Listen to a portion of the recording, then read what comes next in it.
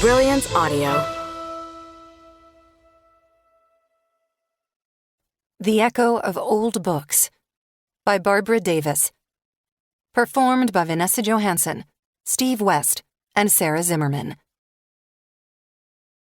Seated in my library at night and looking on the silent faces of my books, I'm occasionally visited by a strange sense of the supernatural.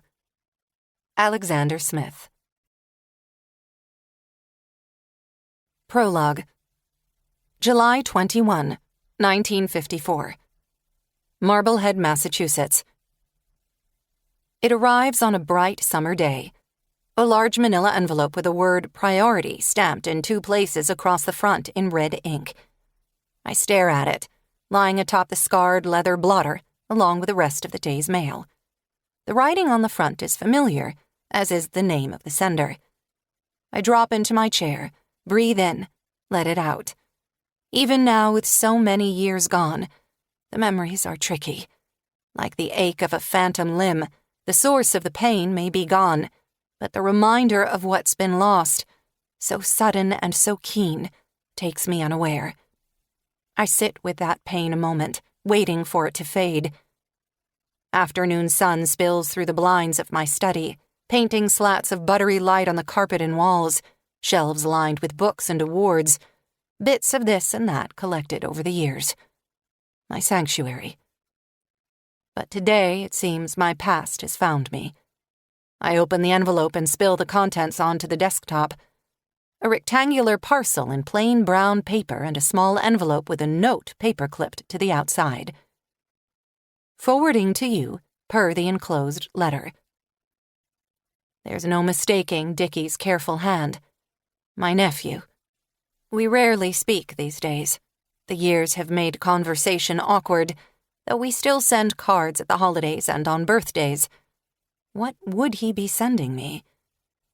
I tease the single sheet of stationery from its envelope, laying it open on the blotter.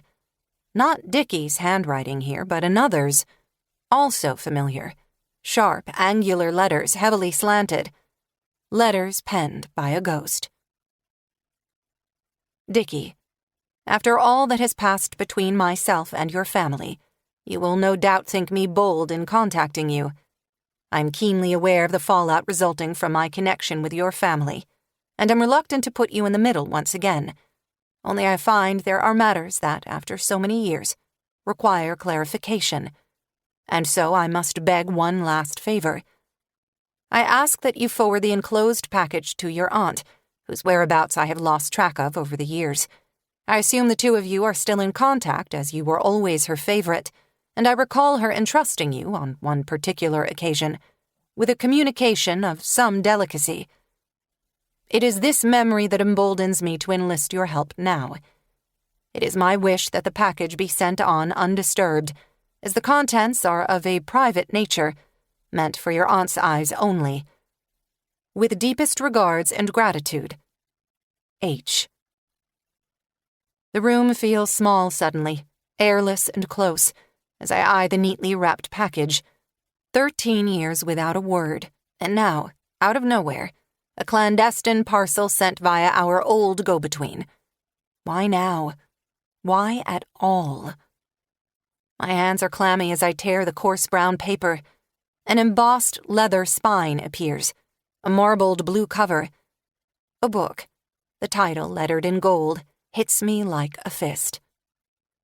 Regretting Belle. I swallow the ache in my throat, the jagged sensation so fresh it steals my breath. I've been numb for so long, so careful not to remember, that I've forgotten what it feels like to be sliced open, to bleed. I brace myself as I flip back the cover, then press a hand to my mouth, gulping down a sob. Of course, there's an inscription. You never could pass up the chance to have the last word. What I haven't prepared for is your voice filling my head as I read the words you've scribbled on the title page. A dart aimed squarely at my conscience. How, Belle? After everything, how could you do it? 1. Ashlyn, There is nothing quite so alive as a book that has been well loved. Ashlyn Greer, The Care and Feeding of Old Books.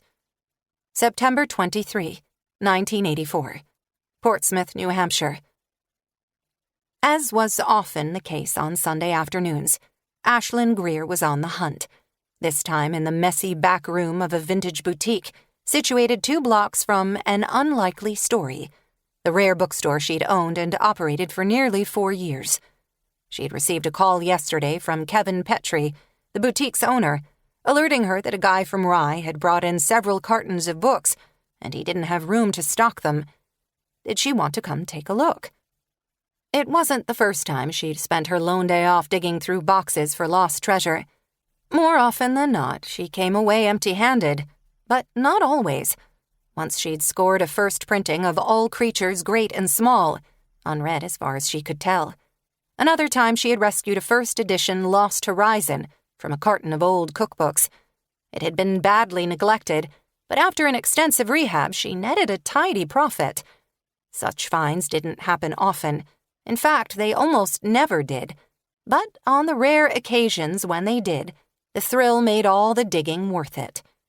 Unfortunately, today's boxes weren't looking particularly promising.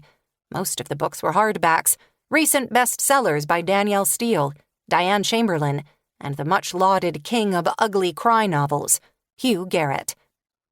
Esteemed authors, to be sure, but hardly rare. The second carton offered a more eclectic mix, including several health and nutrition books, one guaranteeing a flat tummy in 30 days, another touting the benefits of a macrobiotic diet. She worked quickly, careful not to hold on to any of the books for too long, but it was hard not to pick up subtle vibrations as she returned them to the carton. They had belonged to someone who was sick and afraid, someone worried about running out of time. A woman, she was almost certain. It was a thing she had, a gift, like perfect pitch or a perfumer's nose, the ability to read the echoes that attach themselves to certain inanimate objects, books, to be precise. She had no idea how it worked.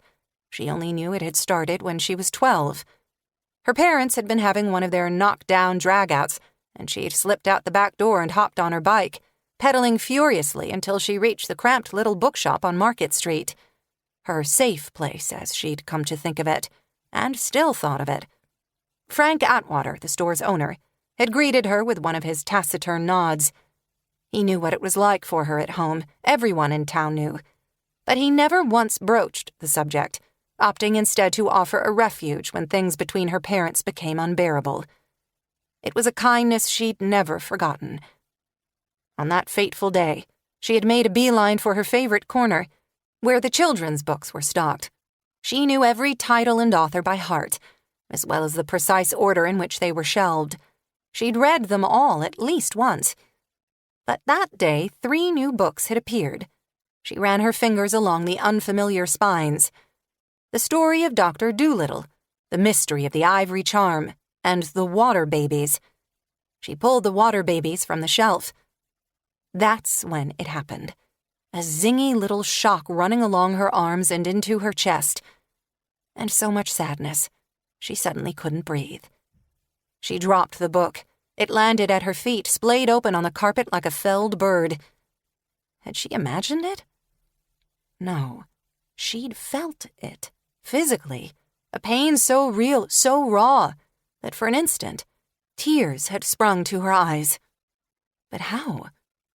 Wary, she retrieved the book from the floor. This time she let the feelings come. A throat scorched with tears, shoulders racked with loss, the kind that showed no mercy and had no bottom. Back then she'd had no frame of reference for that kind of anguish, the kind that imprinted itself on the body, etched itself into the soul.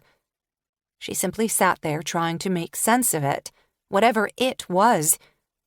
Eventually, the anguish ebbed, losing some of its sharpness. Either she'd grown used to the sensation or the emotions had simply bled themselves out. She wasn't sure which. All these years later, she still wasn't sure. Could a book change its echoes, or were the emotions she registered of a more indelible nature forever fixed in time? The next day, she asked Frank where the new books had come from. He told her they'd been brought in by the sister of a woman whose son had been killed in a car crash. Finally, she understood. The suffocating sadness, the crushing sensation beneath her ribs, was grief. A mother's grief. But the how still eluded her. Was it really possible to register the emotions of another person simply by touching an object that had belonged to them? Over the next few weeks, she attempted to recreate the sensation, plucking titles from the shelves at random, waiting expectantly for another peculiar jolt of emotion. Day after day, nothing came. Then, one afternoon, she picked up a battered copy of Charlotte Bronte's Villette, and a fierce surge of joy rippled through her fingers, like the rush of cool water, light and bubbly, but startling in its intensity. Then came a third book, a volume of poems by Ella Wheeler Wilcox called The Kingdom of Love, but the book's stale masculine energy felt strangely at odds with its romantic title, proof that a book's echoes had little to do with genre or subject matter. Rather, a book's energy seemed to be a reflection of its owner. Eventually, she got up the nerve to tell Frank about the echoes. She was afraid he'd tell her she'd been reading too many fairy tales. Instead, he listened intently as she poured it all out, and then he surprised her with his response. Books are like people, Ashlyn. They absorb what's in the air around them, smoke, grease, mold, spores. Why not feelings? They're as real as all those other things. There's nothing more personal than a book, especially one that's become an important part of someone's life. Her eyes had gone wide. Books have feelings? Books are feelings, he replied simply. They exist to make us feel, to connect us to what's inside, sometimes to things we don't even know are there. It only makes sense that some of what we feel when we're reading would rub off. Can you do it? Feel what's rubbed off, I mean. No, but that doesn't mean others can't. I doubt very much that you're the first, or that you'll be the last. So I shouldn't be scared when it happens? I don't think so, no. He scrubbed at his chin a moment. What you're describing is a kind of gift, and gifts are meant to be used. Otherwise, why have 'em? If I were you, I'd figure out how to get better at it, practice at it, so you know how it works. That way you won't be scared when it happens. And so she had practiced. She'd also done a bit of sleuthing. With Frank's help, she had discovered that there was an actual name for what she'd experienced. Psychometry. The term had been coined in 1842 by physician Joseph Rhodes Buchanan, and in 1863, a geologist named Denton had published a book entitled The Soul of Things. In short, she was a kind of empath, but for books. Frank had been right. Books were like people. Each carried its own unique energy, like a signature or fingerprint, and sometimes that energy rubbed off. Ashlyn scrubbed her palms along the thighs of her jeans now, trying to erase the sadness that had leached into her fingers from the box of discarded cookbooks. It was the downside of her so-called gift. Not all echoes were happy. Like humans, books experienced their share of heartache, and like humans, they remembered.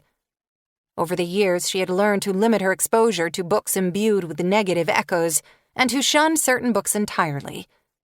But on days like today, avoidance wasn't possible. All she could do was work quickly. The final box contained more novels, all in great shape, but nothing she could use at the shop. Then, as she neared the bottom of the carton, she came across a paperback edition of Kazuo Ishiguro's The Remains of the Day. It was nothing special. In fact, it was rather shabby, its pages yellowed almost to brown, its spine deeply creased. But its echo was impossible to ignore. Intrigued, she laid the book in her lap, pressing her palm against the cover. It was a game she played sometimes, trying to guess whether a book contained an inscription and, if so, what it might say. She loved imagining how a particular volume had found its way into a reader's hands, and why. Why that book especially, and for what occasion? A birthday or graduation? A promotion? She'd read a lot of inscriptions over the years, some sweet, some funny, some so poignant they'd brought tears to her eyes. There was something deliciously intimate about opening a book and finding those few scribbled lines on the flyleaf, like being given a glimpse into its emotional life, which had nothing to do with its author and everything to do with its reader. Without a reader, a book was a blank slate, an object with no breath or pulse of its own. But once a book became part of someone's world, it came to life, with a past and a present, and if properly cared for, a future. That life force remained with a book always, an energetic signature that matched its owners. Some books carried mingled signatures and were harder to read, usually in the case of multiple owners. That was the vibe she was getting from the copy of The Remains of the Day. Lots of layers, very intense. The kind of book that almost always had an inscription. And as she flipped back the cover, she saw that this one did. Dearest, honor isn't about blood or name. It's about being brave and standing up for what's right. You, my love, have always chosen honorably. Of that you may always be proud, just as I am proud of the man I married. Catherine.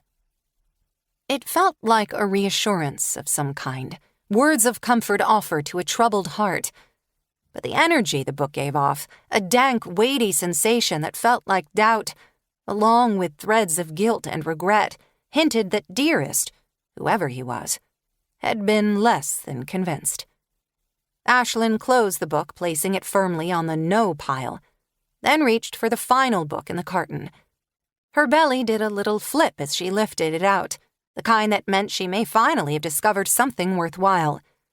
It was a small volume, but quite beautiful. 3/4 Moroccan leather, ribbed spine, marbled blue boards, and, unless she missed her guess, hand-bound. She held her breath as she examined it. Little to no shelfware, binding tight and square, text block yellowed but otherwise solid. She peered at the embossed gold lettering on the spine. Regretting Belle. Not a title she was familiar with. She frowned as she continued to study the book. There was no sign of an author's name, no publisher's name either. Odd, but not unheard of. But something was off. The book was strangely quiet, silent, in fact, the way a new book felt before an owner's echo rubbed off. An unwanted gift, perhaps, that had gone unread? The thought made her sad. Books given as gifts should always be read. She turned back the cover, hunting for the copyright page. There wasn't one. There was, however, an inscription. How, Belle? After everything, how could you do it? Ashlyn stared at the single line. The script was jagged, the shard-like words intended to cut, to wound. But there was sadness, too. In the spaces between, woven through the ellipses, the desolation of a question unanswered. The inscription was neither signed nor dated, implying that the recipient would have required neither. An intimate acquaintance, then. A lover, perhaps, or spouse. Belle. The name leapt off the page. Might the book's recipient have also been its namesake? The giver its author? Intrigued, she began flipping pages on the lookout for an author's name, a publisher's imprint. But there was nothing, no trace of how the strange and beautiful book had come into the world. The absence of a copyright page suggested the book might be in the public domain, meaning it would have to have been written before 1923. If so, it was in amazing condition.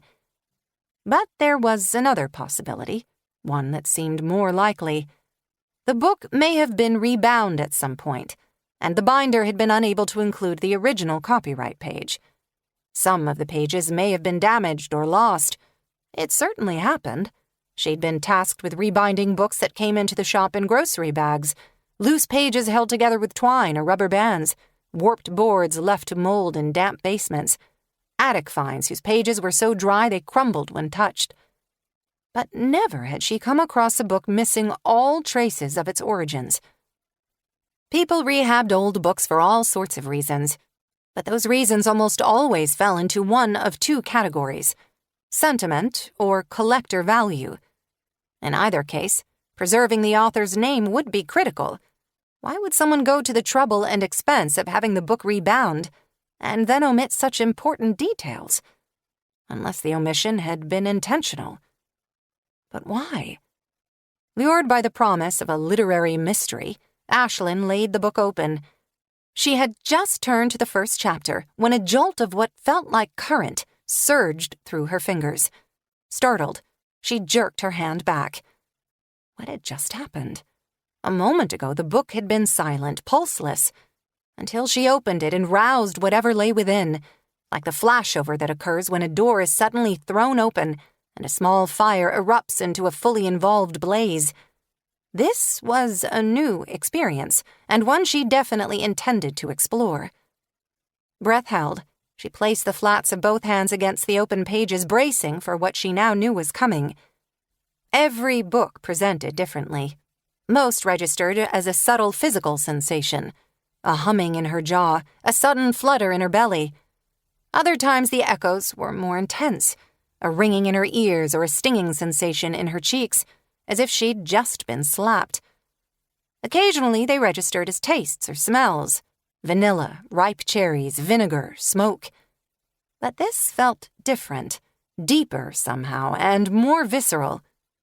The taste of ash sharp on her tongue, the ache of tears scorching her throat, a searing pain at the center of her chest. A heart in ruins. And yet she'd felt nothing until she opened the book, as if the echoes had been holding their breath, biding their time. But for how long? And whose echoes? The inscription, How Belle, was clearly intended for a woman, yet the book gave off a decidedly masculine energy. She examined the spine again, scoured the flyleaf, the verso, the end papers, hoping to find some clue as to the book's origins. Again, she came up empty. It was as if the book had simply manifested out of thin air, a phantom volume existing out of literary time and space. Except she was holding it in her hands, and its echoes were very real. She lifted her palms from the pages, shaking out the fingers of her right hand in an attempt to dispel the dull ache in her palm. The scar was playing up again. She peered at the crescent-shaped lesion running from her little finger to the base of her thumb. A shard of glass inadvertently grabbed in a moment of panic. The wound had healed without incident, leaving a curved line of puckered white flesh cutting across her lifeline. Ashlyn pressed a thumb deep into her palm and flexed her fingers repeatedly, an exercise they had given her after the accident to prevent contracture. Maybe it was time to slow it down a little in the bindery and give her hand a rest. And speaking of the bindery, it was time to get back to the shop. After returning the notebooks to their respective boxes, she carried the mystery volume to the front, where she found Kevin, lovingly polishing a pink Bakelite radio. "Looks like you got lucky this time." He picked up the book, opened it briefly, then closed it again with a shrug. "Never heard of it. Who's it by?" Ashlyn looked at him, astonished that he could be oblivious to the emotions boiling up from the book. "I have no idea. There's no author name, no copyright page, not even anything about who the publisher was. I'm thinking it may have been rebound at some point, or it could be a vanity press kind of thing. A few copies of Uncle John's novel printed for family and friends." "And someone will actually want a book like that?" Ashlyn shot him a conspiratorial wink. "Probably not, but I'm a sucker for a mystery." 2. Ashlyn. Where is human nature so weak as in a bookstore? Henry Ward Beecher. Ashlyn locked the door behind her, savoring the reassuring calm that descended each time she stepped through the door of an unlikely story. The sense that she was wholly and completely where she belonged. The shop had been here for almost 4 years now, though in a way it had always belonged to her, just as she had always belonged to it. As far back as she could remember, the shop had felt like home, the books lining its jumbled shelves like trusted friends. Books were safe. They had plots that followed predictable patterns, beginnings, middles, and endings, usually happy, though not always. But if something tragic happened in a book, you could just close it and choose a new one, unlike real life, where events often played out without the protagonist's consent. Like a father who couldn't hold a job, not because he wasn't smart enough or skilled enough, but because he was simply too angry. The entire neighborhood had known about Gerald Greer's temper. They'd either experienced it firsthand or heard it spilling out of the windows on a near-daily basis. Berating her mother for overcooking the pork chops, buying the wrong brand of chips, or using too much starch on his shirts. Nothing was ever right or good enough. People used to whisper that he had a drinking problem, but she never knew her father to keep liquor in the house. Good thing, too, according to Grandma Trina, who had once grumbled that her son-in-law was never more than one ruined dinner away from burning down the house. The last thing he needed was an accelerant. And then there was her mother, the shadow figure who could generally be found in her room, watching game shows or sleeping away her afternoons, aided by the seemingly bottomless vial of yellow pills in her nightstand. Her coping pills, she'd called them. The summer Ashlyn turned 15, Willa Greer had been diagnosed with uterine cancer. There'd been talk of an operation, followed by chemo and radiation, but her mother had refused treatment, concluding that there was nothing in her life worth hanging around for. She was dead within a year, buried 4 weeks to the day before Ashlyn's 16th birthday. She had chosen death over her family, over her daughter. Ashlyn's father had been strangely unmoored by the loss of his wife, shutting himself up in his room or staying away from home entirely. He ate little and rarely spoke, and his eyes took on an unsettling emptiness. And then, on the afternoon of her 16th birthday, during the party her grandmother insisted on giving her, a party she hadn't wanted, her father had climbed up to the attic, braced a loaded Winchester side by side beneath his chin, and pulled the trigger. He had chosen, too. She'd gone to live with her grandmother after that, and had spent her Thursday afternoons with a therapist who specialized in children and grief. Not that it had done much good. 2 parents gone in the space of a month, and both had chosen to leave her. Surely the fault lay with her. Something she'd done or not done. Some awful, unforgivable flaw. Like a disfiguring birthmark or faulty gene, the question had become a permanent part of her. Like the scar on her palm. After her parents' deaths, the store had become her sanctuary, a place to retreat from the stares and whispers, where no one gave her sideways looks and snickered about the girl whose father had blown his brains out while she was blowing out her birthday candles. But it wasn't only her father's suicide that had marred her early years. She'd always been different, skittish and withdrawn. A freak. It was a label she'd earned on the first day of 7th grade, when she'd burst into tears after being issued a battered social studies textbook dripping with self-loathing. The echoes had been so bleak and so bottomless, so uncomfortably familiar, that she'd found it almost unbearable to touch the book. She'd begged the girl beside her to trade, but had refused to say why. In the end, her teacher had issued her a different book, but not before the entire class had a good laugh at her expense. Years later, the memory still stung, but she'd eventually come to accept her strange gift.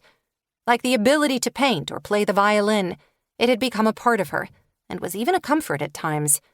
The echoes a stand-in for actual friends who might judge or abandon her. Ashlyn shook off the thought as she deposited her tote on the counter and ran her eyes around the shop. She adored every inch of its cozy clutter, the threadbare carpets and warped oak floors, the scent of beeswax mixed with lingering traces of Frank Atwater's pipe tobacco. But as she eyed the stack of books waiting for her on the front counter, the shelves that needed dusting, the windows that were long overdue for a wash, she regretted not following through on her plan to finally hire someone to help with day-to-day tasks. She'd nearly placed an ad last month, had gone so far as to write the copy, but ultimately she had changed her mind. It wasn't the money. With the bindery business taking off, the shop pulled in more than enough to support a staff. Her reluctance had to do with preserving the sanctuary she'd built for herself, an insular world of ink and paper and familiar echoes. She wasn't ready to let someone else in, even if it meant more free time. Perhaps especially if it meant more free time. Ashlyn glanced at the old depot clock as she pulled out of her jacket and tossed it on the counter. It was nearly 4, and she had an hour's worth of reshelving to tackle before she could change hats and head to the bindery. Today's stack was especially diverse, and included titles such as The Art of Cooking with Herbs and Spices, A Guide to Bird Behavior, Volumes 1 and 2, The Poetical Works of Sir Walter Scott, and The 4 Dimensions of Philosophy. The varied interests of her customers never ceased to amaze her. If someone somewhere was interested in a subject, no matter how obscure, there was a book about it. And if there was a book about it, someone somewhere wanted to read it. Her job was to connect the two, and it was one she took very seriously. She'd grown up believing a person could learn absolutely anything from books, and she still believed it. How could she not when she spent her days in such rarefied air? When the shelving was finished, she polished the counter and restocked the handouts in the rack at the front of the store, including the latest issue of the store's monthly newsletter. The windows would have to wait for another day. After 60 years in business, the place was long past gleaming, but there was a warm patina to the scarred floors and overcrowded shelves that her customers seemed to appreciate, and perhaps even expect. In the bindery situated at the back of the shop, Ashlyn flicked on the overhead fluorescents, almost uncomfortably bright after the shop's softer reading lamps.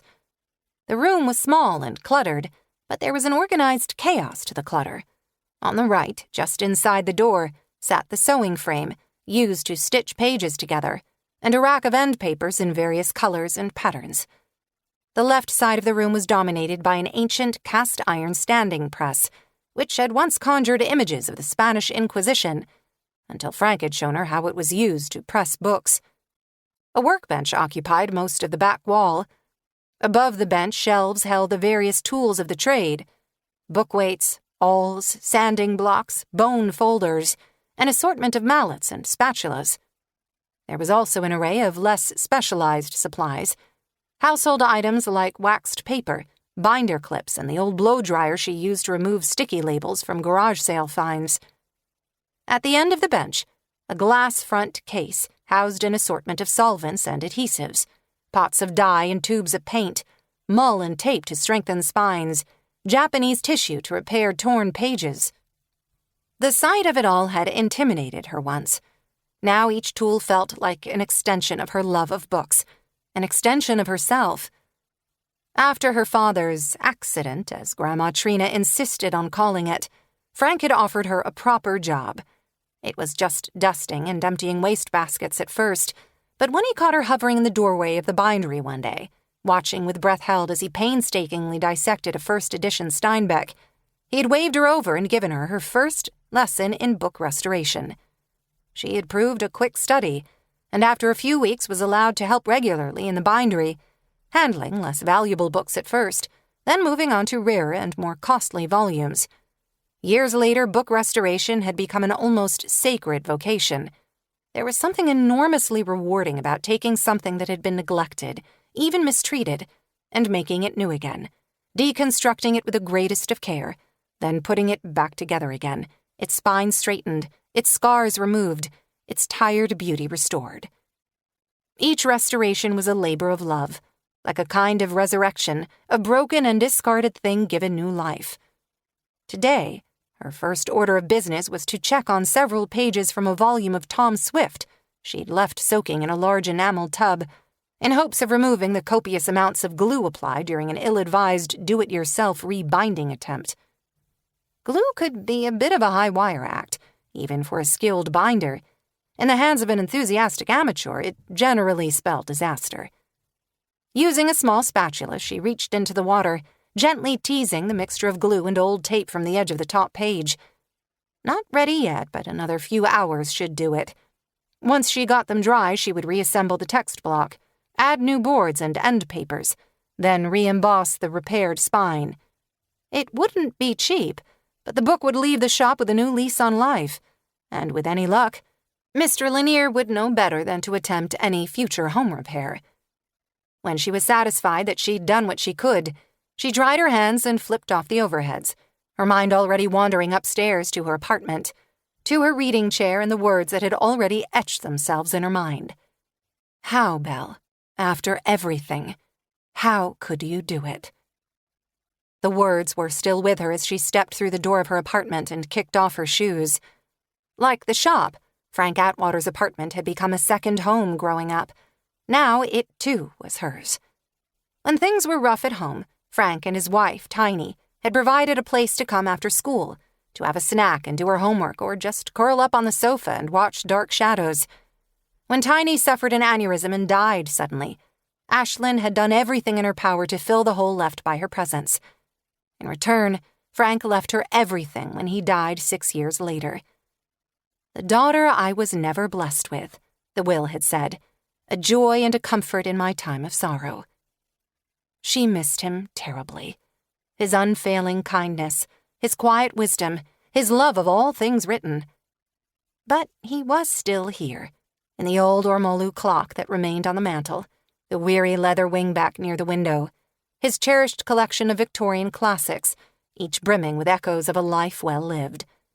She'd done some updating before moving in, resulting in an eclectic mix of Victorian, contemporary, and arts and crafts that worked surprisingly well with the apartment's high windows and exposed brick walls.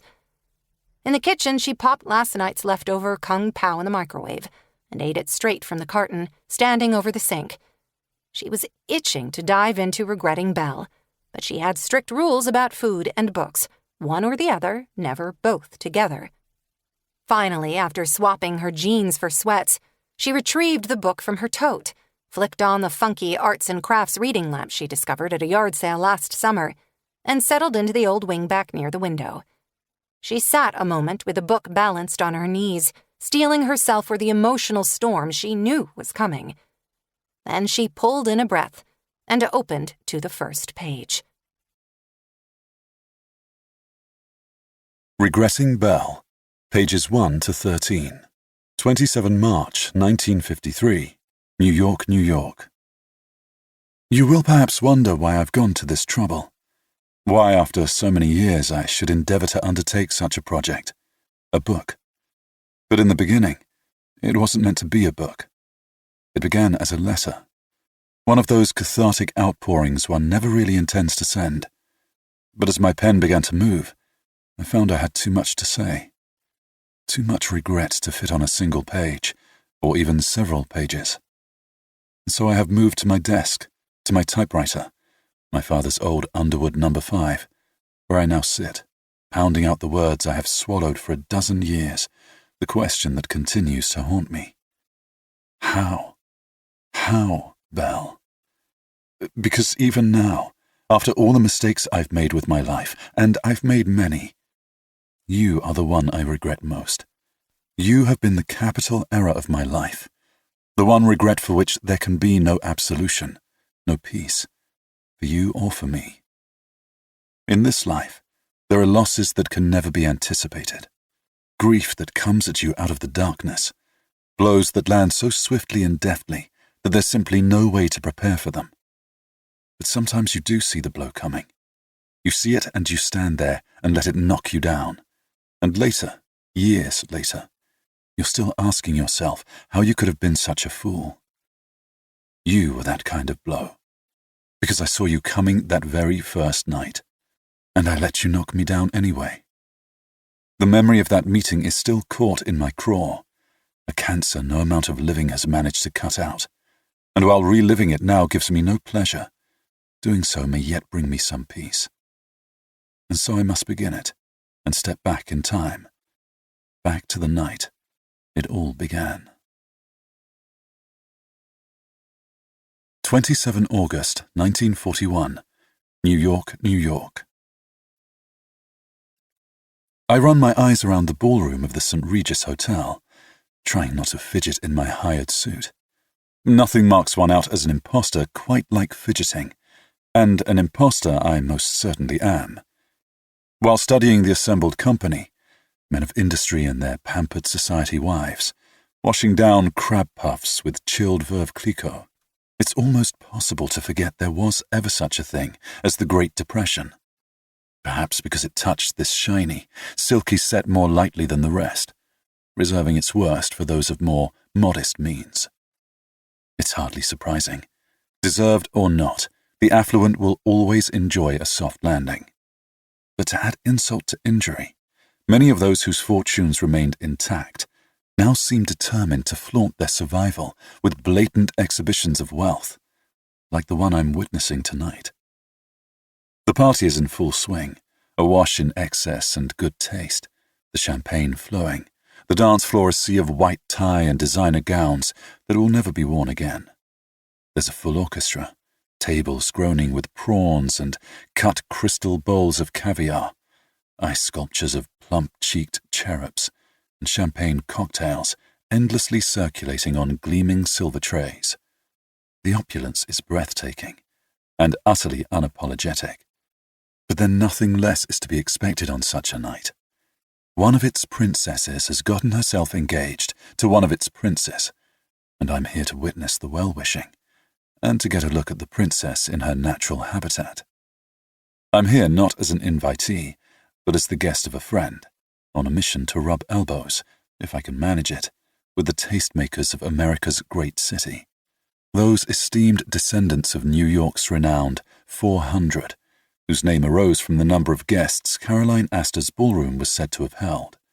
And like Mrs. Astor's ballroom, only the creme de la creme of New York society has made the cut tonight. I, of course, would never have made such a list. I've not the pedigree for it, or any pedigree. Rather, I am a clever and well-placed hanger-on, a social climber on a mission. I've spotted two of the Cushing sisters among the crowd, Minnie and the newly married Babe, along with their marriage-broken mother, Kate, known to her friends as Gogsy, of all things. Also represented are the Whitneys, the Mortimers, the Winthrops, the Ripleys, the Jaffrays, and the Schermerhorns. Conspicuously absent from this evening's festivities, though not unexpectedly, is any member of the Roosevelt clan, who are reportedly out of favor with our host. No one seems to mind. There's plenty of quality on hand to make it up. Pretty people doing pretty things in pretty clothes. And there, a few feet away, looking like an impeccable bulldog in his evening clothes, is the man who's paying for it all, the great man himself, surrounded by his powerful new friends. And not far off, never far off, the great man's daughter. I speak not of Cece, who was auctioned off some years back to the son and heir of the Aluminum King. I refer to the younger daughter, the one whose engagement party I've been roped into attending tonight. To you, dear Belle, whose photograph recently appeared in the Sunday News, along with that of your polo-playing fiancé, Theodore, the third descendant of his original namesake. I spent an uncomfortable few moments watching the two of you dance when I first arrived, totting up his qualities and comparing them with mine, as one tends to do. The flawless cut of his jacket, the breadth of his shoulders, the shining gold waves combed back from his brow, and his face, chiseled like a good piece of marble, tan and square, and faintly bored as he steered you about the parquet, as if he'd much rather be in one of the rooms upstairs, smoking cigars and betting away chunks of his father's fortune on a bad hand of cards, assuming the gossip is to be believed, of course. I thought the two of you suited then, your arms loosely linked as you moved around the floor with mechanical precision. I came to the same conclusion when I saw your engagement photo in the paper, a pair of beautiful, empty specimens, equally privileged, equally bored.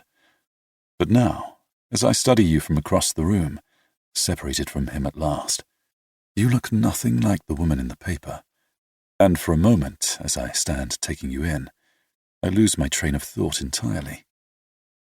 You're perfectly stunning, draped in a sheath of teal-colored silk that clings to your body like a second skin and seems to change color as you move. Blue, then green, then faintly silver, like the scales of some great fish, or a mermaid in a fairy tale. You're wearing long teal gloves to match, and a simple strand of silvery grey pearls at your throat. Your hair, shiny dark, is swept back, piled up in waves at your crown, exposing the perfect pale heart of your face, the small Cupid's mouth, the pointed chin with its faint cleft. An arresting face, the kind that imprints itself on the soul like a photographic negative, or a bruise. You sip absently from a glass of champagne, and as your eyes roam about the room, they catch mine. It's a strange moment, as if some unseen current has passed between us, like the pull of a magnet, a force of nature. I incline my head slightly, the barest and coolest of nods. I suppose I think myself charming. I must to make such an ass of myself. You turn away as if you haven't seen, and begin to chat with a woman sporting a rather unfortunate hairpiece, and I notice that the pearls you're wearing hang past your shoulder blades, swinging like a pendulum halfway down your bare back. The effect is mesmerizing. I'm still staring when you dismiss your companion and turn to look at me, as if you've been aware of my eyes the whole time. You hold my gaze. A reproach? An invitation? I have no idea. Your face is blank, giving nothing away. I should know it then and there, in that instant of icy incandescence, that you will always hold some part of yourself from me. But I don't see it, because I don't want to. I half expect you to step away as I approach, to vanish into the crowd, but you stand your ground, eyes still on mine over the rim of your coupe. You look young suddenly, vulnerable in a way I haven't noticed until now, and I have to remind myself that you've just celebrated your 21st birthday. Careful, I say, smiling smoothly as I slip up beside you. It'll sneak up on you, especially if you're not used to it. You toss me a cool look. Do I look like I'm not used to it? My gaze slides over you, lingering on your throat, the slender arch of your collarbone, the rise and fall of your breath, a little faster than it was a moment ago. No, I say finally. Not now that I look more closely. I extend a hand and give you my name. You give me yours in return, as if it's possible to be in the room without knowing it already. My eyes linger briefly on the diamond glinting from your ring finger, pear-shaped and at least 3 carats, though I'm hardly an expert in such things. Best wishes for your engagement. Thank you, you say, letting your eyes drift away. It was kind of you to come. Your voice, startlingly low for someone so young, gives me pause, but I'm amused, too, by your smooth delivery. You clearly have no idea who I am. If you did, you'd hardly be so polite. You look me up and down again, lingering on my empty hands. You're not drinking. You crane your neck, casting about for a waiter. Let me get you a glass of champagne. No, thanks. I'm more of a gin and tonic man. You're British, you say as if you've only just worked out that I'm not one of your set. I am, yes. Well, you're certainly a long way from home. Might I ask what has brought you to our shores? Because I'm certain you didn't fly all the way across the big blue ocean just to attend my engagement party. Adventure, I say simply, evasively, because it won't do to admit what has really brought me to the St. Regis tonight, or to the States for that matter. I'm here for adventure. Adventure can be dangerous. Hence its attraction. You run those wide-set amber eyes over me again, long and slow, and I find myself wondering what it is you see, and how much you see. And what sort of adventure suits you?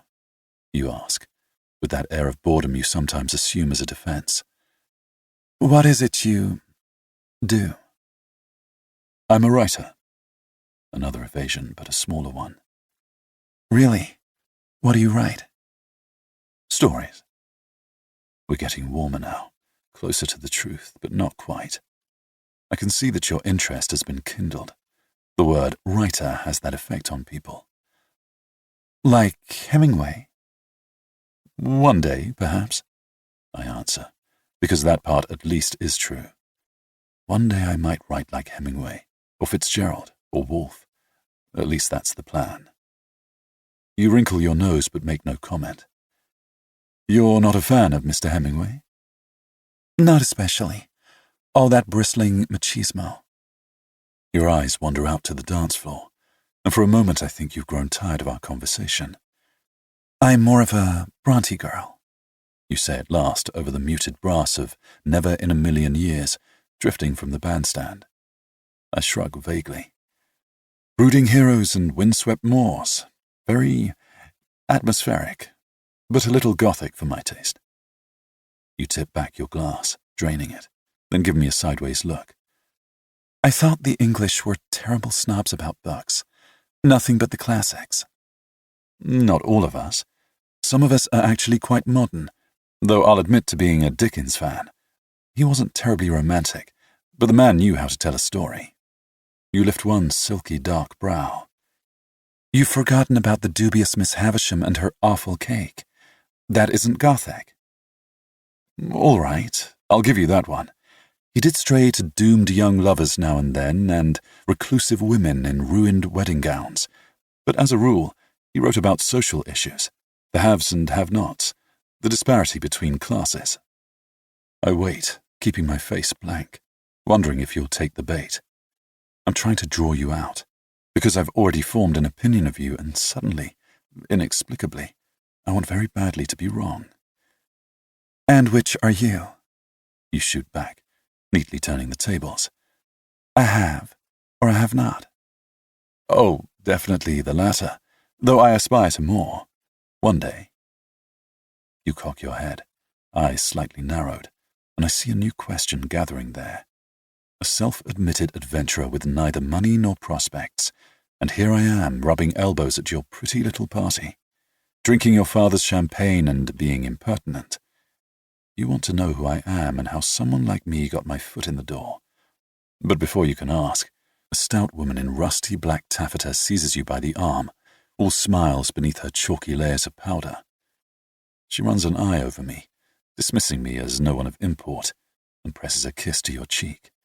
Bon chance, my dear, to both you and Teddy. No doubt your father is pleased. You've done well for yourself, and him.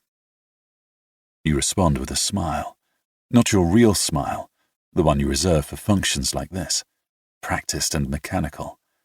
And as I watch you simper, I can't escape the feeling that the woman standing beside me, this glittering belle with her silk and her pearls, is a sham, a player in a lavish costume drama, a well-oiled being comprised of wheels and gears. The smile slips the instant the woman departs, gone as suddenly as it appeared. You look deflated without it, less shiny somehow, so that I almost feel sorry for you. It's the last thing I expected to feel this evening, and I find myself annoyed. Sympathy is an indulgence men in my line of work can ill afford. I incline my head the barest of knots. If I didn't know better, and I suppose I don't, I might almost think the lady unhappy, which is surprising, considering she's managed to land one of the most eligible bachelors in all of New York. Oil, property, horses. Quite the specimen, too. A golden boy, one might say. You stiffen, piqued by my tone, and by the fact that I've seen through your shiny veneer. You seem to know quite a lot about my fiancé. Are you a friend of Teddy's? Not a friend, no, but I know a little about your young man and his family. Interesting collection of friends they've managed to surround themselves with. Not all top shelf, but definitely useful. A hard little crease appears between your brows. Useful? I respond with a chilly smile. Everyone needs friends in low places, don't you think? You're off balance now. You don't know what to make of my words. Are they a threat? A request for an introduction? A sexual reference? You raise your glass to your lips, forgetting you've already drained it, then lower it again with a huff. Are you here by invitation? I am, yes, though I fear my date's gone missing. She stepped away some time ago to powder her nose and hasn't returned. And who might your date be? I hate to ask, only it is my party. I'm here with Goldie, I say simply, because no last name is necessary when talking about Goldie. Your nostrils flare at the mention of her name. I would have thought someone who seems so concerned with the quality of my fiancé's friends would be more careful about his own choice of companions. I take it you don't approve. It's not for me to approve or disapprove. I just wasn't aware that she'd been invited. I'm not accustomed to rubbing elbows with the sort of woman who'd own a string of gossip rags. Only one is a gossip rag, as you call it. The rest are legitimate newspapers. You toss your head and look away. You don't think a woman belongs in the newspaper business? Your eyes snap back to mine, sharp and overbright. I think a woman belongs in whatever business she chooses, so long as it's respectable. But that woman... You go quiet as a waiter approaches, exchanging your empty champagne glass for a full one. You take a small sip, waiting until he's moved away, then lean close. You should know that there's nothing remotely respectable about that woman. I take it this is about her stable of young men? You blink at me, startled by my bluntness, or at least pretending to be.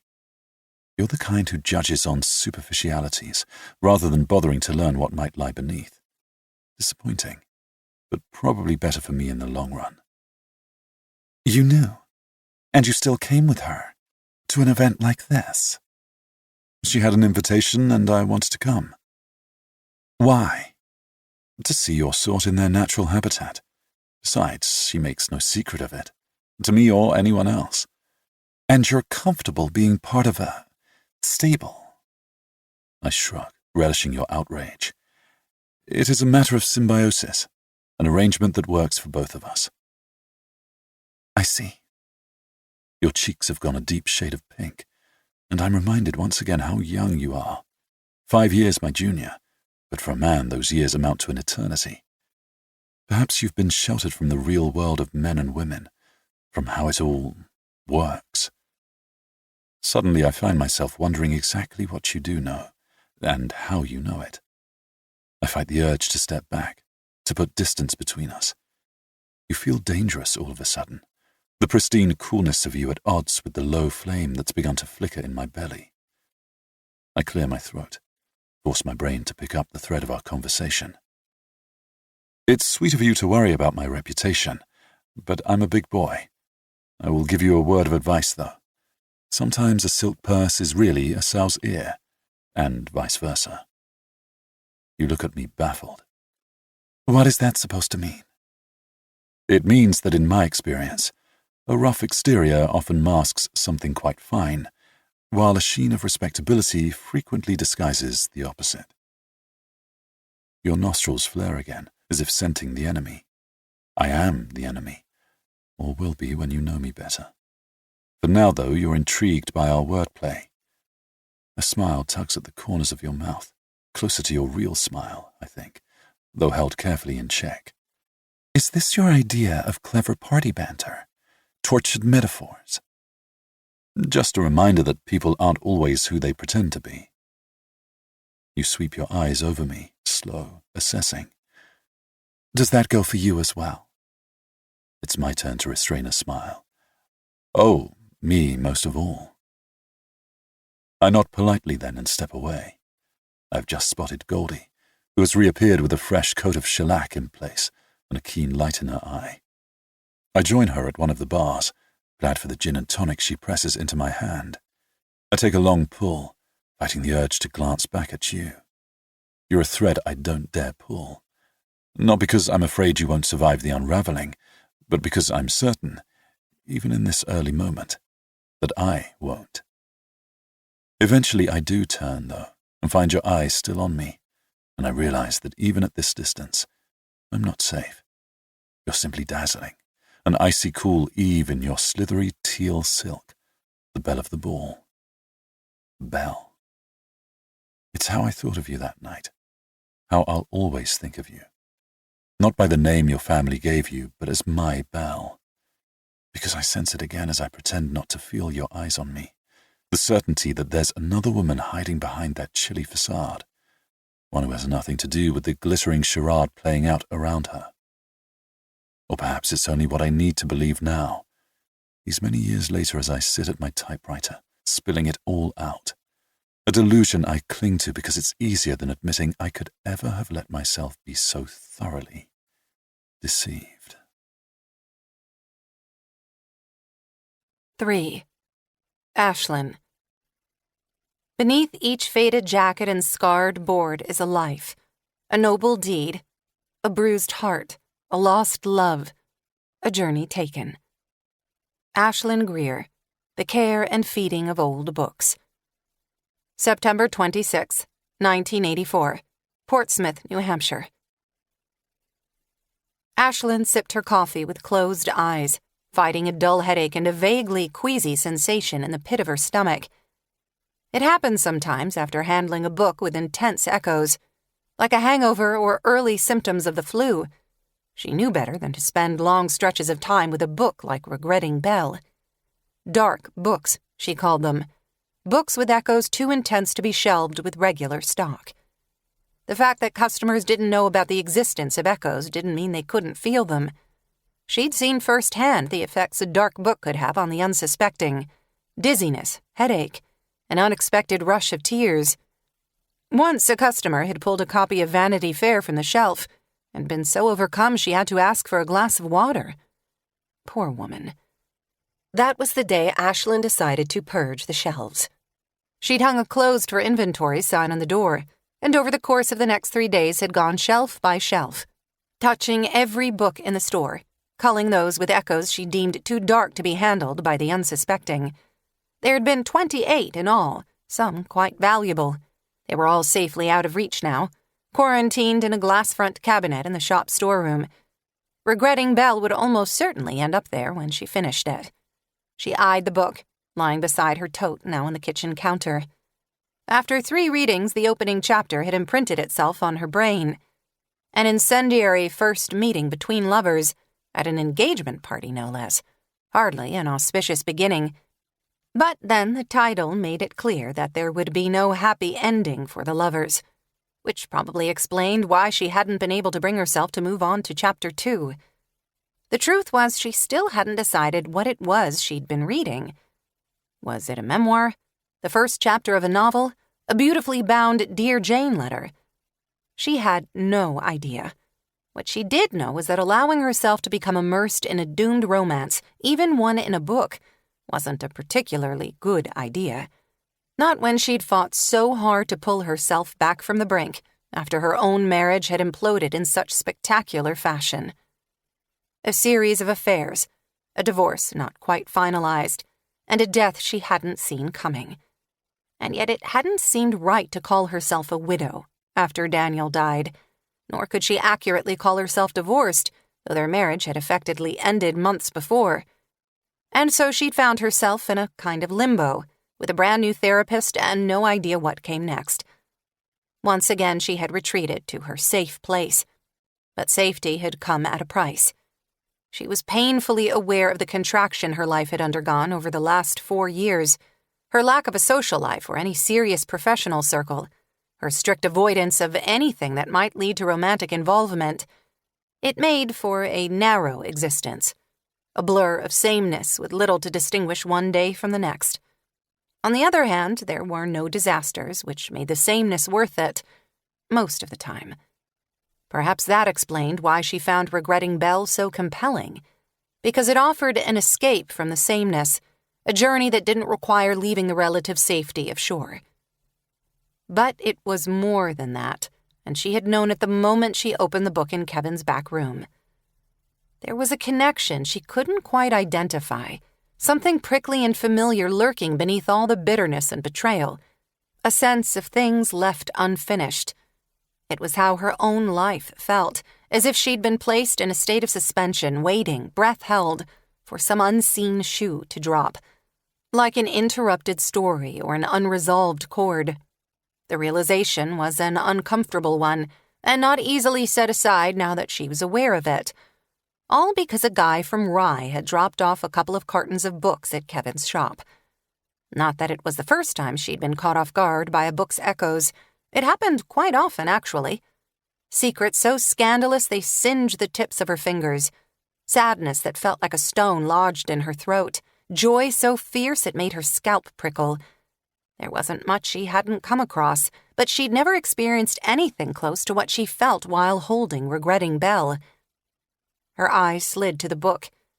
Even closed, she could feel the pull of it, the allure of its anonymity, its careful, inscrutable prose beckoning to be read after who knew how long. And the echoes. Over the years, she'd come to think of them the way a perfumer described the notes of a scent. Some were simple, others more complex, subtle layers of emotion combined to create the whole. Top, heart, and base. With Regretting Belle, the echoes were complex, heavy, and slow to lift. Against her better judgment, she placed a hand on its cover. It was bitterness that came through first, hot and sharp against the pads of her fingers. That was the top note, the initial impression. Next came the deeper and rounder heart note, betrayal, which carved a hollow place beneath her ribs. And finally there was the bass note, the most resonant of all the layers. Grief. But whose grief? How, Belle? The more she thought about it, the more convinced she was that the beautiful and mysterious Belle had been more than a product of the author's imagination. He'd made it clear that Belle was a nickname he'd given her. Her real name had been carefully omitted, as had his own.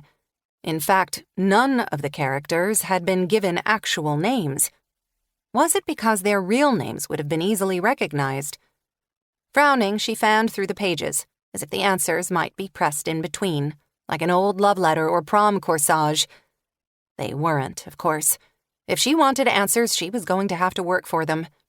Surely there was someone in her Rolodex, a professor or librarian who might be able to shed some light on the mystery. Or maybe there was an easier way. If Kevin knew the name of the man who'd brought in the boxes, she might be able to contact him. Downstairs in the shop, she flipped to the G's in her Rolodex, locating Kevin's number. After 2 rings, a woman answered. Ashlyn recognized the voice. It was Cassie, the gum-cracking Madonna wannabe who worked at the boutique when her band was between gigs. "Hey, Cassie, it's Ashlyn from An Unlikely Story. Is Kevin around?" "Oh, hey, no, P and Greg left this morning for a week in the Bahamas. I'm wicked jealous." "So who's running the show?" "Me, I guess. Something I can help you with?" "I was hoping to talk to him about some books that came in last week. I bought one of them and I have some questions about it. I was hoping he might have a contact number for the guy who brought them in." "Okay, definitely don't know anything about that." Ashlyn pictured her smacking her gum into the phone and tried not to be annoyed. "Do you know if Kevin keeps information on the people who come in to sell things?"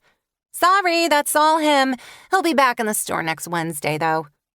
"Thanks, I'll give him a call then." Ashlyn hung up and returned to her Rolodex. A week was too long to wait.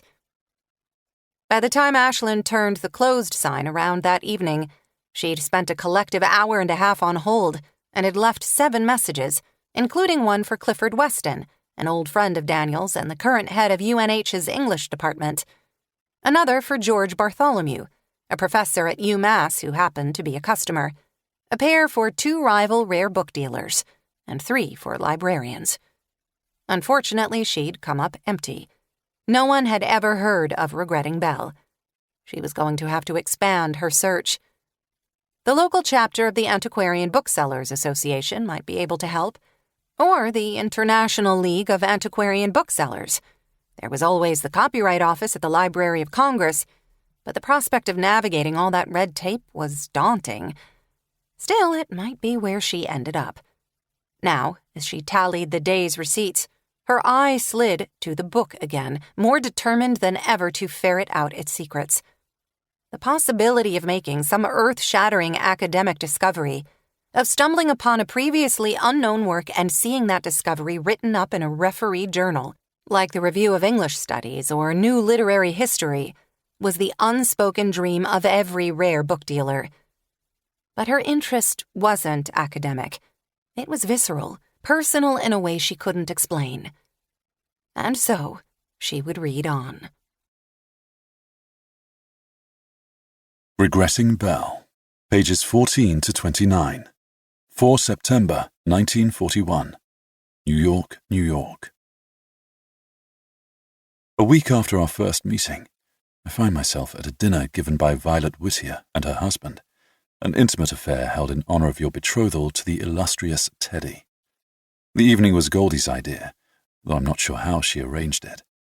Perhaps it had to do with some former indebtedness, a willingness from time to time to kill a less than flattering story, though I have no proof of that.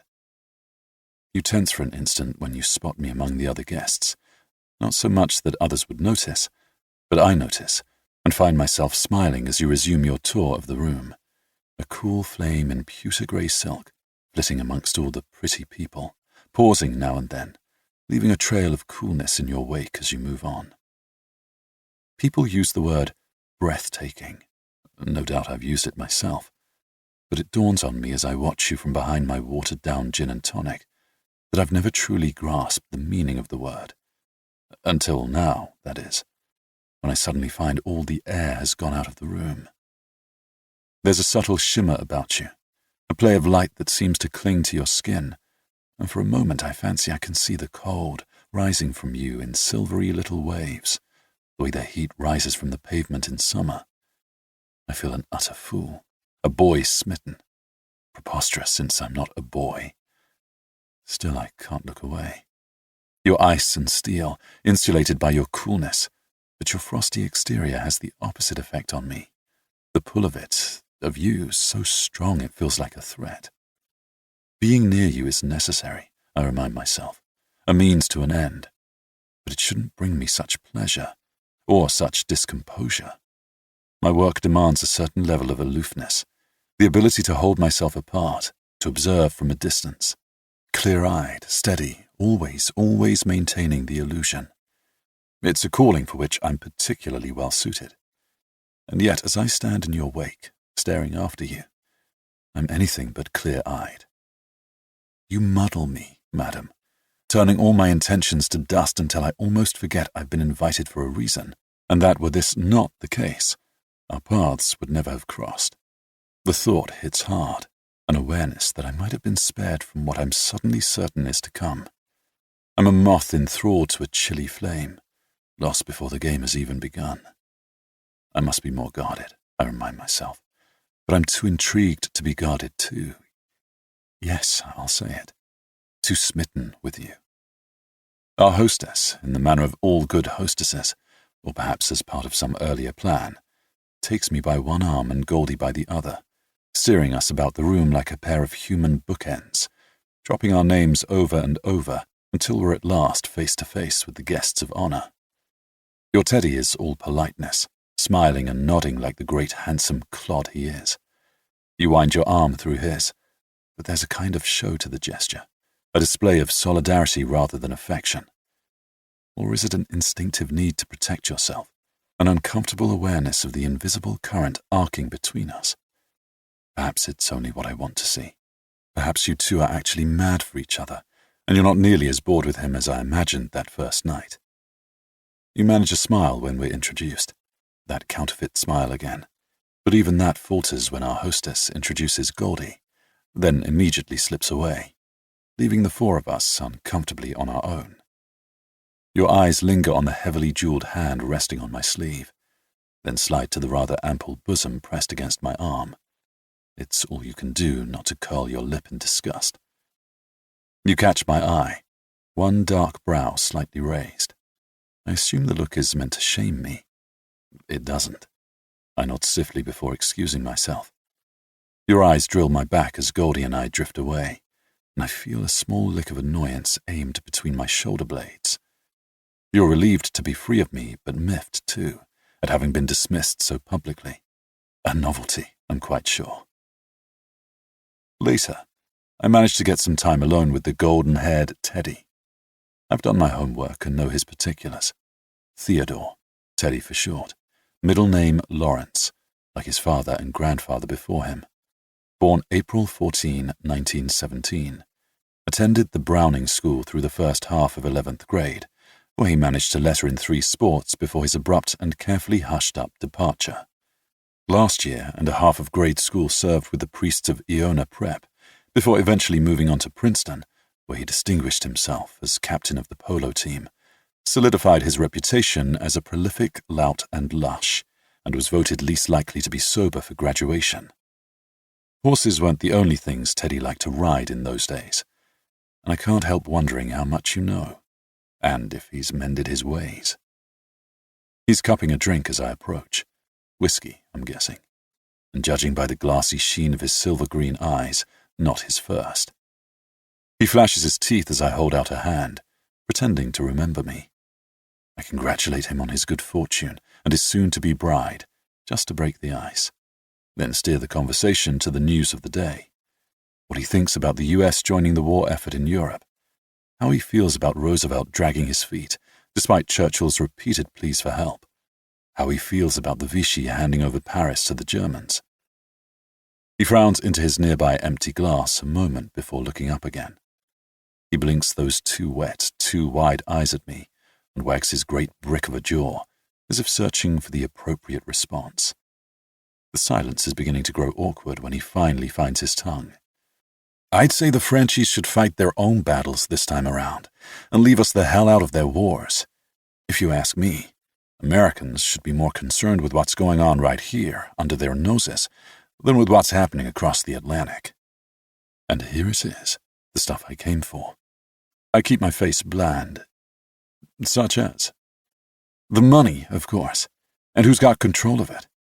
If we're not careful, we'll soon find ourselves at the complete mercy of the bastards, if we're not there already. And which bastards would they be? The Steins, the Bergs, the Rosens, take your pick. He means the Jews, of course. All of them. He blinks, slow and heavy, impervious to my sarcasm. Well, the rich ones, anyway. Which is most of them. Making money off everyone else instead of doing an honest day's work. Buying up every goddamn thing they can get their hands on. The irony of the moment is almost more than I can stomach. I have to grit my teeth to keep from pointing out that he's never done a day's work in his life, and his family owns stock in half the railroads, oil companies, and shipyards in the United States, not to mention miles of real estate on both the east and west coasts. He's gotten up a head of steam now, his face flushed with the effort of stringing so many sentences together. But he's proud, too, to have been able to pull out his little speech at the proper moment, as if he's been waiting for an opportunity to express his opinion, even if it isn't wholly his own. I nod somberly behind my gin and tonic. Sounds like you've given this a good deal of thought. About who's to blame for your country's current plight, I mean. The Rosens and their lot. He frowns as if I've said something ridiculous.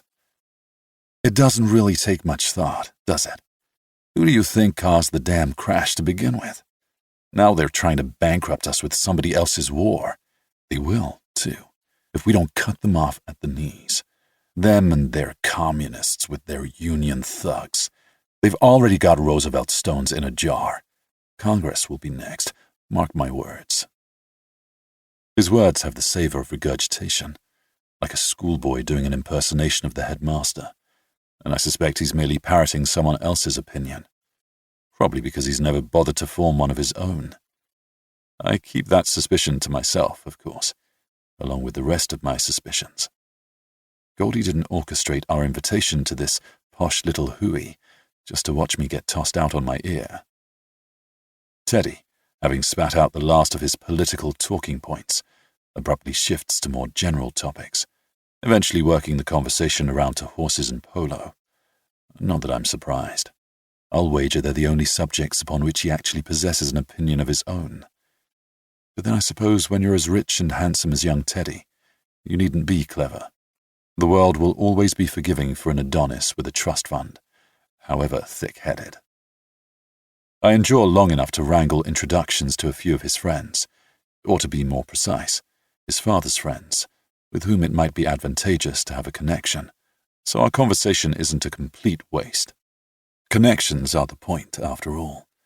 But when the dialogue begins to peter out, I point to an empty glass and excuse myself, not sure who I despise more, him for being an utter fool, or you for even considering marriage to a man so clearly your inferior. I've barely gotten my drink refilled when our hostess calls us in for dinner. I feign surprise at learning that you and I are seated next to one another. In truth, it's no accident, nor is the fact that Teddy is stationed at the opposite end of the table, as far from us as possible. Goldie is seated at his elbow, flirting openly in order to keep him occupied. I watch, amused as she lays one of those heavily jeweled hands on his arm and dips her head toward his, whispering into his ear. You are not amused, your eyes wandering repeatedly to their end of the table is the towel. Again, not so much that others would notice, but enough that I do. But eventually, halfway through the soup course, I manage to gain your attention long enough to begin a conversation. I'm both pleased and surprised, I say, with my most charming smile, to find myself seated beside the guest of honor. One of them, you respond snippily. There are two of us. Yes, of course, but I'm lucky enough to be sitting beside the better half. You sniff, brushing aside the compliment. Wouldn't you prefer to be sitting beside your date? I'm sure she's missing you terribly. Oh, I don't know. I smile blandly, glancing pointedly to the end of the table, where Goldie and Teddy seem to be getting on famously. She looks to me as if she's having rather a good time. Your fiancé seems quite engaged. I'm sure she's a brilliant conversationalist. Your remark drips with venom, and it's all I can do not to bark out a laugh. Surely you're not worried about Teddy falling victim to Goldie's charms. You set down your soup spoon and eye me coldly. Don't be ridiculous. She's hardly Teddy's type. I want to point out that Goldie is exactly Teddy's type, loud and blonde and brassy, and that he isn't half good enough for her, or you. I want to, but I don't. One of two things is true. Either you wouldn't believe me or you already know I'm right. Who is his type? I say instead. You? Your gaze drifts back down to the table, lingering icily. Certainly not someone who calls herself Goldie. It's a name for a spaniel or a vaudeville performer. I smile, amused by your cattiness. It's to do with the hair, I think. My father used to call her Goldilocks when she was little. It stuck. What a charming story. She told you that herself, I suppose? She did. Apparently they were quite close. What about you? Did your father have a pet name for you? I was never my father's pet. That would be my sister. Your cool indifference has fallen away, exposing nerves left raw by some childhood wound. It's not a door I expected to be invited through, at least not this soon, but I have no intention of ignoring it. What name did he give your sister? Treasure. He called her my treasure. There's a broken glass quality to your voice I'm not meant to notice. I do, though. How could I not, when all at once, despite the collective hum of conversation, we seem to be the only two people in the room? The wine has loosened your tongue, and the unguarded moment feels both awkward and illuminating. Here, at last, is the real Belle. The woman I suspected from the beginning was lurking beneath that counterfeit smile, the one ungoverned by gears and levers. It's in this moment, this fleeting, evanescent instant when the veil slips and you're briefly exposed, that I realize I'm truly lost. Damn you. I change the subject as we move on to the fish course, remarking on how much better everything seems to taste when one is away from home. Or maybe it's to do with the war and how scarce things have gotten back home. Sugar, butter, bacon are all on rations now, and there's talk of more if the thing drags on. I hope the US will be better prepared than we were. My father says we're not getting dragged into it this time. The last war taught us that we need to stay home. Teddy thinks so too. And what do you think? Your shoulders twitch, not quite a shrug. I don't think about it. Not really. Your response annoys me, the vagueness of it, as if I've just asked your opinion on some obscure mathematical problem. Too busy? Women aren't usually consulted on wars. We send our husbands and brothers and sweethearts to do the dying, hold the pieces together while they're gone, then pick up what's left when they come home, if they come home. But we're seldom asked what we think. My annoyance falls away as I digest your response. I'm both surprised and relieved to find you're not quite as cool, or as empty as I originally feared. The revelation makes me strangely glad. That's quite an answer for someone who hasn't given the subject much thought. And what are your thoughts? You have some, presumably. Tell me, are you as mad at us Yanks as everyone else back home? It's not a question of being mad. We're afraid of what might happen if the United States stays out. Hitler certainly hopes you do, and so far he seems to be getting his way. I assume you're an interventionist. I'm an observer, watching from a distant shore. Speaking of distant shores, you never did say what brought you to ours. I remained focused on my plate, extricating a bit of bone from my salmon. Didn't I? No. You only said you were looking for an adventure. I look up then with an innocent smile. Isn't everyone? Aren't you? You nod, acknowledging the evasion. And have you found it? This adventure you're after? Not yet, but I've only been here a few weeks. And how long will you be staying? It's open-ended at this point, until I get what I'm after, I suppose. Which is? Oh, no, let's not do that one again. Ask me something else. All right. You dab prettily at your mouth, leaving a smear of garnet on your napkin. How long have you been writing? My eyes are still riveted to your napkin, to the imprint of your mouth, and for a moment I find myself annoyingly flustered. It's a simple question, perfectly safe, the kind of thing one might ask on a first date. I tell myself to breathe, to straighten up. I can't remember a time when I didn't, I finally manage. My father was a newspaperman, and I wanted to be just like him when I grew up. When I was 10, he set up a small desk for me in his office and gave me one of his old typewriters, a great shiny black thing I still use today. It was the same machine Hemingway wrote on. My father was an enormous fan. I would sit there for hours, banging away at nonsense. When I finished, he would read what I'd written, marking it up with his pencil, making notes in the margins. Stronger verbs, less shilly-shallying with descriptors. Tell them what's important and leave out the rest. He was my first editor and lover of the dear old colonies, as he called them, which is probably the real reason I'm here. He loved New York and always made it sound so wonderful. I suppose he's terribly proud of you. He's dead, I'm afraid. Almost 10 years now. But I'd like to think he was. Your eyes go soft. I'm sorry. It's the pat answer when someone mentions a death, the polite answer, but the catch in your voice tells me you mean it. And then I remember Goldie telling me that you lost your mother at a young age. A prolonged illness, I can't remember what. I only recall that she died in some private hospital upstate. It was one of those bits you simply file away, in case you need it at some point for background. But I never connected the death to a flesh and blood person, because you weren't flesh and blood then. Now, with you sitting so close our elbows occasionally brush, the story registers quite differently. Thank you. That's very kind of you. And your mother, is she still alive but back in Berkshire, I'm afraid? I'd hoped she'd come over with me, but my father's buried in the churchyard in Cookham, and she refused to leave him. Stubborn as a goat, which is exactly what she used to say about my father. They were cut from the same cloth, those two. A match made in heaven, if you believe in that sort of thing. And do you? Your face gives nothing away, but there's a hint of sadness in the question, a whiff of resignation you can't quite hide. I manage a smile, though it feels like an apology. I've seen it firsthand, so I suppose I must.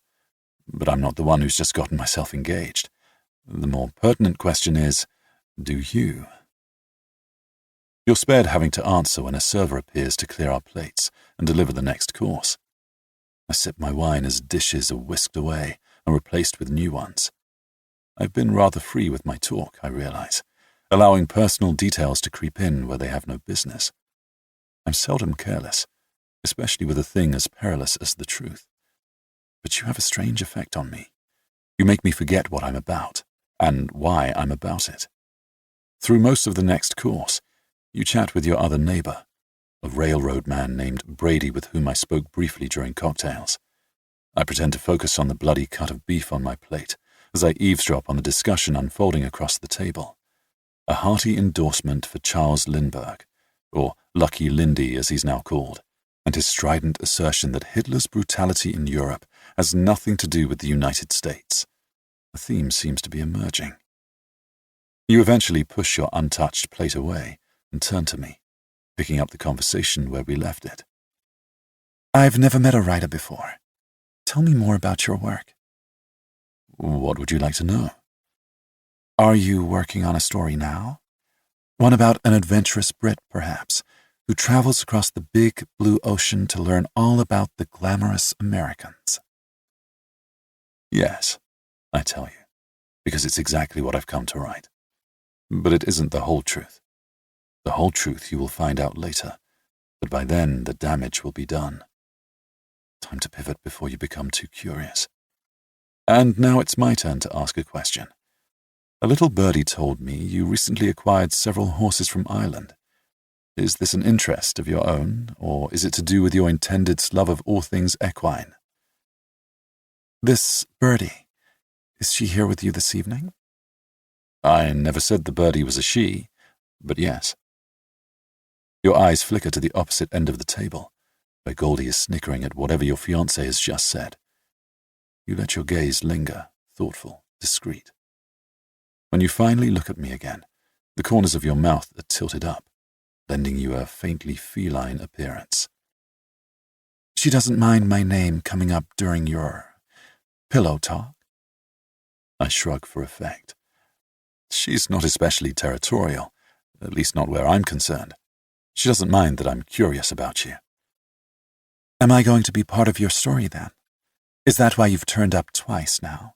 To study the modern American female and then write about your observations? I regard you from behind my wineglass, head tipped to one side.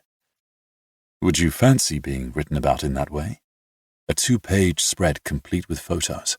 A day in the life of an American heiress. Your eyes flash a warning, on the off chance that my question isn't hypothetical. I don't fancy being written about in any way.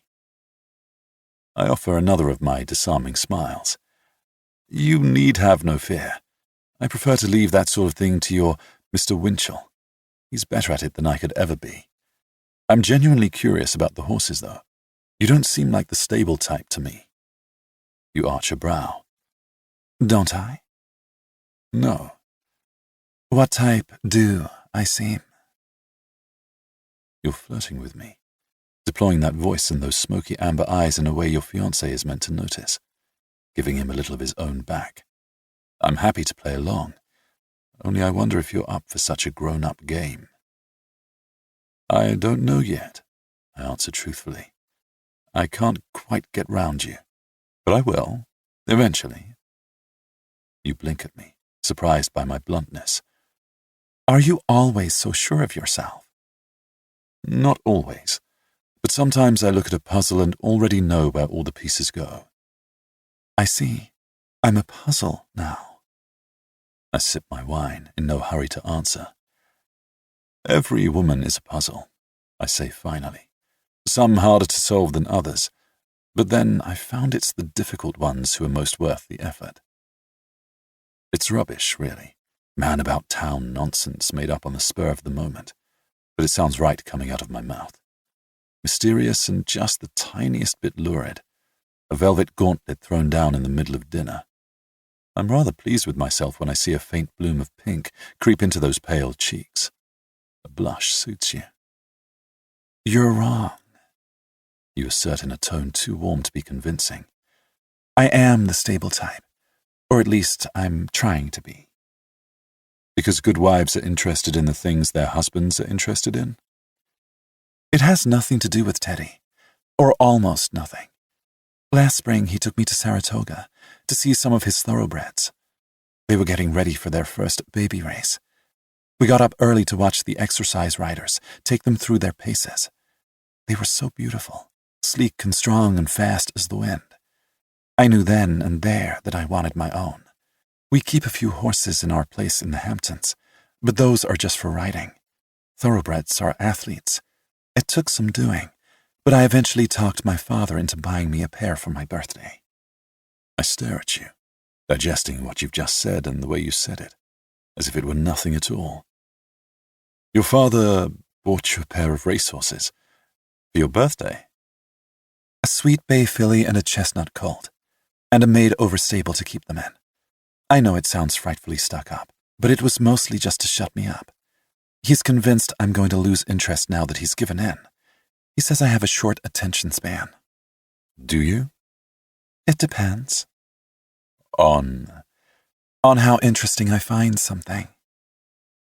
And you find horses interesting? I do. There's so much to know. There's an entire language to it. That's the first thing you learn if you want to be taken seriously, and I do. I've also had to bring myself up to speed on the whole breeding business. I had no idea there were so many factors to weigh when it comes to males and females. You really have to know what you're doing for everything to work right. You're so charmingly chatty, so absorbed in discussing your new hobby as the dessert is served, that you don't realize that a casual eavesdropper, such as the young man currently placing a slice of pear tart in front of you, might mistake our conversation for something else entirely. It's all I can do to keep a straight face. Is that so? Oh, yes. It's an actual science. There's loads of literature on the subject, but a book will only take you so far. My friends think me terribly unladylike for being interested in that end of things. But I found if you want to get good at something, you need actual experience. There's a kind of purr to your voice now, throaty and feline. You pause, flashing me a cunning little smile. You can't be timid about things. You have to jump right in and get dirty. Wouldn't you agree? I nearly spit out my wine. I mistook you for an innocent, inexperienced, and naive. Now I see that I was wrong. You're perfectly aware of what you're saying, and of how it might be misconstrued. In fact, you're enjoying yourself enormously. Yes, I suppose I do, I say, fighting to keep a straight face. And what has jumping in taught you? Oh, lots. For instance, one must be very selective when choosing a male. There's temperament to consider, and past performance, size and stamina, all very important to a satisfactory outcome. I put down my glass and take a moment to dab at my mouth. If you're inclined to play games, who am I to spoil your fun? I'm fond of games myself, but I play to win. And have you chosen wisely, do you think? Your smile widens. You're pleased that I've decided to play along. I'm afraid it's too early to know at this point. Time will tell, I suppose. I nod my thanks to the young man who has just filled my coffee cup, then lift the cup to hide my own smile. I should like to see these horses of yours. And I'd like to show them to you, you answer sweetly as you slice into your pear tart. Perhaps we can manage it sometime. I'm free tomorrow afternoon, as it happens, and I rather fancy a trip to the Hamptons. I hear it's pretty country. Your eyes skitter to mine, a rabbit in a snare. You haven't prepared for this, for what happens when the hunter you've led on such a merry chase finally catches you.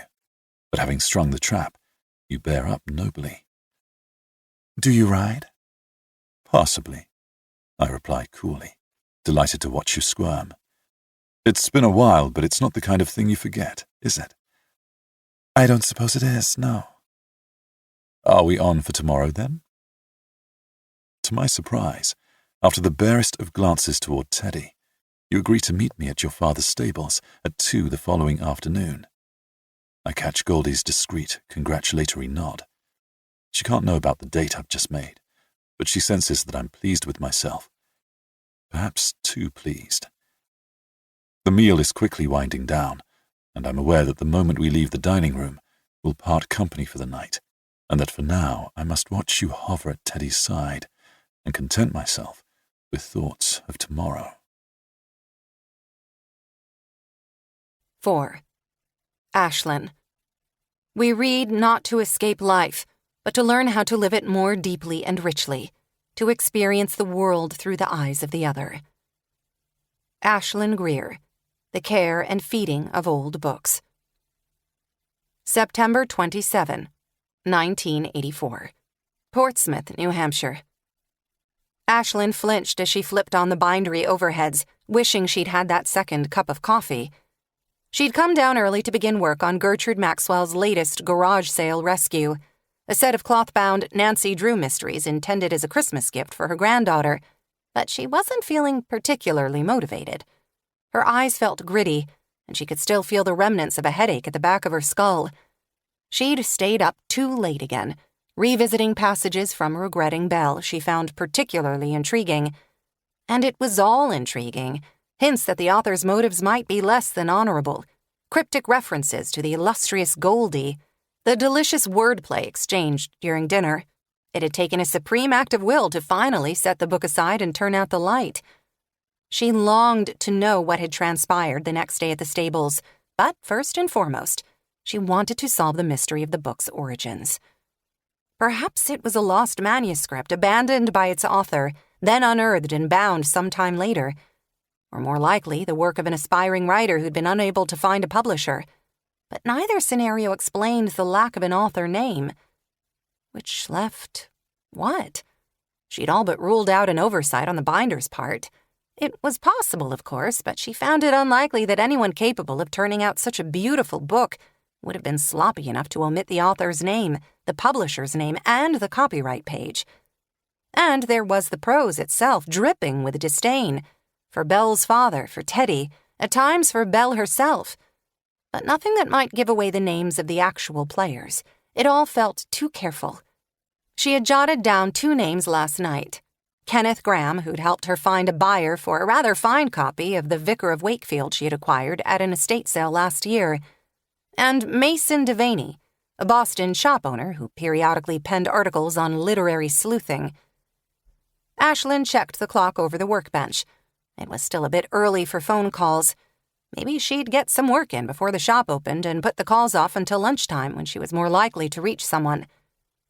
She had just donned a pair of white cotton gloves, preparing for a more thorough examination of the hidden staircase, when she heard the shop phone ring. Groaning, she peeled off the gloves and sprinted up front. Frank had been adamant about not being disturbed while working on bindery projects, but he'd had staffers to tend the shop while he worked in the back. For now, at least, she was on her own. "Good morning. An unlikely story," she answered, summoning a modicum of morning cheer. "I was told you rang." "Kevin?" "At your service." "I thought you and Greg were in the Bahamas." "We were, but so is Tropical Storm Isidore, so we scrammed while we could still get a flight out. Just as well. It was wicked hot, and we were both red as lobsters. Anyhow, I'm back and I'm calling, though not because you asked me to. I was in the back room just now going through some boxes that came in the day before we left, and I found something you might be interested in."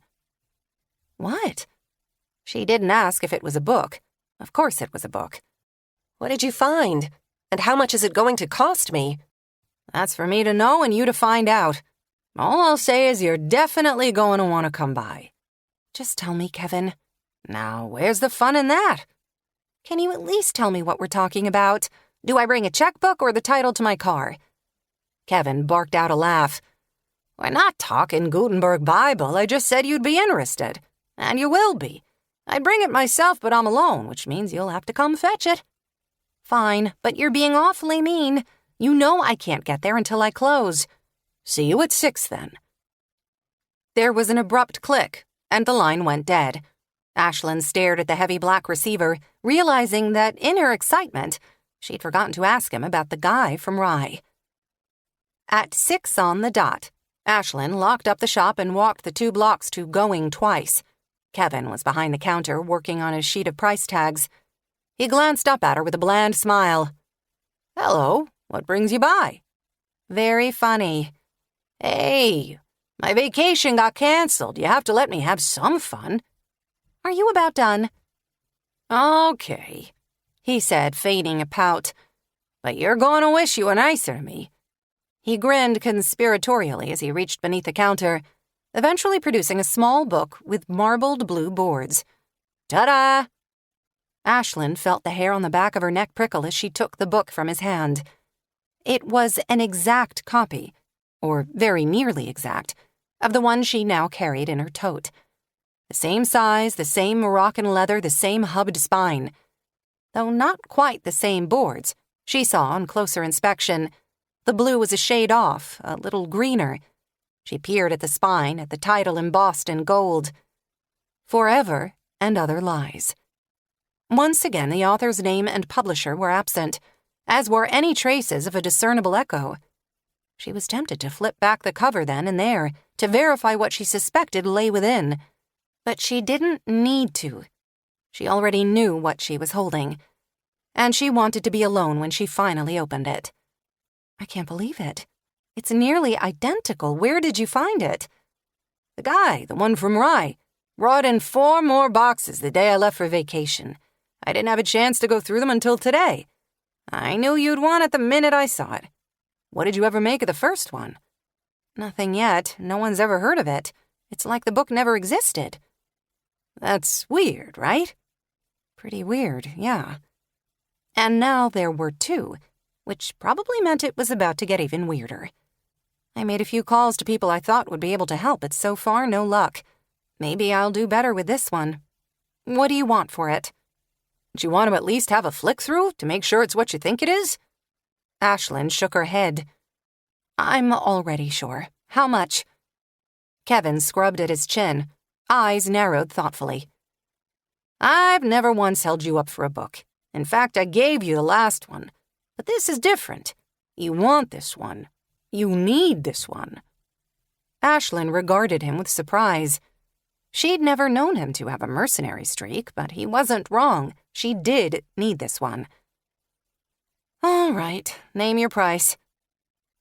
It's yours, he said, pausing for effect.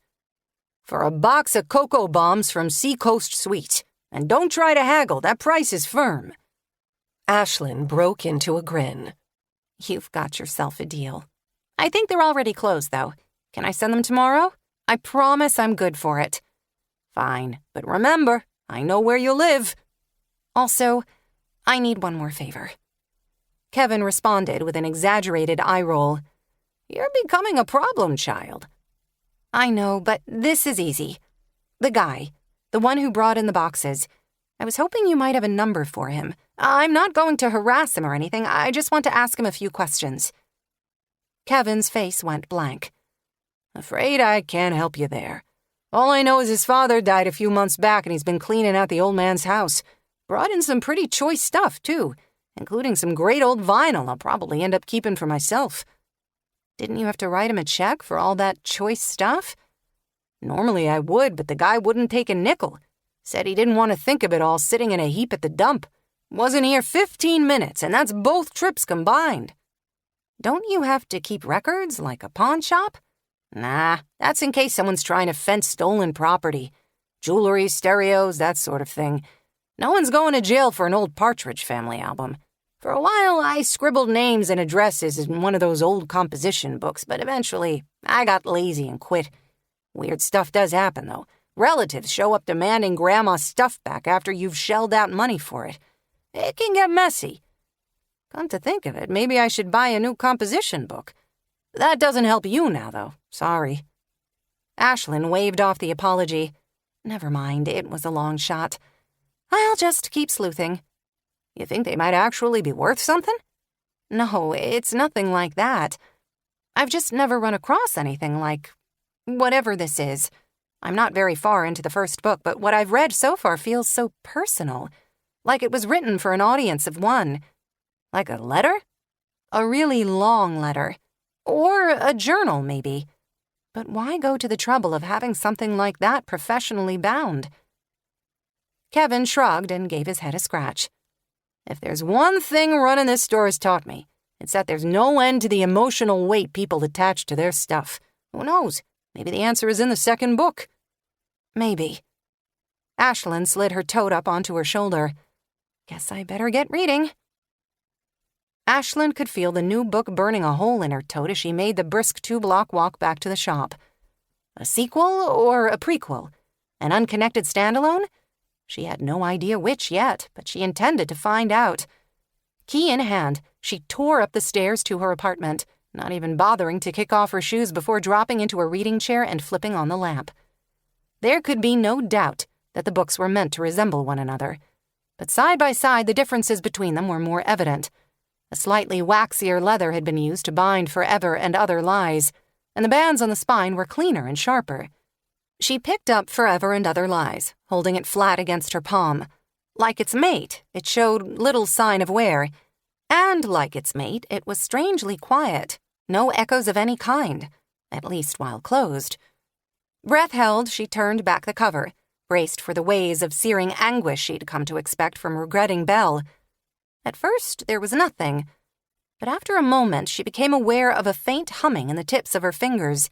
It was a cool, shivery sensation quite different from what she'd been bracing for. She forced herself to remain still, letting the sensation build, a curious blend of numbness and pins and needles prickling up her arm like a slow-spreading frost, curling around her ribs and along her throat. Top note, heart note, bass note. Accusation, betrayal, heartbreak. Ashlyn exhaled sharply as the intensity increased. This was nothing like regretting Belle, which had nearly burned her fingers with its festering hostility and pent-up pain. In fact, this was the exact opposite. It was cold and cutting, like a January wind, and strangely, bloodless. It was an odd way to describe anger, which usually registered as hot and sharp like a slap. But there was no heat here, only a blue-white conflagration that felt like fire but wasn't. No, that wasn't right. It wasn't anger she was picking up. It was despair, a void so deep, so achingly familiar it made her throat clench. The echoes were feminine.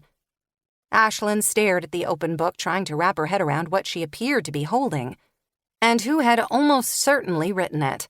She held her breath as she turned to the title page. And there it was. A single line of slanted script. How, after everything, you can ask that of me? The word me was underlined, not once, but twice, and there was an angry blot of ink marring the question mark. Instinctively, she opened Regretting Belle and read the inscriptions together. A question and a response. How, Belle? After everything, how could you do it? How? After everything, you can ask that of me. Forever and Other Lies, pages 1 through 6. August 27th, 1941, New York, New York. A girl isn't supposed to fall in love at her own engagement party. She isn't supposed to, but I did.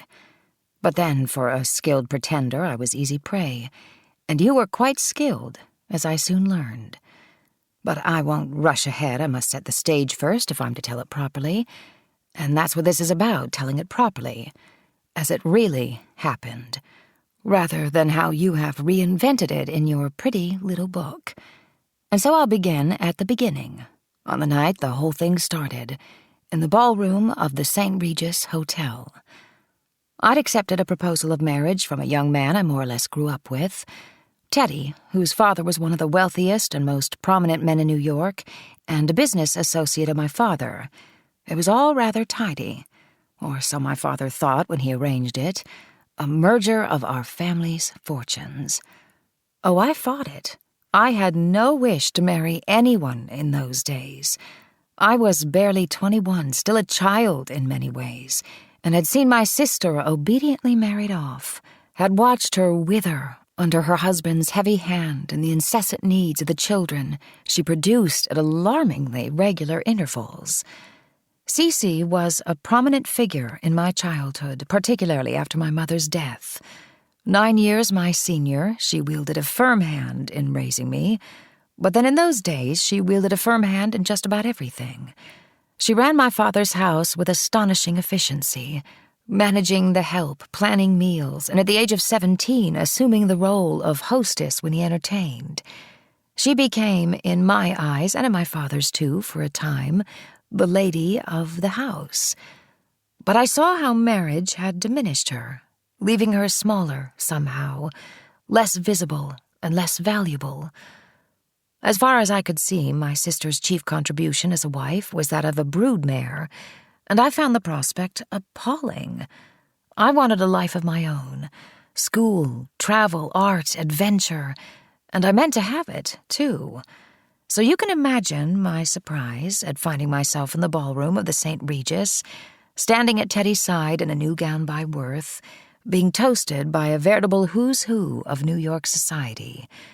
But then my father can be very persuasive when he's made up his mind about a thing, and he'd made up his mind about Teddy. "To the happy couple!" The collective cry rings in my ears after yet another toast. I lift my glass when I'm supposed to, smile when I'm supposed to. I'm my father's daughter, after all, and have been well trained. But inside, I'm numb. It's as if I'm peering through a window, watching it all happen to someone else. But it isn't. It's happening to me, and I can't imagine how I've let it. I slip away as soon as I can manage it, leaving Teddy to talk polo ponies with his club cronies and search out a quiet corner. The heat of too many bodies combined with a whir of conversation and music is giving me a headache. But really, I'm nauseated by the thought that I'll soon end up like my sister, bored, bitter, invisible. Teddy isn't George, I remind myself as I grab a glass of champagne from a passing waiter and toss it back. Teddy is athletic, dashing, highly accomplished by masculine standards, which I've learned are the only standards that matter, and is considered a worthy catch by just about every woman in New York. The problem I realize as I glance about for another tray of champagne is that I don't want to catch anyone. Parties and dinners and bland conversation, holidays at all the fashionable places and endless changes of clothing. God help me. Malleable, my father once called Cece, because she understood things like loyalty and duty. It was the day he informed me that I was to marry Teddy. When I said I wasn't interested in marriage, he explained with strained patience that sometimes we must do what's required for the greater good. He was talking about his greater good, of course, protecting the less-than-tidy empire he'd managed to build when the Volstead Act was passed. Teddy and his pedigree were meant to help with that, our marriage a strategic alliance intended to advance the collective family cause and remove the stench of new money and a decade of illegal Canadian whiskey.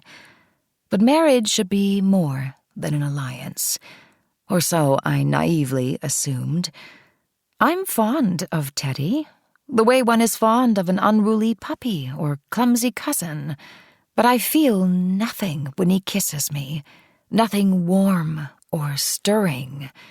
My experience with men at this point in my life has been limited, which is as it should be for a young lady only 3 years out of an all-girls school.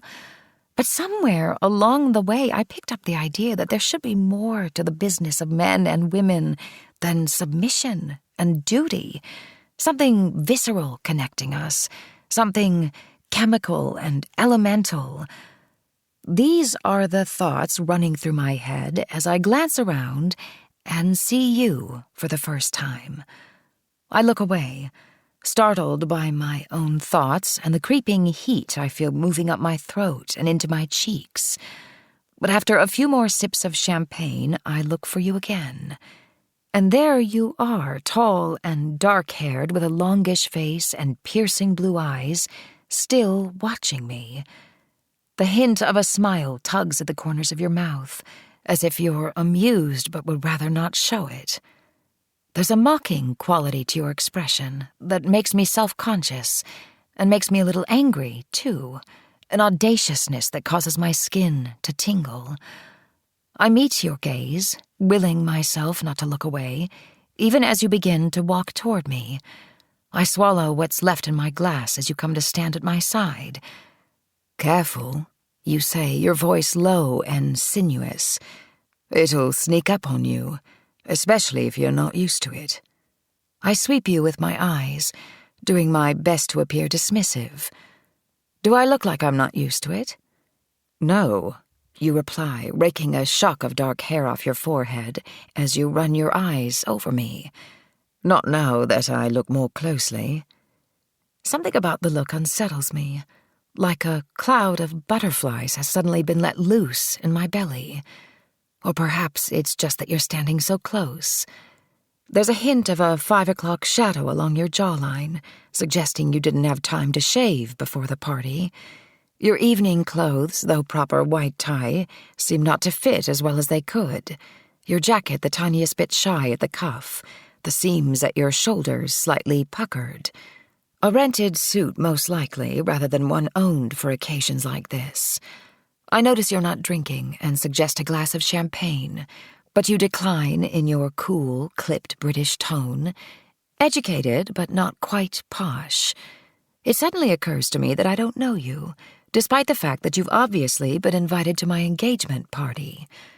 I study your face as we talk about books, trying to discern what it is that makes you handsome, since taken one at a time, your features fall a bit short of the classic definition. Your nose is narrow and a little long, giving you the look of a raven, your mouth both too wide and too full above a sharply clefted chin. No, I decide, not nearly as perfect as I'd thought at first glance. But your eyes, an arresting pale blue with a dark ring at the perimeter, hold mine longer than is comfortable, and suddenly I can't think of anything to say. I'm relieved when Elaine Forrester appears. She's the mother of one of Cece's friends, and her husband, whose family tea fortune evaporated after the crash, is a longtime associate of my father's. I'm hoping you'll take the hint and wander off, but after a few simpered platitudes about Teddy and my good fortune, Elaine moves away and we're alone again. You lean in and offer your congratulations, softly, like you're telling me a secret. I can't help feeling I'm being mocked. I shrug off the words, barely remembering to say thank you, but you're not through being insolent, not by a long shot. You launch into a dossier on my fiancé, a catalogue of all his traits and accomplishments, but your words are meant as an insult rather than a praise. You even suggest I'm unhappy with my engagement, as if we haven't just met and you somehow have the right to an opinion. I ignore the impertinence and ask how you happen to be at my party, since I don't know you. Your name, when you give it, is unfamiliar. Your date's name, however, which you drop without batting an eye, is familiar, though not in a way that reflects well on you. Everyone in New York knows the infamous Goldie. Still, I find myself at a loss for words, astonished that she's somewhere in the crowd, drinking my father's champagne and getting up to God knows what. How on earth did one of the city's most notorious women, a self-styled newspaper woman of all things, manage to wrangle an invitation to my engagement party? Undoubtedly the work of my betrothed, who never misses a chance to get his name and face in the paper. I should know then and there what kind of man you are, running around with a woman at least 10 years your senior, a woman, I might add, known for keeping a stable of young men at her beck and call.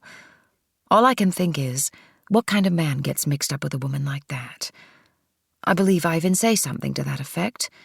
You stiffen a little, informing me in that snooty accent of yours that people aren't always who they pretend to be. You, least of all.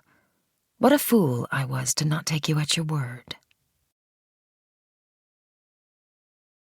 Forever and Other Lies, pages 7 through 10. September 4th, 1941, New York, New York. Imagine my surprise at seeing you a week later at the Whittier's dinner party. You're with her again, she of the too yellow hair and the too tight dress and the snorty bray of a laugh, she of the checkered past and silly name, Goldie. You move about the room in tandem, arms linked, smiling coolly as you're introduced to my friends. You in your superbly cut dinner jacket, a gift, I assume, and very generous. Her in a plum-colored moire that clings like a second skin. She's handsome, I'll grant, well put together and perfectly made up, but with a few more miles on her than most men your age would find appealing. But perhaps you like that sort of woman. I watch the way your eyes take in the room, as if you're taking notes, gathering names and faces, pairing them with fortunes, perhaps. I pretend not to care where you are, as cocktails drag on, to not notice you chatting with Teddy, but it's impossible. Your presence, the fact of you, sets my nerves jangling. It isn't the way your eyes snag mine from time to time, or the tiny smile that lifts the corners of your mouth when they do. It's that I can't think why you've turned up again like the proverbial bad penny. What do you want with us? With me? I'm relieved when we're finally called to dinner.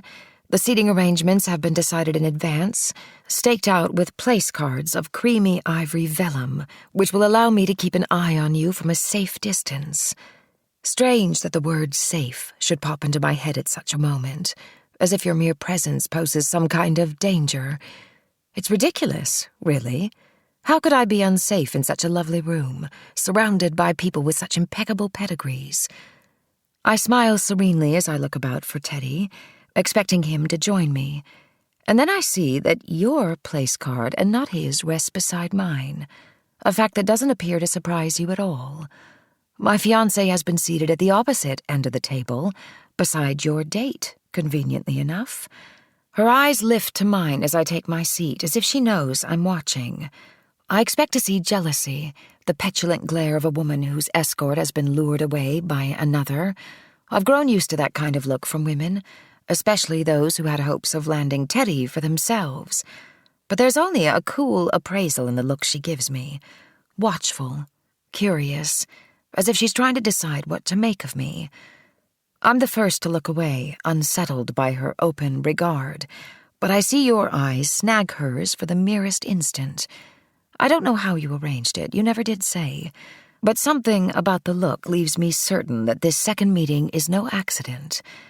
Out of politeness, or perhaps because I've already drunk too many cocktails, I allow you to draw me into conversation. We speak of horses, or at least we begin that way. My newfound interest in thoroughbred racing, my recent trip to Saratoga for the Spinaway Stakes, my birthday present from my father. Eventually, or perhaps inevitably, we land on the subject of breeding. Whether it was my mention or yours, I do not recall. You ask how I happened to become interested in such a subject. You're so condescending and snide, so sure of yourself and your smooth British charm that I find myself gritting my teeth. You're goading me with that bland smile of yours, writing me off as some rich little miss who asked for a pony for her birthday and got two. But I refuse to be underestimated. Suddenly, I want very badly to put you in your place. And just like that, we're no longer talking about horses. You know it, and I know it, but we both keep sparring, raising the stakes with each clever innuendo and double entendre, skating perilously close to the edge of indecency. It's a place I've never been, this sensual war of words, and yet it feels startlingly familiar, a déjà vu of the body, a knowing of where it might lead and how it might end. All at once I understand the danger I sensed earlier. It's this moment of needing to prove something to you, and perhaps to myself, something even I don't understand. You're smirking, clearly pleased with yourself, and I'm furious for becoming tangled in my own web. I don't know how to get out of it without exposing myself as the novice I am, and I'd sooner bite off my own tongue than give you that satisfaction. And so I play on, brash, reckless, and completely out of my depth, as I suspect you well know. I mean to shock you, but you're not shocked at all. Far from it. In the end, you call my bluff. Your eyes hold fast to mine, a deeper blue than I had previously noted, with small gold flecks around the pupils. And suddenly I'm terribly warm, which I suppose is what usually happens when one plays with fire. I should like very much to see these fine animals of yours, you say with that lazy smile you perfected to keep little fools like me off balance. And I should very much like to show them to you, I answer, because what else can I say? You've laid your cards on the table and I must do the same. Perhaps we can manage it sometime. I'm free tomorrow afternoon, you suggest smoothly, and I rather fancy a trip out to the Hamptons. I hear it's pretty country. And just like that, I'm caught. 5. Ashlyn. Restoration is a long and involved business, particularly when the damage is extensive. Progress will be slow. Expect setbacks. Exercise patience. Persist. Ashlyn Greer, The Care and Feeding of Old Books. September 28, 1984. Portsmouth, New Hampshire. Ashlyn reminded herself to focus on the job at hand as she worked to remove a strip of old linen tape from the second of Gertrude's Nancy Drew books, but it was difficult when all she could think about was the mystery surrounding her latest literary find. After several chapters of Regretting Belle with its decidedly masculine slant, it had been fascinating to immerse herself in Forever and Other Lies and see the lovers' first meeting through Belle's eyes.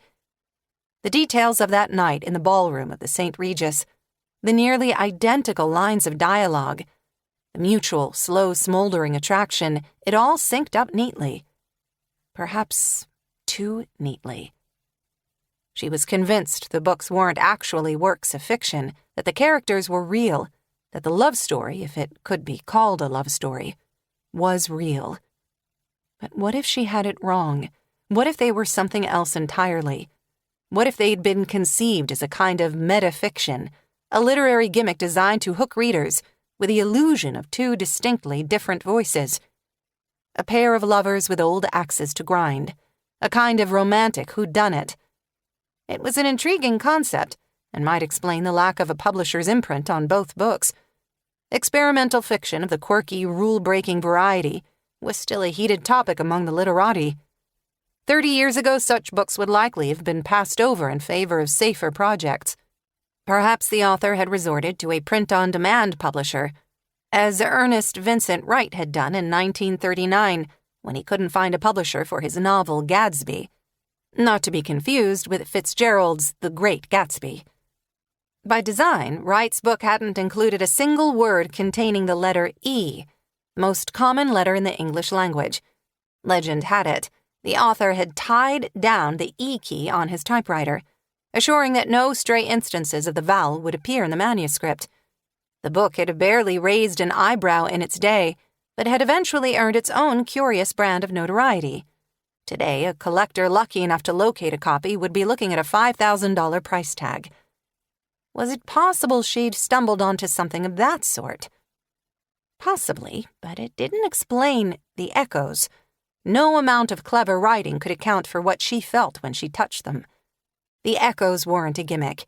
They were real, dark and visceral aftershocks from the past. But whose past? Her hands went quiet as she imagined Regretting Belle and Forever and Other Lies being pulled from their shelves and packed into boxes, bound for Kevin's store, with its lava lamps and Bakelite radios. And now they'd found their way to her. Was it possible there was a reason she'd been the one to rescue them from Kevin's back room? That she was meant to solve the mystery? The thought continued to nag as she picked up a bookbinding knife and made her first cut, then carefully detached the front and back boards from the text block. It was an intriguing idea, but she had next to nothing to go on. None of the characters had proper names, and there wasn't much she could do with names like Belle and Cece. There was Goldie, of course, but that too appeared to be a nickname. But hadn't Belle mentioned that everyone in New York knew Goldie's name? Surely that was worth looking into. How many women had owned newspapers in 1941? She felt a fizz of excitement as she made a beeline for the shop's journalism section. It was probably a long shot, but it was a place to start. Sadly, the journalism shelf contained exactly 8 books, all of them to do with foreign correspondence during the First and Second World Wars, including a tired copy of A Movable Feast, a rather nice edition of Hemingway on War, and a copy of The Face of War by Martha Gellhorn, Hemingway's third wife. Not surprising. Frank had been fascinated by all things Hemingway. She checked American history next, but most of the titles dealt with either war or politics. Moving on to commerce and industry, she found plenty of books on mining, railroads, and the auto industry, but nothing to do with the newspaper business. This was clearly a job for Ruth Truman. In fact, Ruth should have been her first call. Though now part-time, she'd chalked up nearly 30 years as a librarian and was an absolute godsend when it came to research. Ashlyn flipped through her Rolodex, located the number for the Portsmouth Public Library, and picked up the old black receiver. "Good morning. Ms. Truman speaking. How may I help you?" Ashlyn found herself smiling. Ruth Truman sounded exactly the way a librarian was supposed to sound. Capable, courteous, and crisply efficient. "Hey, Ruth, it's Ashlyn from An Unlikely Story." "Ashlyn, it's nice to hear from you, dear. It's been a while." "Since I pestered you, you mean?" "Don't be silly. I'm always happy to help if I can.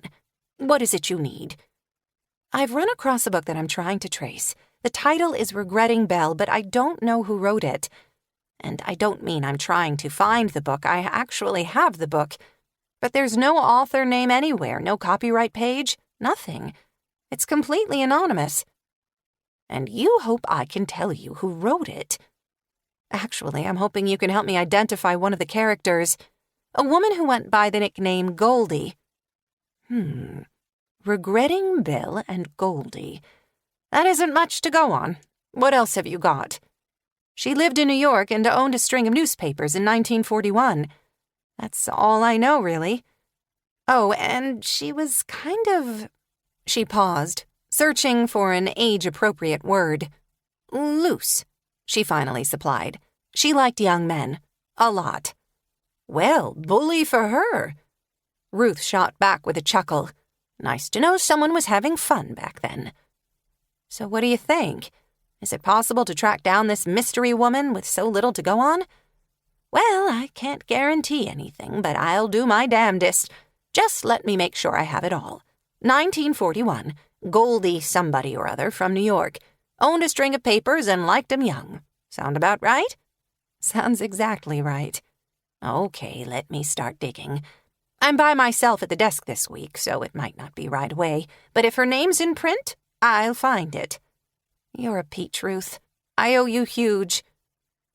Ashlyn had no more than hung up when she heard the bells on the shop door jangle. She looked up, surprised to see Kevin. "What are you doing here in the middle of the day? Playing hooky?" "I was out to grab lunch, so I thought I'd bring you this." He reached into his back pocket, extricating a bit of paper. Ashlyn frowned at the folded envelope he handed her. "What is it?" "Look at it. Not in it. At it." She unfolded it, scanning the neatly typed address. Richard Hillard, 58 Harbor Road, Rye, New Hampshire. She looked up, perplexed. "What is it?" "I ran across it at the bottom of one of the boxes the mystery guy brought in. Wasn't sure if you still needed to get a hold of him, but I thought I'd bring it by." Ashlyn nearly threw her arms around him. "Thank you, and yes, I still want to get in touch with him. This is fabulous." "So, what's the deal? Are they long-lost works of Fitzgerald or somebody? Please tell me I didn't let a fortune slip through my fingers." Ashlyn shot him a grin. "I seriously doubt it. Finds like that are fairly rare, though the books are pretty unusual, so I suppose they might be of academic interest to someone. I'm just hoping to find out who wrote them. It's only a hunch at this point, but my gut tells me they're not fiction. I'm hoping Mr. Hillard will be able to at least verify that. Just leave my name out of it if you plan on getting all stalky, okay?" "I'm not going to get stalky, I promise. I just want to ask a few questions." She held up the envelope, looking more closely, and felt her hopes fall. This is postmarked April 4, 1976, 8 years ago. And it's from AARP. How old was the guy who brought the boxes in? "He looked to be about my age, but he said the books belonged to his dad. I'm guessing Richard Hillard was the dad. Worth checking out anyway. Dial 411 and ask for a number for a Richard Hillard in Rye. If you get a number, call it and see who answers. But don't get your hopes up. The son didn't seem like much of a talker. I got the impression he just wanted to be done with the whole clearing out business." Kevin's warning continued to echo, as Ashlyn dialed Richard Hillard's number. As it turned out, getting the number had taken one phone call and exactly 2 minutes. The tricky part would be broaching the subject with a total stranger without sounding creepy or deranged, or as Kevin put it, all stalky. She was still pondering what to say when she began to dial. After 4 rings, there was an abrupt click. I'm not here. Leave a message. No name, no greeting to speak of, and no indication that whatever message she left would ever reach anyone named Hillard. For a moment, she considered hanging up. She hated answering machines. She was never quite prepared, never sure she'd have enough time to say what she needed to. But at the moment, it was the only lead she had. "Hi," she blurted too cheerfully, too breathlessly. "My name is Ashlyn Greer. I'm the owner of a rare bookstore in downtown Portsmouth. I'm trying to reach a Mr. Hillard regarding a book of his which I recently acquired. Well, 2 books, actually. I just have a few questions. I won't take up a lot of your time. If you could call me back, I'd appreciate it." She was so flustered she nearly hung up without leaving her number, and ended up blurting it out clumsily twice, then followed it up with another rather pitiful plea for a return call. So much for not sounding creepy. Ashlyn had just flipped the open sign to closed when the shop phone began to jangle. She rushed back to the counter and made a grab for the receiver. "An unlikely story?" Yes, I'm returning a call from a Ms. Greer. Ashlyn's pulse ticked up a notch. "Who's calling?" Ethan Hillard. Someone left a message on my father's machine this afternoon. "Yes," she blurted. "This is Miss Greer. Thank you so much for returning my call. I wasn't sure I'd actually hear back." Your message said you're in Portsmouth. "Yes, on Market Street. I hated to call out of the blue, but I had a few questions about some books I recently acquired. I was hoping you could answer them." Sure, I guess. What can I help you with? Ashlyn's mind raced. Why hadn't she made a list of questions? Now that she had him on the phone, she didn't know where to start. "I guess my first question is about how old they are. Do you know when they were published?" Do I know? There was a lengthy pause. Which books are we talking about? "Oh, sorry. Of course you have no idea which books I mean. I was asking about Regretting Belle and Forever and Other Lies." I'm afraid you've got the wrong guy. Come to think of it, how did you get my number? "The owner of Going Twice, the boutique where you left the books, found an envelope in one of the boxes with your father's address on it. I called directory assistance and got the number. Normally I wouldn't bother you, but under the circumstances, well, these are very special books." There was another long breath. Annoyance or impatience? They may well be, Miss Greer, but I'm afraid I didn't write either one of them. "No, I didn't think you had. I was just hoping you might be able to tell me who did. Or anything about them, really." I'm sorry, did you say you own a bookstore? "Yes, in Portsmouth." I guess I'm confused. You're calling about a pair of books I've never heard of, and you want me to tell you who wrote them? "I'm so sorry." She needed to slow down and start at the beginning. "I should have been more clear. I own a rare bookshop called An Unlikely Story. A few weeks ago, you brought several boxes of books to a vintage boutique. The owner is a friend of mine. He calls me when he gets books in that he thinks might be of interest to my shop." Excuse me, I was under the impression that you were calling about my books, books I'd written. Books he'd written? Finally, Ashlyn understood. "Right. I can see now why you were confused. I didn't realize you were a writer. What kinds of books do you write?" Sleep aids, mostly. Nonfiction, political history. Very academic. That sounds interesting. I assure you it's not. But I think I understand. You're talking about the boxes I donated a few weeks ago. Those books belong to my father. Finally, they were getting somewhere. "Yes, your father's books. I'm sorry, by the way, about your father's passing, I mean." Thank you. He was a bit of a pack rat where books were concerned. Where everything was concerned, actually. I needed to clear shelf space for my own books. A neighbor gave me the name of the shop in Portsmouth. "Do you happen to remember a pair of books with blue marbled boards? 3/4 bound in Moroccan leather, gold embossing?" I can't say I recall any of them specifically. There were so many. I assume you think they might be worth something? No, Ashlyn replied carefully. Not worth something. Not exactly, but they're intriguing. Intriguing how?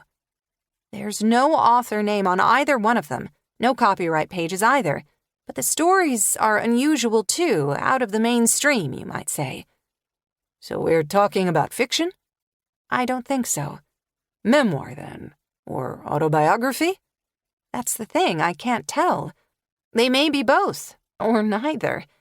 I've made a few calls, but so far I haven't found anyone who's heard of either title, though it's hard to research a book when you don't know the author's name. That's why I called you. I was hoping you might shed some light on the mystery. Sorry. As I said, the books belonged to my father. A few may have been my mother's. All I did was take them off the shelves and pack them into boxes. Beyond that, I really can't help you. You do seem awfully interested, though, for books that aren't worth anything. Ashlyn hesitated. He suspected her of withholding something. And wasn't she? But how could she explain what she had experienced the first time she opened Regretting Belle? That her touch had unleashed someone else's emotional storm. Ethan Hillard was the only lead she had. She couldn't afford to scare him off with a lot of woo-woo talk. And she would if she opened that particular door. I am interested, she answered at last, but not because they might be valuable. I've never run across anything like them. Their stories are sort of woven together, like an argument taking place across the pages. But they're so completely anonymous, purposely anonymous, it seems. I can't imagine why anyone would go to the trouble of writing a book, then leave their name off it. Writers have been doing it for hundreds of years. Yes, but they generally use a pseudonym like Ben Franklin and Silence Dogood. But these books have no author, literally no name of any kind anywhere. I get not wanting the details of your love life splashed all over the place, but then why write them down at all? So you're saying the characters are real? That what's written in them actually happened? He hadn't bothered to hide his skepticism, and it annoyed her. I think they might be, yes. The books dovetail perfectly as far as narrative goes, but the voices are completely different. One is written by a man, the other by a woman, but they tell the same story. A love affair that clearly ended badly. The writing is so tortured and raw, beautiful actually, but ultimately sad. Both of them determined to acquit themselves of blame for whatever happened between them. They're quite extraordinary. A love that ended badly? Sounds anything but extraordinary, if you ask me. Interesting premise, though, telling it in 2 books. A clever way to double your sales. I thought that too at first, but my gut tells me that isn't what this is. I think it really happened. All of it, just like it's written. I just don't know who it happened to. And you thought I might. It was worth a shot. I thought maybe you'd seen the books growing up, or might even have read them. I don't read much fiction, actually. No, that's not true. I don't read any fiction. I understand. I just thought your father might have mentioned them at some point, or that you might have some idea how they'd found their way onto his shelves. I'm sorry, I can't help you there. I won't pretend to understand why you care about something that may or may not have happened between people who may or may not have existed. But I wish you luck with your sleuthing. Right then, Ashlyn said, acknowledging his wish to end the conversation. Thanks so much for returning my call. I'm sorry to have bothered you. She hadn't actually expected Ethan to solve the mystery with a single phone call, but she couldn't help feeling deflated as she hung up. Unless Ruth came through with something on the illustrious Goldie, her chances of finding out what really happened between the lovers were practically nil. Maybe Ethan was right. Maybe the whole thing was ridiculous, and she should let it go before she became any more distracted. The books were already taking up hours that would be better spent in the bindery. But even as she acknowledged the wisdom of abandoning this strange new obsession, she felt the pull of it. Of them, whoever they were, and their unfinished story, beckoning her to read on. Forever and Other Lies, pages 11 through 28. September 5th, 1941. Watermill, New York. I arrive at the farm 2 hours early and pull up to the courtyard behind the stables. I'm early on purpose to get myself planted and remind myself that today will be on my turf, and that I'll not let you have the upper hand. I was caught off guard last night, surprised to find you milling about the Whittier's drawing room with your aging armor glued to your side. But I'm prepared now for whatever game you might be playing. Forewarned, as they say, is forearmed. I check my watch for what must be the 100th time, regretting last night's rashness with every fiber of my being, and wishing I'd had the sense to make some excuse when you invited yourself. At least I summoned the wits to refuse your offer that we drive out together, opting instead to borrow one of my father's cars. No one asked where I was going when I left the house, and I didn't volunteer. I'm lucky in that way. When no one cares about you, they don't wonder where you are or when you'll be back. Another look at my watch. I'm edgy after the long drive from the city, still questioning my decision to come at all. I could have phoned you this morning and begged off, blamed it on the weather or a forgotten appointment. Goldie's number would have been easy enough to track down, and she would almost certainly know how to reach you. But it would have felt like surrendering, and I find I've surrendered quite enough of myself lately. To my father, my sister, Teddy. I refuse to add you to the list, and so I'm here, waiting under the eaves, watching the rain fall, and waiting for the crunch of tires on the gravel drive. I've always loved Rose Hollow, even on rainy days. I love the wide open feel of it, and the clean blue sky, the sprawling house of weathered gray stone with its chimneys and dormers and climbing roses, and farther out, past the stable and the apple trees, the rolling green ground where it rises up and then falls away, creating the shallow bowl where my mother used to take me sledding when I was little. She used to love it here, too, away from the noise and the grit of the city. I'm like her in that way, in many ways, really. More than I knew back then, and more than makes my father and sister comfortable. But it does me good to come, especially now that no one else does. It belongs to me now, by default if not by deed, though being here sometimes makes me sad. Perhaps that's why my father stopped coming. Memories he can't bear to own of the days before he sent my mother away. I remember, though, even if he wishes I didn't. I remember Hélène, Maman as I called her when we were alone, how she smelled of lilies and rainwater and spoke like a duchess with her soft French lilt, how her eyes, amber brown like my own and always so sad, would close when she prayed. Strange prayers she taught me to say too, with strange words that felt too big for my mouth. How she would thumb through the album of old photos she kept hidden under her mattress. The stories she would tell, stories meant only for us. And I remember how she was punished for all of it when my father found out, and how it eventually broke her. Even now, my throat aches with her memory. She was too tender for a man like my father, too fragile for the kind of life he expected her to live. Shut off from her family in France and isolated from her friends in the States, she'd been left to flounder alone after the births of each of her children, mired in loneliness and depression, and the guilty abyss after the brother I never knew wandered away during luncheon at a friend's home and stumbled into a pond. Ernest, dead at age 4. All of it had left her brittle, prone to weepy, sometimes debilitating bouts of melancholia, a character flaw my father had been unable to forgive. Tears are a waste of time, he used to say, a sign of weakness, a failure. He meant it, too, as I learned firsthand when I turned on the tears in response to his edict that I get myself engaged by year's end. He's happy enough now, I suppose, now that I've finally agreed to marry Teddy.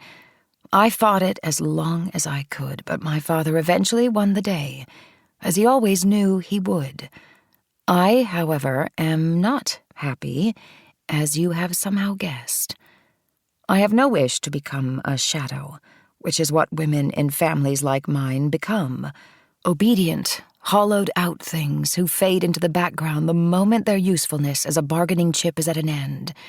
We see to the menus, raise the children, keep up with the latest fashions, grace our husband's table when he entertains, and look the other way when a pretty young face turns his head. But I've always wanted more for myself. I imagined a life that actually counted for something, left something worthy in its wake. I have no idea what form that life might have taken. Something to do with the arts, perhaps, or maybe a teacher. But now, as Teddy's wife, I'll never know. For an instant, I'm astonished to find my thoughts wandering almost wistfully to your Goldie with her newspaper empire and her unapologetic life. What must that be like? To captain your own ship and command your own fortune, to live unfettered by the opinions of others. I'll never know that either. The realization lands me back to earth with a bump as I stare at the diamond on my left hand, an uncomfortable reminder. I'll be married soon, which is all I'm expected to want. I'll have a grand New York estate, a respected last name, and bear a brace of sons to carry it all on. My daughters will marry well, dutifully, as Cece did several years ago, as I will as well, as soon as I can bring myself to set an actual date. Fin, as Maman used to say, the end. But there's no time to dwell on the finality of such thoughts. I've just caught the sound of your tires and my stomach does a little somersault. I look out over the lawn to see a car coming up the drive, and I realize that while part of me was hoping you wouldn't show, another part hoped very much that you would. I watch as you climb out of the car, a sleek and splashy silver thing with lots of chrome, and I know without asking that you've borrowed it from her. It isn't your style, which feels like an odd thing to know about you since I don't know you at all. You look relaxed in your Harris tweed jacket and loose wool slacks, a worn pair of brogues on your feet, and a hat perched at a jaunty angle on your head. These are your real clothes, I say to myself as you approach. This is who you really are. Not a member of the smart cocktail set, but a country type, unfazed by the rain, at home in both your clothes and your skin. I'm in traditional riding clothes, a jacket of gray flannel, bone-colored jodhpurs, and chestnut riding boots whose fresh-from-the-box sheen marks me out as a newcomer to the equestrian life. A gift from Teddy, who is very particular about things like riding attire. I don't know why I bothered, really. The weather made it clear that there would be no riding today, but I felt obliged to put on a proper show. Members of our circle have a uniform for every occasion, preferably with the right label sewn in. We wear them not because they're comfortable or even appropriate for the activity of the moment, but because it's what's expected, and we must never veer from what's expected. You pull off your hat as you duck under the eaves, giving it a shake to dislodge the raindrops clinging to the brim. "Filthy day for a ride," you say, grinning. "What shall we do instead?" You look younger out of doors, more rugged, shed of your expensive evening clothes, though I can't deny that you managed to pull it off rather well. You're something of a chameleon, I suspect, the kind of man capable of melting into his surroundings when he needs to. I find myself wondering why someone might need such a skill, then recall your eyes last night, moving methodically about the room, as if snapping photographs without a camera.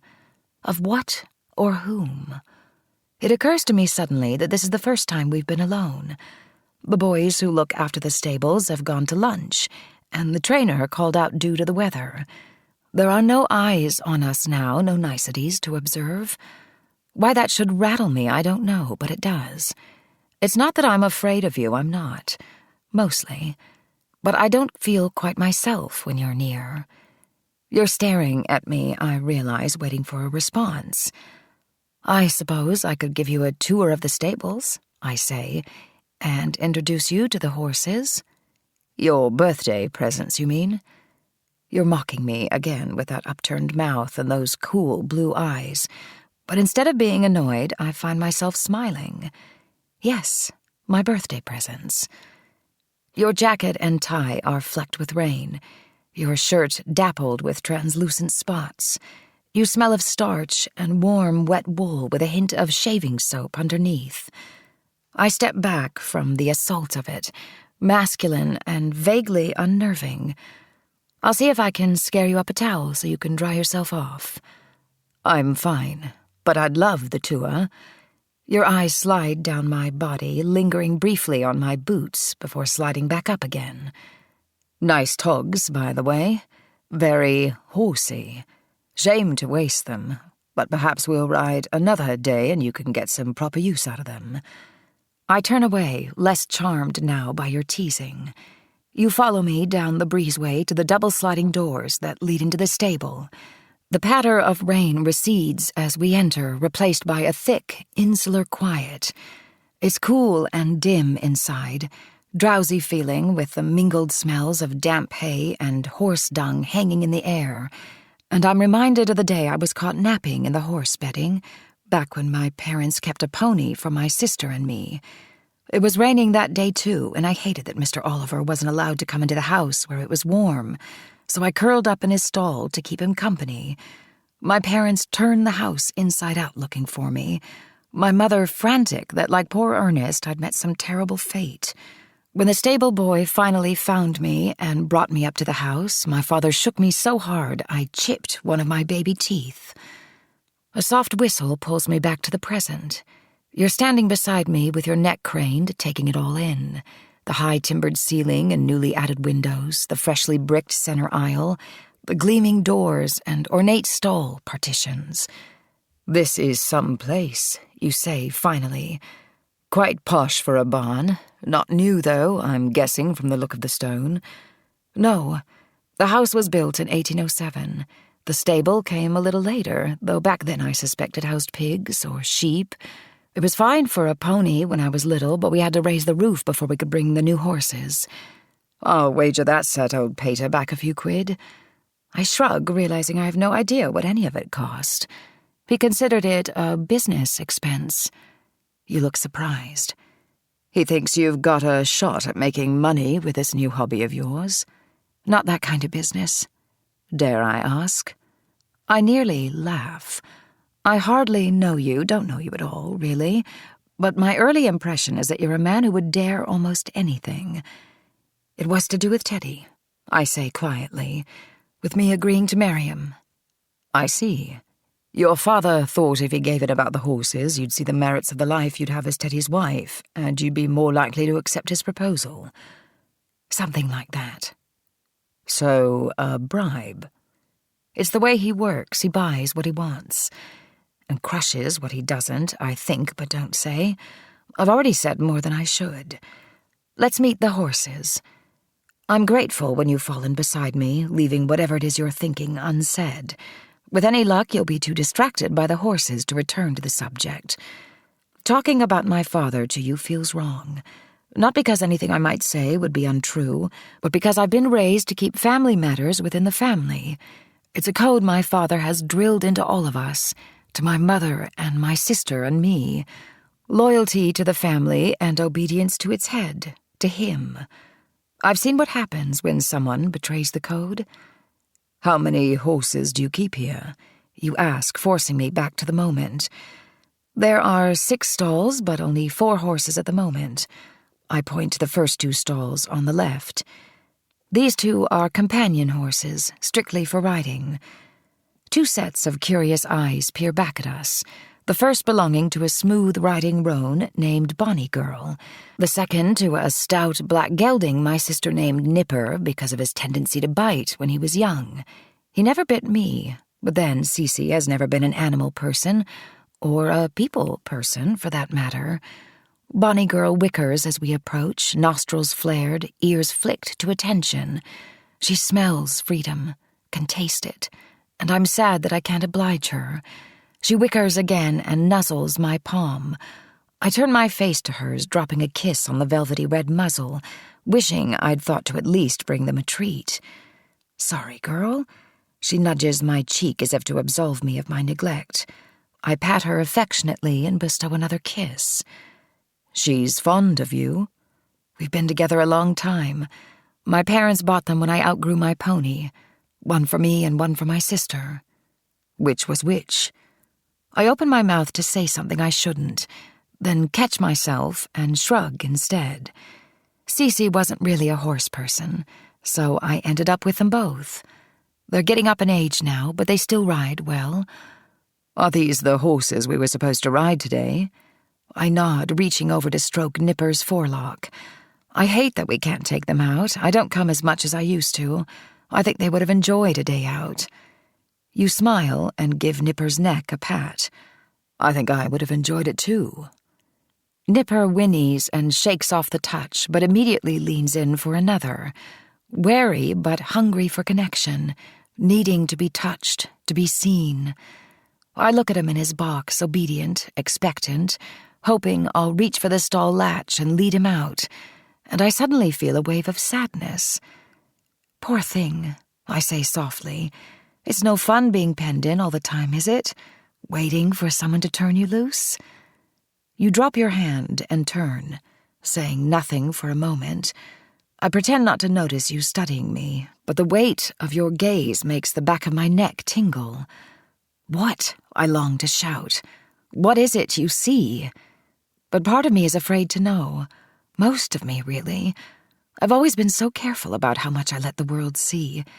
But it doesn't seem to matter. You see it all, especially the parts I don't like.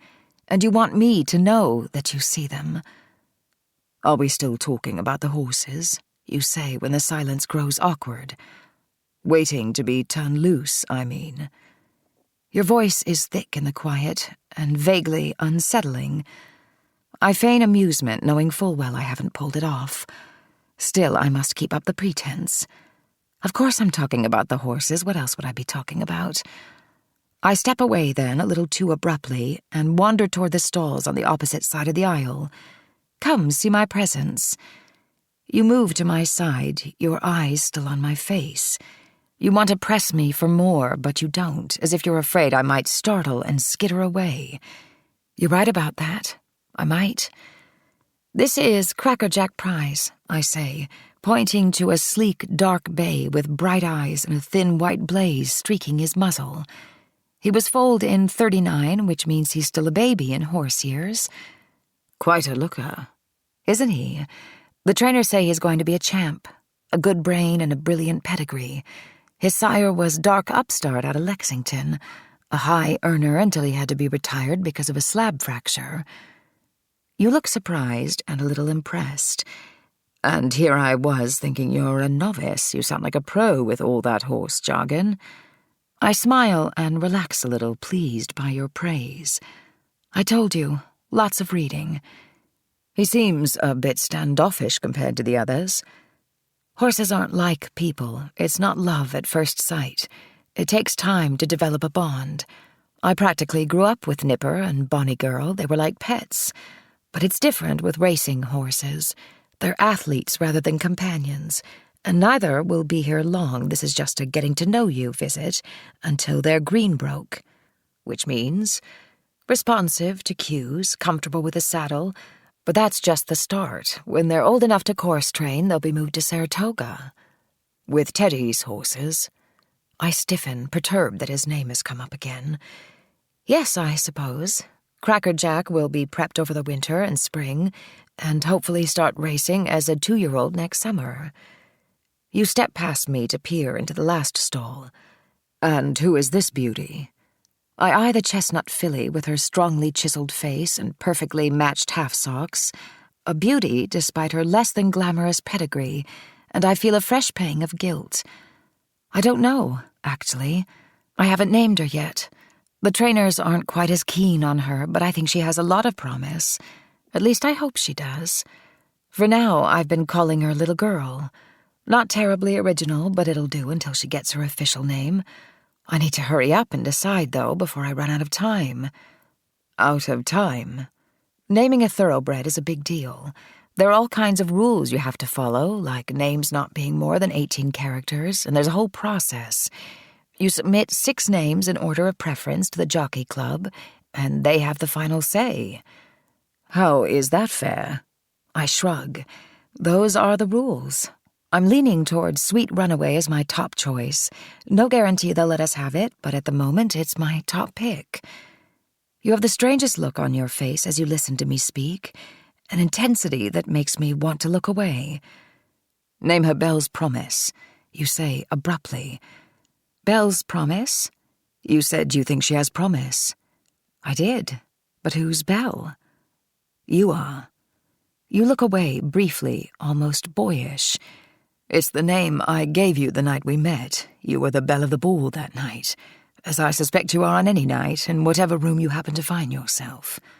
At any rate, it's how I've been thinking of you ever since. Your words make my cheeks go hot.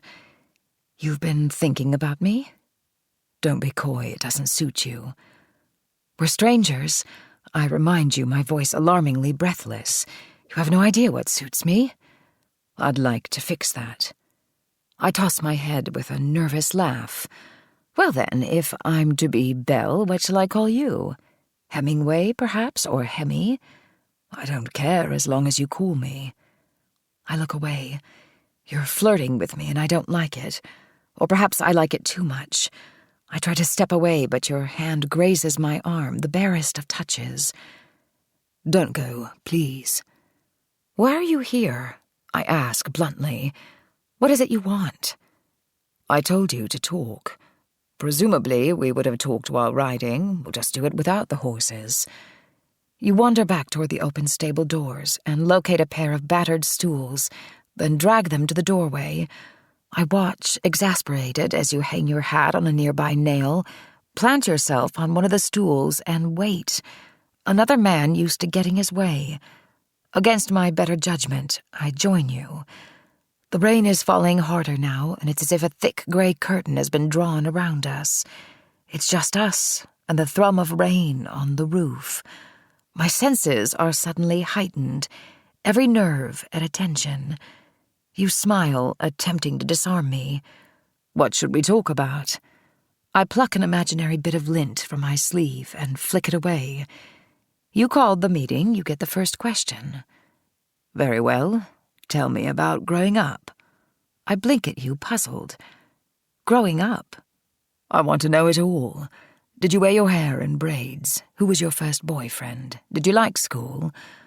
No to the braids, I reply, though I have no idea why you'd care about such a thing.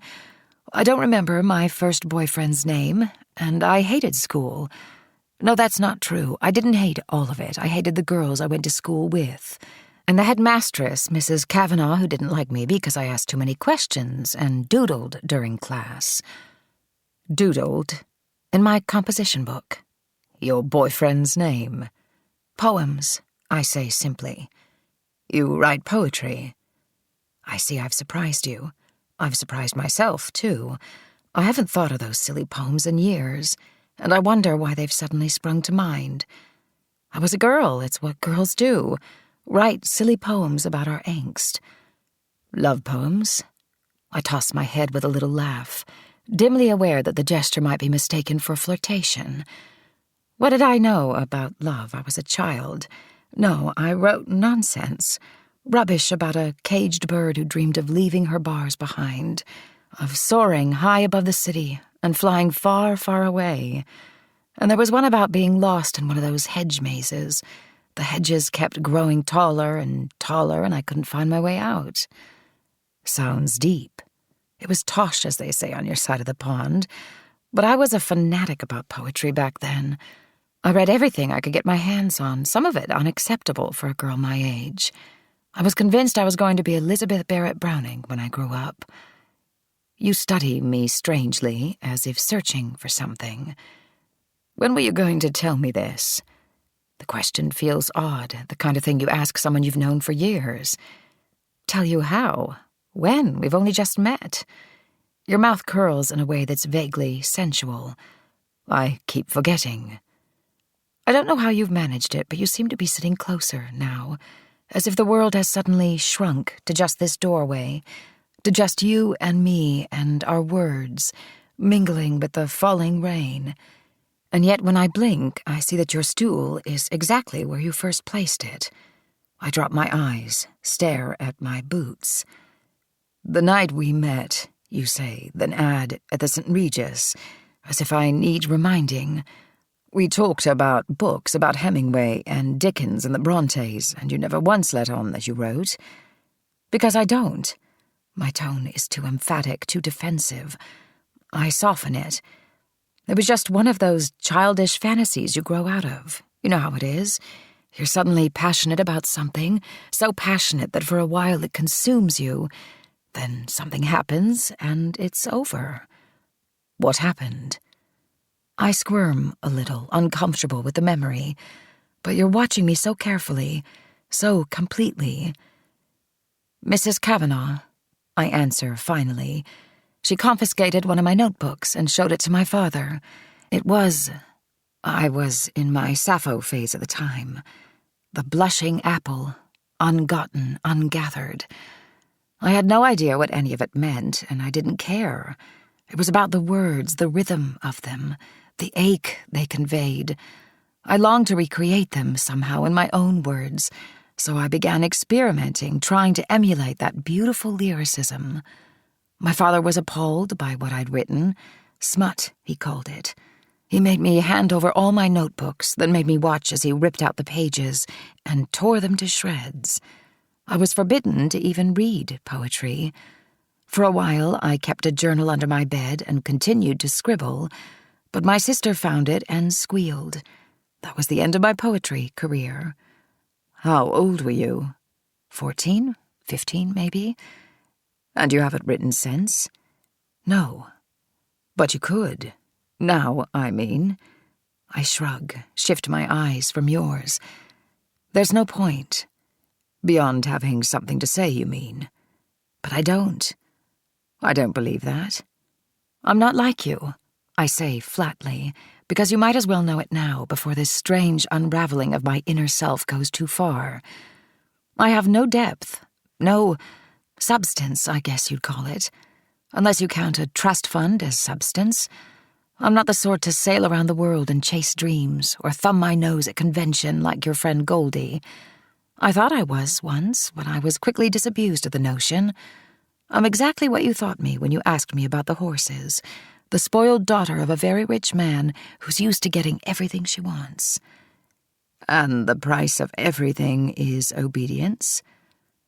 I hold your gaze, braving those eyes that seem to see through me. Don't feel sorry for me. I don't. We all make our choices, business, politics, marriage to someone we'll never be happy with. It's called compromise. Is that what you're doing with Goldie? I say, wanting desperately to turn the tables. Compromising? You sigh. Goldie again, all right. What do you want to know? Are the two of you lovers? You supply. No need to be shy. I'm happy to share all the juicy details, only brace yourself. It's rather lurid. I sit very still, determined not to let you shock me. The truth is, my relationship with Goldie is... You pause, scrubbing a hand across your chin. How do I put this delicately? Financial in nature. My eyes widen despite myself. You're taking money from her for... No. I hold up a hand. Never mind, I don't want to know. My, you do have a naughty mind, don't you? Me? You're the one. You grin as if I've said something terribly funny. She's adding a magazine to her list of publications, and she's offered me a spot as a writer. Slice of life stuff, the odd social piece. Not exactly Hemingway, but it'll pay the bills until something better comes along. And I'll get to rub elbows with American toffs like you. Who knows, I might even get a paid trip or two out of it. And what about the novel you talked about publishing one day? When does that happen? It's your turn to look away. That dream's a ways off, I'm afraid. No time? No pulse. I frown. What does that mean? It means there's no blood going into it. So, until I figure out how to resuscitate it, you'll write slice-of-life pieces and escort your boss to social functions.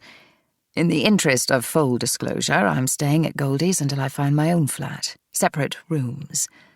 I eye you skeptically. I haven't slept with her, you say firmly, nor do I plan to sleep with her. I roll my eyes. I'm not sure anyone ever plans to sleep with her. She's like a big blonde spider. Do I detect a note of jealousy? Jealousy? I hurl you a chilly look. I'm engaged to one of the most eligible men in New York. You slide off your stool and wander toward the open doors with your hands in your pockets, looking out over the rain-soaked stable yard. Before, when I talked about marrying someone you'd never be happy with, I was talking about Teddy. Shall I tell you why? I'm not interested in what you think of my fiancé. Are you afraid of what I'll say? Afraid I might be right? I'm not afraid of anything you could say to me. Aren't you? Before I know it, you're standing in front of me again. I stiffen, unnerved by your sudden closeness. I need to put space between us, but short of ducking under your arm and out into the rain, there's nowhere to go. Instead, I tip back my head and meet those cool, clear eyes. No. Not even if I said I want to kiss you. You don't wait for permission, but I give it as your lips close over mine, and it strikes me, as my body sways against yours, that this has always been where you and I were going, that the quiet fire that reared its head the first time I saw you would rush up one day and catch me unaware, that given the chance it would consume me, and that I would let it. This is what it's supposed to be like, I think, as our breaths mingle and my bones begin to melt. This.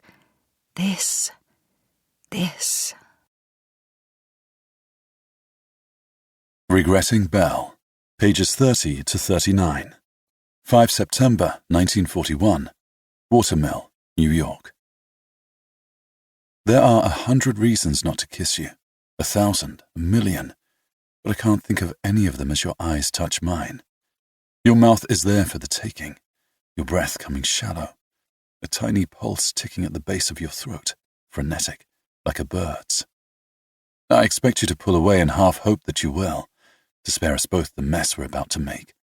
Instead, you yield with a completeness so breathtaking, I'm not sure which of us is the giver and which the taker. I'm lost in the feel and taste of you, the need for you that I've been trying to talk myself out of from the first moment I saw you. The fact of it, of this thing that's been done and can now never be undone, guts me as our mouths continue to explore, finding, taking, yielding. Still, it was never part of the plan, and I can't quite believe I'm allowing myself to be so reckless. Part of me, the part still capable of rational thought, is somehow certain that this is new for you, that you've never yielded to anyone in this way. The thought is a heady one, the way I suspect morphine injected into a vein might feel, a euphoric kind of unspooling you never want to end. But it must end, and does. Even now, so many years later, I can't say which one of us finally came to our senses and pulled away. I'd like to think it was me, but it's hard to imagine. That kiss was the start of so much, more than I ever knew I wanted, more than I ever thought I could bear to lose. But it wasn't only the kiss. From the first moment, the first words you spoke, I was caught in your undertow, drawn so far out to sea that the water was over my head almost before I knew it, and you let me believe you felt it too. To this day, I don't understand how you could have kissed me like that, as if there were nothing you wouldn't give me, and not have meant it. Or perhaps you did mean it in that first breathless moment of weakness, and all the breathless moments that came after.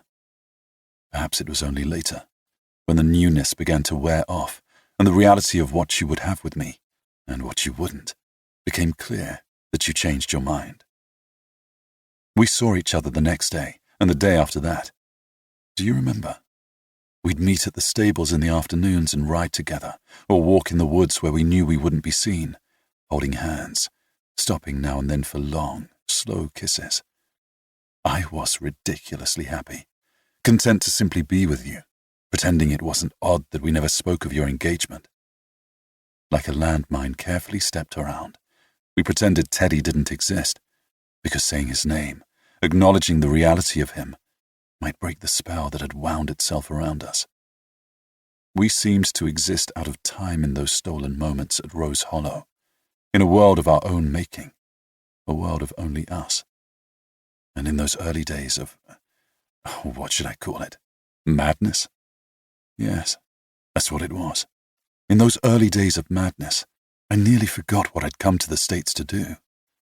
I was bewitched, gullibly, hopelessly mad for you. And I let myself believe you were mad for me too. The memories are still raw. Like breathing things, they wait for me when the lights go out. And suddenly, against my will, or perhaps not, it's yesterday. It's the first day of autumn and you've packed a basket. We drive out to the lake and spread a blanket on the grass. We eat cucumber salad and cold roast chicken, sitting cross-legged on a blanket found in the trunk of Goldie's borrowed Zephyr. It's your turn to ask about my childhood. I tell you about my parents and the kind of marriage they had, that my father was my hero. There are stories about shoestring holidays at the shore in Bournemouth, my brief stint with the cricket team, my misspent days at university. Finally, I tell you about my father dying a few years ago, a blood clot no one saw coming, and how his old boss at the London Observer hired me out of loyalty, even though I'll never be the writer my father was. You listen to it all with your eyes closed and your face tipped to the sun, a hint of a smile playing at the corners of your mouth, as if you're seeing and smelling and tasting every word. But your eyes open when I say that last part, and search my face. Do you believe that? That you'll never be as good as your father? Everyone believes it. Except my mum, of course. I manage a half-hearted grin. She thinks I hung the moon, but it's her job to believe in me. I believe in you say softly. I look away, swallowing the words that are on the tip of my tongue, that you shouldn't and won't when you know what I'm really after. How is that possible? I say instead, when you've never read a word I've written. That's not true. I've read all your stories, for weeks now. I wave the words away. Those aren't me. That's just the stuff I write to get paid. So let me read the novel. No. Because it has no pulse? Yes. I still don't understand what that means. It was something my father said to me once after he read a piece I'd written. I've never forgotten it. He said all truly good writing, fiction or non-fiction, has a heartbeat, a life force that comes from the writer, like an invisible cord connecting them to the reader. Without it, the work is dead on arrival. Did your father's writing have a heartbeat? I smile. I can't help myself. Like thunder. Unfortunately, it isn't genetic. You don't inherit it and you can't imitate it. It's something that's unique to every writer, but you have to find it. And how does one find the heartbeat? I asked my father the same thing. And his answer was? By writing. And then writing some more. He rode me hard. Because he believed in you say quietly. You were lucky to have someone like that in your life. Someone who wanted you to be and have what you wanted. I study your face as I sink my teeth into one of the apples from the basket, wondering about the sadness that suddenly crept into your tone. I want to know who put it there and why, and how I can make it go away. It's not the first time I've sensed it, the melancholy air that settles around you when you think no one's looking, the way your gaze drifts from mine when I ask certain questions. I can't imagine you ever went without much as a take, I say between bites, aware that I'm risking that frosty veneer you often don when I probe too deeply. You pluck several blades of grass and begin braiding them in your lap. You're silent for a time, your eyes carefully averted, and I assume you've decided to let the remark pass. Finally, you look up. I would have liked a family vacation at the beach, you say quietly. I would have given anything for a summer like that. I crane my neck, taking in the bucolic setting, the soft roll of deep green hills, the shimmery surface of the lake beyond the brightly leafed trees. I can't quite find it in me to feel sorry for you. How tragic, I reply drolly. Having to suffer all those summers in a place like this, and then having to wait so long to get your birthday ponies. However did you survive it? Yes, that's me. You fire back, flicking the braided blades of grass away. A spoiled brat who's never known a day's disappointment. You've grown sulky now, hoping to mask the fragility you're always trying so valiantly to hide, but I see it. I've always seen it. Your inexplicable and incandescent sadness. No, I realize suddenly, startlingly. Not sadness. Resignation. For things left unfinished, unattempted, unrequited. For what could have been but won't ever be, because you've chosen something else, something less, something safe. Go on, you say peevishly. Tell me what else you think of me. I hurl my half-eaten apple into the trees and wipe my hands on my trousers. I want to reach for your hand, to wind my fingers through yours and never let go, but it isn't a good idea. Not when you're looking at me with daggers in your eyes. I think, I say gently, that when one grows up with the kinds of privileges you have, it's easy to forget that not everyone had such a cushy childhood. It doesn't make you a brat, necessarily, but it does mean that you're less likely to understand how the real world works.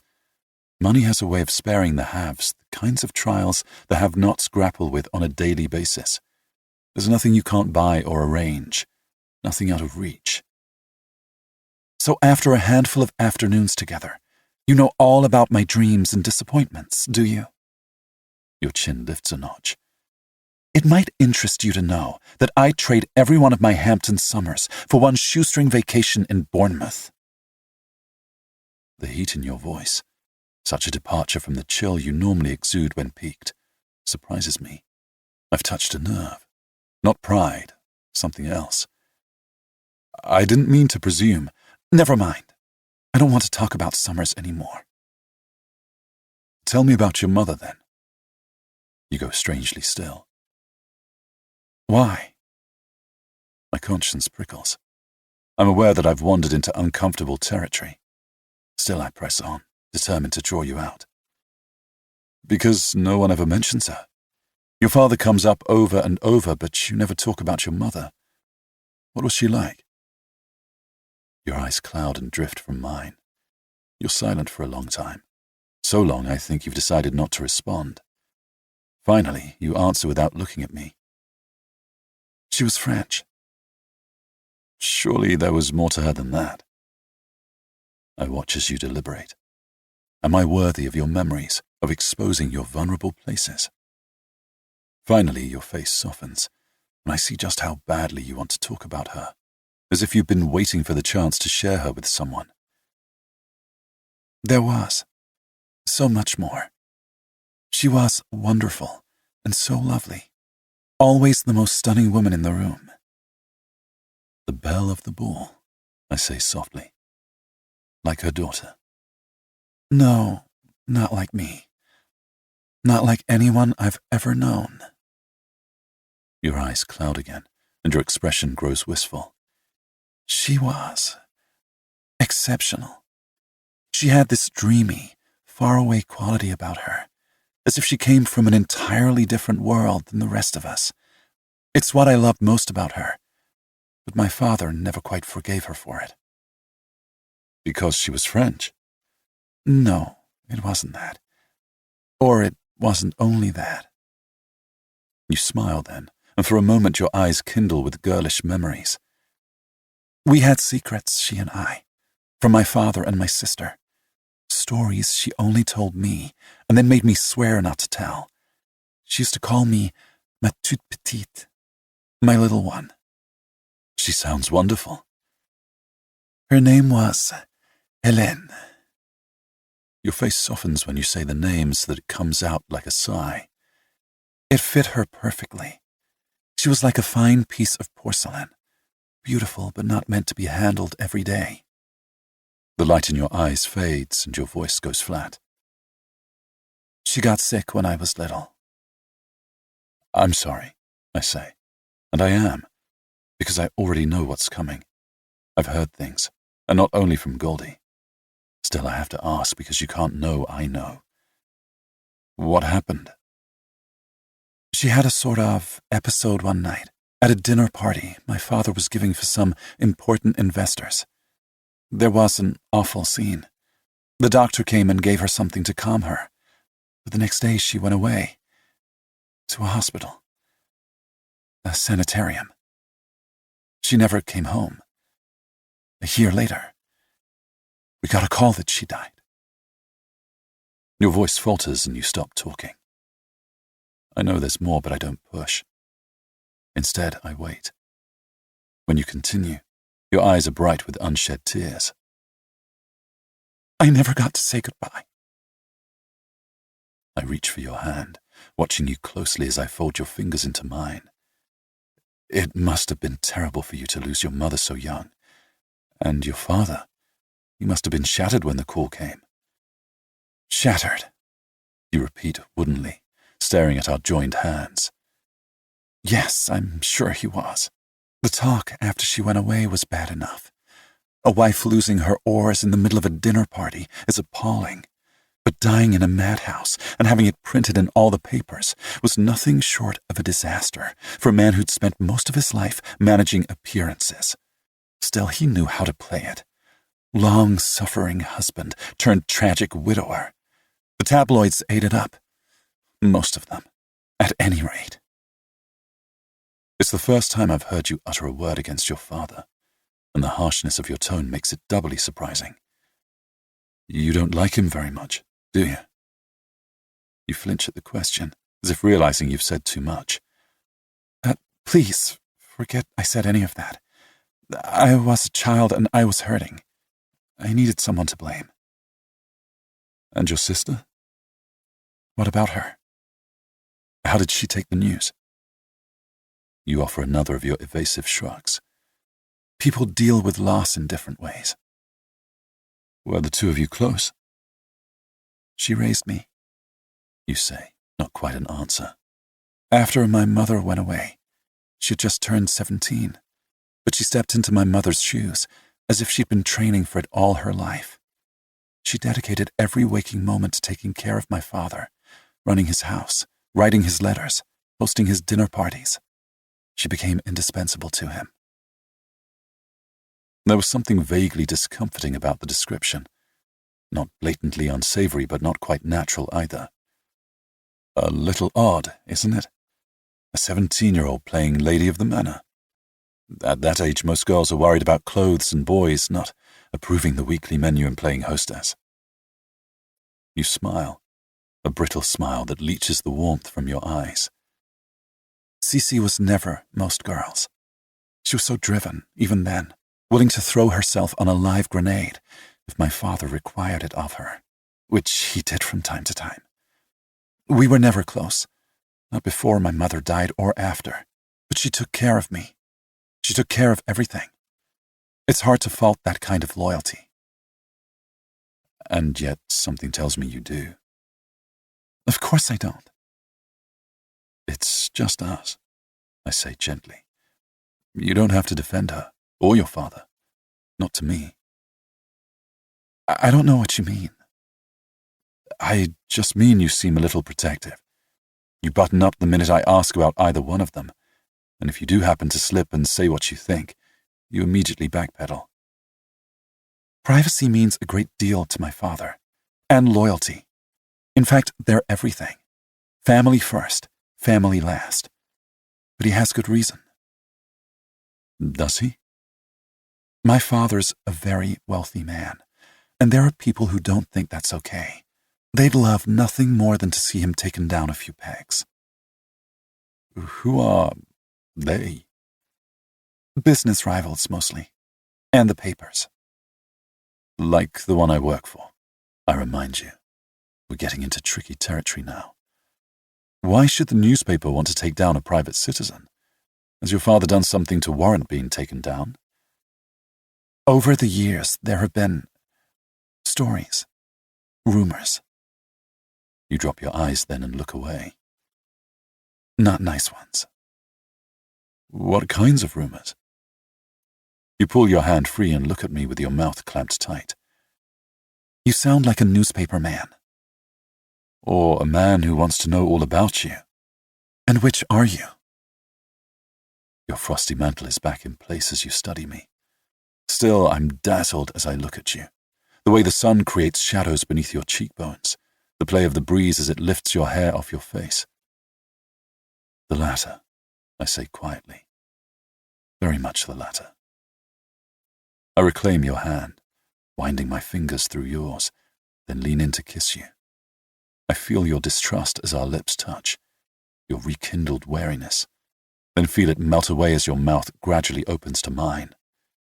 I lay you back on the scratchy blanket and kiss you until I'm dizzy, and some part of me realizes we're careening toward a point from which there will be no going back. It's all I can do to pull away, to remember that you're not mine, that you belong to another world and another man. How I wish I could say that's what stopped me that day, that my restraint had to do with some noble twinge of conscience, but it was nothing of the sort.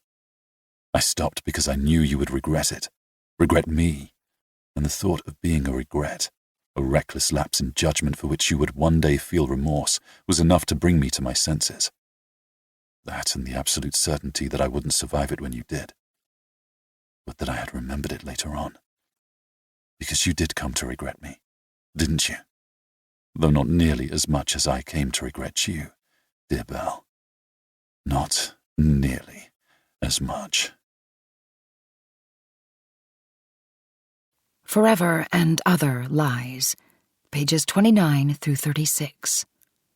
September 22nd, 1941, Watermill, New York. You speak of regret, you of all people, as if you're the only one with cause for such a thing.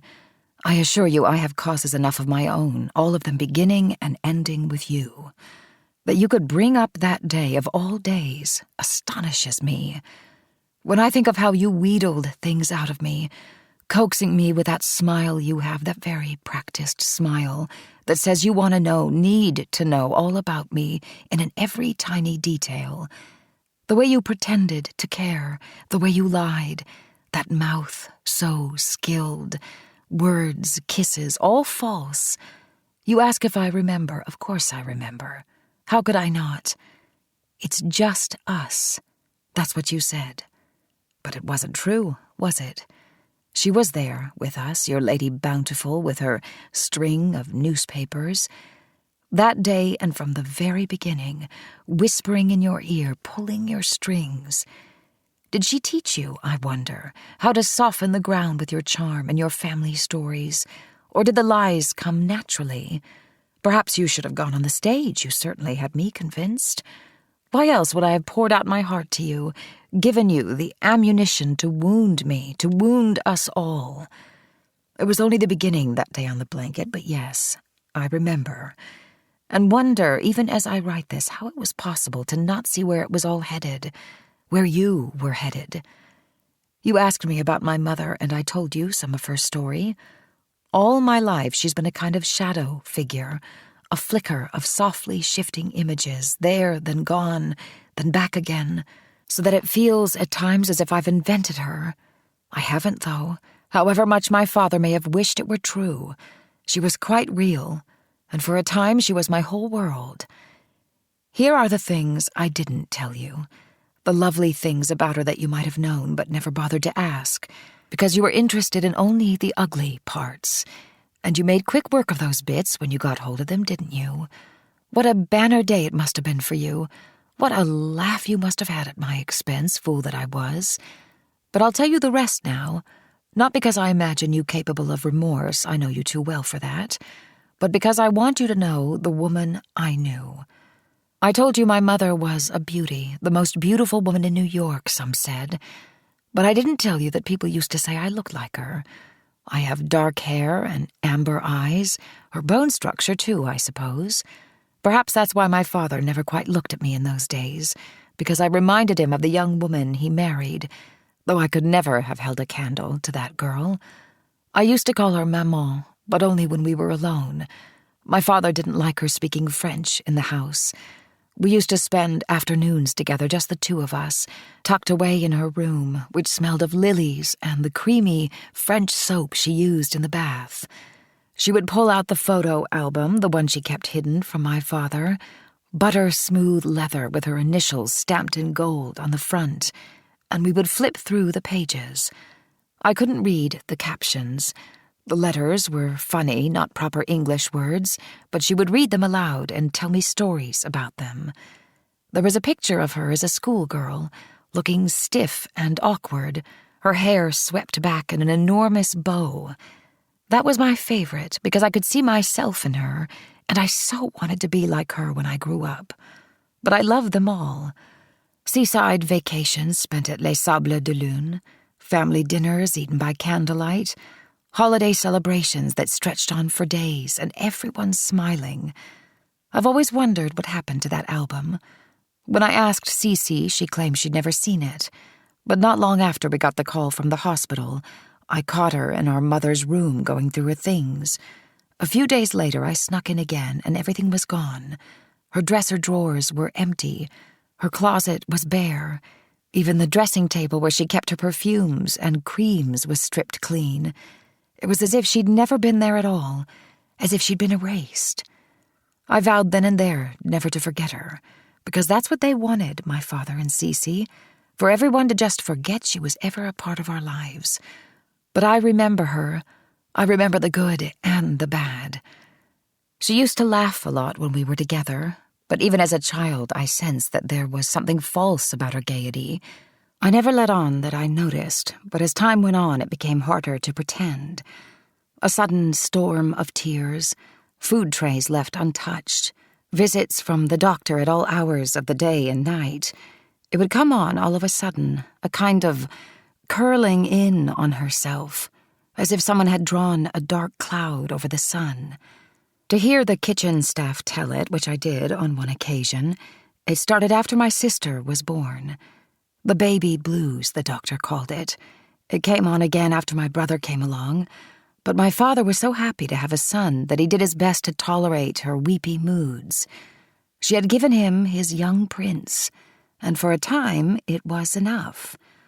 But after they dragged poor Ernest from the pond, she went into a terrible spiral. A few years later, I came along, a daughter rather than the replacement son my father had hoped for. Once again, my mother struggled with depression. After burying a son, a third bout of the baby blues was more than she could handle. She never recovered and eventually got worse. Much worse. I'm not sure how old I was when I realized it. It was gradual at first, little things. She stopped singing, and she slept a lot, sometimes whole afternoons. When I would ask her to retell some of our stories, she would say she was too tired or that she couldn't remember them. But it felt like something else. It felt like she was afraid. I couldn't say of what. I thought grown-ups weren't afraid of anything, but life just seemed to be too much for her. She would lock herself in a room and not come out for days. She wouldn't eat or bathe or let anyone see her. And then, out of nowhere, she would reappear as if nothing had happened, and the sun would shine again. Melancholia, they called it back then. My father was no help. He had no patience with her when she got that way, so they fought constantly. My sister would sneak down the hall and listen at her bedroom door, him thundering on about disgracing his good name, her wailing about what she'd given up to be his wife. I crept to the door once and tried to listen, but I couldn't bear it. He hurled such horrible things at her, words I didn't understand then, but do now. He was ashamed of her frailties, as a woman and as a human being. But that part you know. Her bouts grew more frequent with time and lasted longer. One day she left the house and stayed gone for 3 days. They found her at a hotel in New Jersey, registered under an assumed name. The papers had a field day. My father dismissed her doctor after that and called in a specialist in female complaints. He was also known for his discretion. He prescribed pills for her nerves. She got better for a time, more manageable. And then one night my father was holding an important dinner for potential investors in some new venture, and right there at the table in the middle of a discussion on Henry Ford's newspaper, the Michigan Independent, and its revived crusade against the international Jew, she had a sort of breakdown. I've never forgotten that night, though not for want of trying. The commotion was so loud that Cece and I scurried from our rooms and crouched at the top of the staircase, watching it all unfold. My father, red-faced and grim, leading my mother from the table. My mother's shrieks ricocheting off the walls as she was forcefully propelled up the stairs. We had to scramble to keep out of sight, but we ducked into one of the guest rooms and watched from the cracked door as my father flung open my mother's bedroom door, shoved her inside, and locked it behind her. The sight made me sick to my stomach to see her so broken, to see that he didn't care. There was so much I didn't understand then, but my sister understood, at least she seemed to. I remember her creeping back out into the hall when it was over, listening to my mother's muffled whimpers with a strange expression on her face. Not quite a smile, but almost. And then my father's voice drifting up the stairs from the dining room, explaining to his guests in the gravest of tones that his wife had been struggling since the death of their son. She blames herself, you see, no matter how many times we assure her that it was an accident. She refuses to forgive herself. We hope things would get better with time, but I'm afraid it's had the reverse effect. It's all been downhill since the arrival of our youngest daughter. Me. He was talking about me. Blaming me.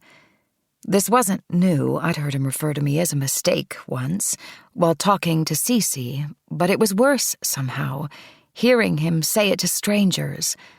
I was to blame for my mother's breakdown. There were murmurs of pity, female voices mostly, the investors' wives, though I couldn't make out actual words. Yes, I heard my father say in answer to someone's question. It has been difficult, but it's the girls I worry about. The doctor is afraid their mother's behavior may have a lingering impact on them. He suggested a bit of a rest for her, and though I've resisted thus far, I believe he might be right. Again, the little smile played about Cece's mouth, like a cat who just licked up the last of the cream. Now we'll see, she whispered more to herself than to me. Now we'll just see. I remember thinking, now we'll see about what? But I was still crying when she turned and walked away. The doctor arrived a few hours later, after all the guests were gone.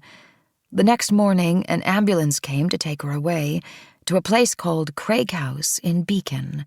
For a rest, my father said, patting my 7-year-old head as they wheeled her past me, strapped flat to a gurney, unblinking and pale. I wept so hard that day that I made myself sick.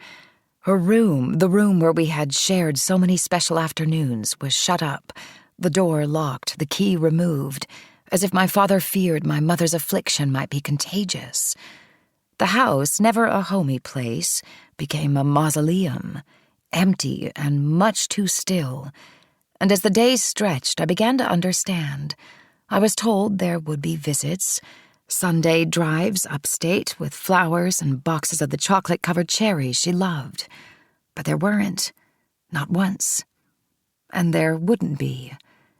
A year later, the day before Christmas, the first since she went away, there was a phone call. One of the orderlies had found her that morning, dead. A fall, a knife, a terrible accident. It wasn't an accident, though. It was on purpose. They hushed it up. No one wanted to say the word suicide. It makes people uncomfortable, but everyone knew. These are the things I didn't say that day when you asked me about my mother, because they were painful, and because they were private. Instead, I told you the good things, the things I could bear to say out loud. But it wasn't enough for you, or her.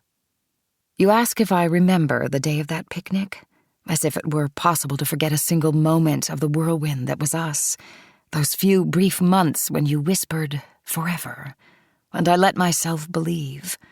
I remember you listening with your hand over mine, and that when I finished, you didn't press me for more. Come to that, you never pressed me for anything. But then you didn't have to.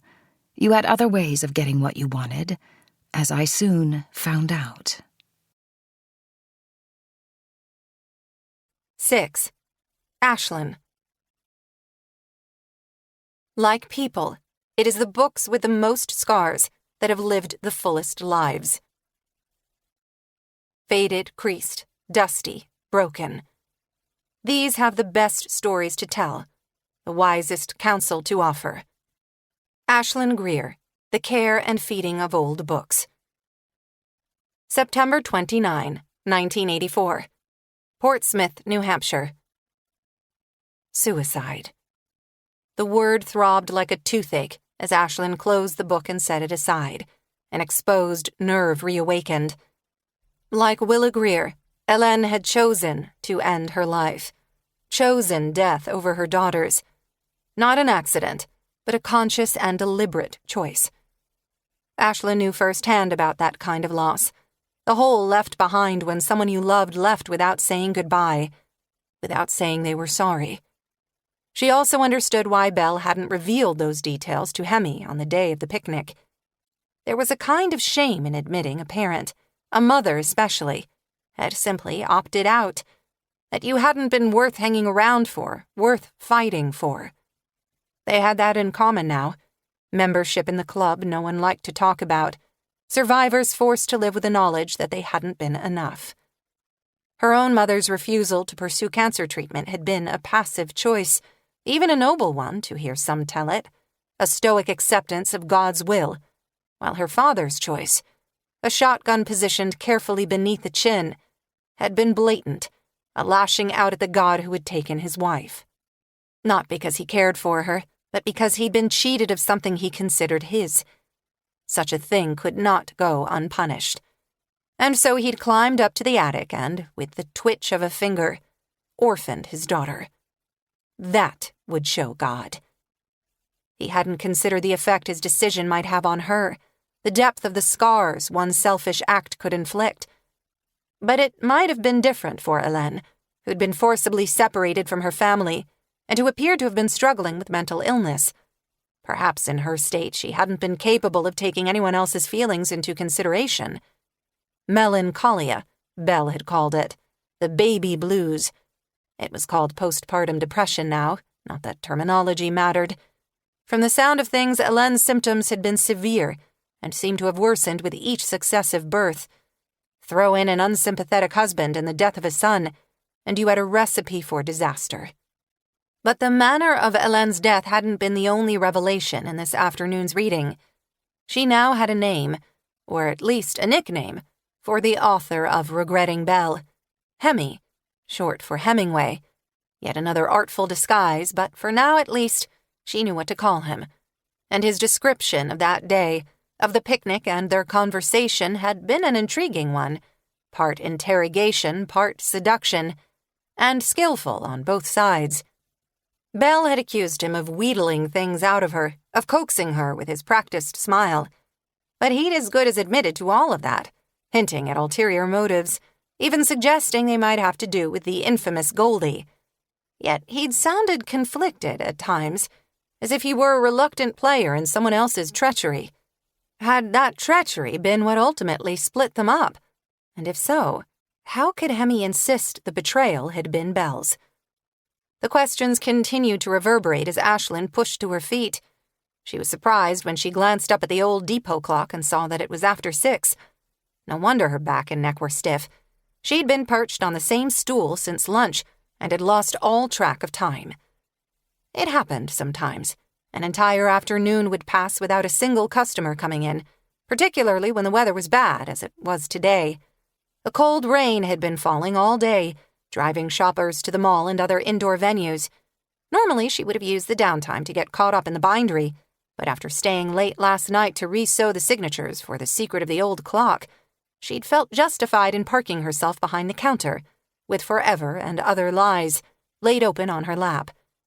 Regretting Belle lay within arm's reach, never far from its mate.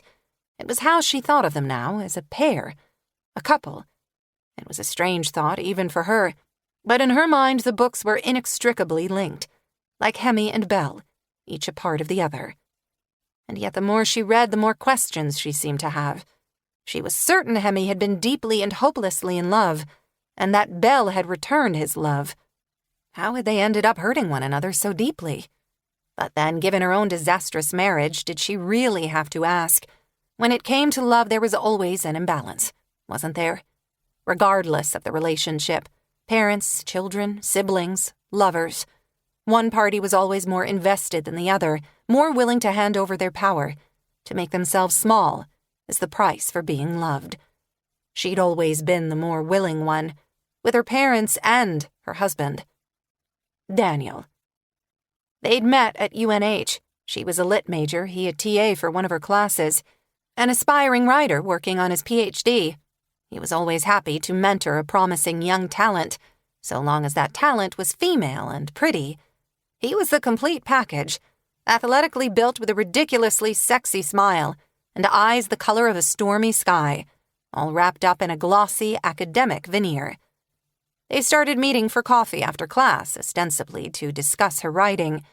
Coffee progressed to wine, and wine progressed to bed. 6 weeks later, she moved out of her grandmother's house and into Daniel's swanky loft apartment. 6 weeks after that, they were married, and, at Daniel's urging, she quit school and went to work for Frank full-time so he could focus on his writing. He was working on a book, a novel he claimed would take the literary world by storm and finally allow him to give up teaching. She was fine with putting her own degree on hold while Daniel finished the book, but when he did finally finish, and the months began to drag on with no sign of him resuming his full class load, she'd started dropping hints about returning to school herself. Daniel had been firm in his refusal. Until the manuscript sold, he needed her picking up as many hours as she could at the shop so he could focus on querying. Except the manuscript didn't sell, and every time another rejection letter arrived, he invented a reason to blame her. It was never about the book, never about his failure. It was always about her. And then there were the late nights with a nubile Mary Beth, whose work was entirely fresh but needed direction. His direction. When she'd asked him point blank if he was lining up her replacement, he'd accused her of being hysterical. But that was part of his pattern, too. Deny everything, no matter what the evidence said. Gaslight, manipulate, turn the tables.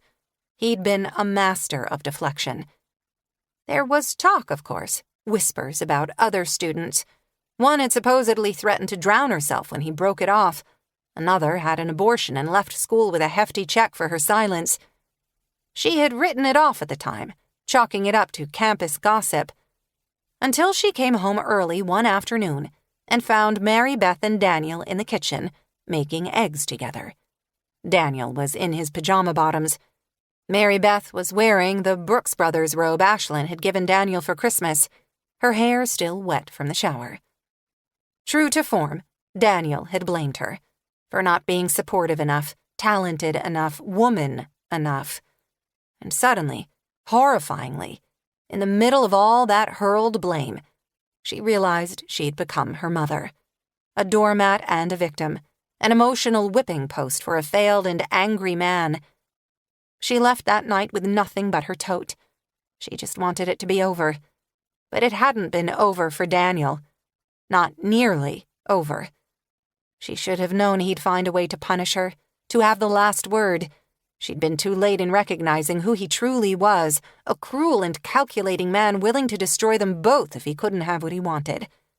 He'd come close, too. In the fading light, the scar on her palm gleamed shiny white, a pale, perfect crescent bisecting the lifeline of her right hand. Appropriate, since her existence now seemed to be divided into two halves, before Daniel and after Daniel. It had been bothering her of late, small flashes of pain that struck out of nowhere, and she wondered if it had to do with the echoes she'd been picking up from Belle's and Hemi's books, if somehow, like the vibrations of a tuning fork, they had detected and synced up with her own wound.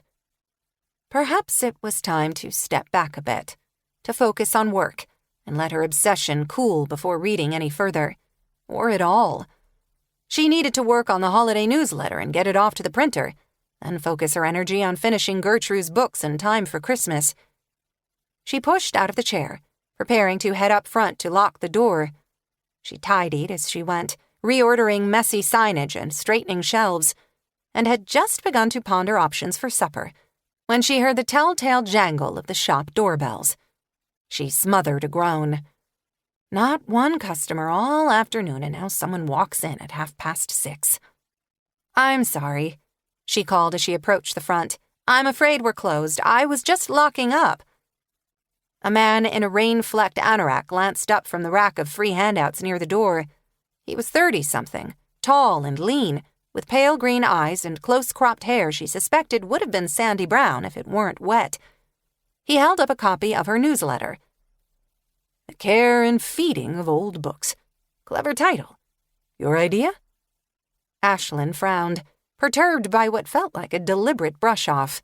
"Yes, thank you, but I'm afraid—" "Good photo of you, too." "Thanks, but as I said, we're closed. We'll be open again at 9 tomorrow if you're looking for something special." The man returned the newsletter to its slot on the rack, pushed his hands into his pockets, and ran his eyes around the shop. He was younger than she'd first thought, a little uncomfortable in his skin, but good-looking in a damp, uncombed way. She forced a smile and tried again. "If you're looking for something specific, a particular title or author, I'd be happy to take your name and number and give you a call tomorrow." He eyed her blandly. "You already have my number. We spoke a few days ago. I'm Ethan Hillard. I wasn't sure what time you closed, but I took a chance. I was wondering if it would be possible to see the books." Ashlyn blinked at him, more than a little surprised. When they spoke on the phone, he hadn't seemed the least bit interested. "See them?" "All right, read them." His sudden change of heart set off alarm bells. Had he come to demand she return the books? "If you're under the impression that the books are valuable, Mr. Hillard—" "It's Ethan," he said, cutting her off. "And this isn't about money. After we spoke the other night, the name Belle kept popping into my head, and I couldn't think why. And then yesterday I remembered. I have an aunt. She's a great-aunt, actually, the sister of my paternal grandmother. Her real name is Marion, but I'm almost sure I remember the name Belle coming up in conversation between my parents." Ashlyn felt her pulse tick up. "Marion," she repeated slowly, as if testing the weight of it on her tongue. "You think Belle was your Aunt Marion?" "I have no idea. But the books were in my father's study when he died. And Belle isn't exactly a common name, so I came. I thought if I had a look, I might be able to rule her in or out. There might be names I know, family names, or places I'd recognize." A surge of adrenaline prickled through Ashlyn's veins at the thought that she might actually be on the verge of confirming her suspicions, that Belle and Hemi were real. Maybe she could save him some time. "Do you recognize the name Goldie?"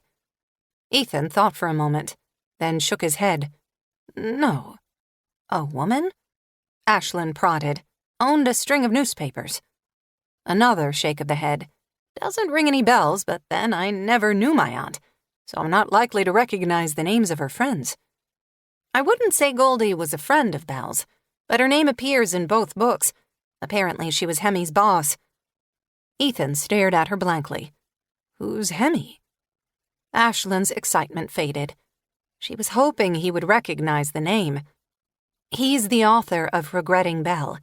That isn't his real name, it's just what Belle calls him, short for Hemingway because he's a writer. Goldie appears to be a nickname as well, though I'm hoping to learn her identity soon. Once I do, I might be able to pin down Hemi's name as well, since he wrote for one of her papers. How about Hélène? Does that name jog any memories?" "None. Who was she?" "Belle's mother. At least that's the name she used. She'd be your great-grandmother, your father's grandmother. She died when Belle was just a girl, by suicide, according to Belle. Apparently the family did their best to sweep it under the carpet." She paused, registering Ethan's blank face. "None of this rings a bell?" Ethan shook his head.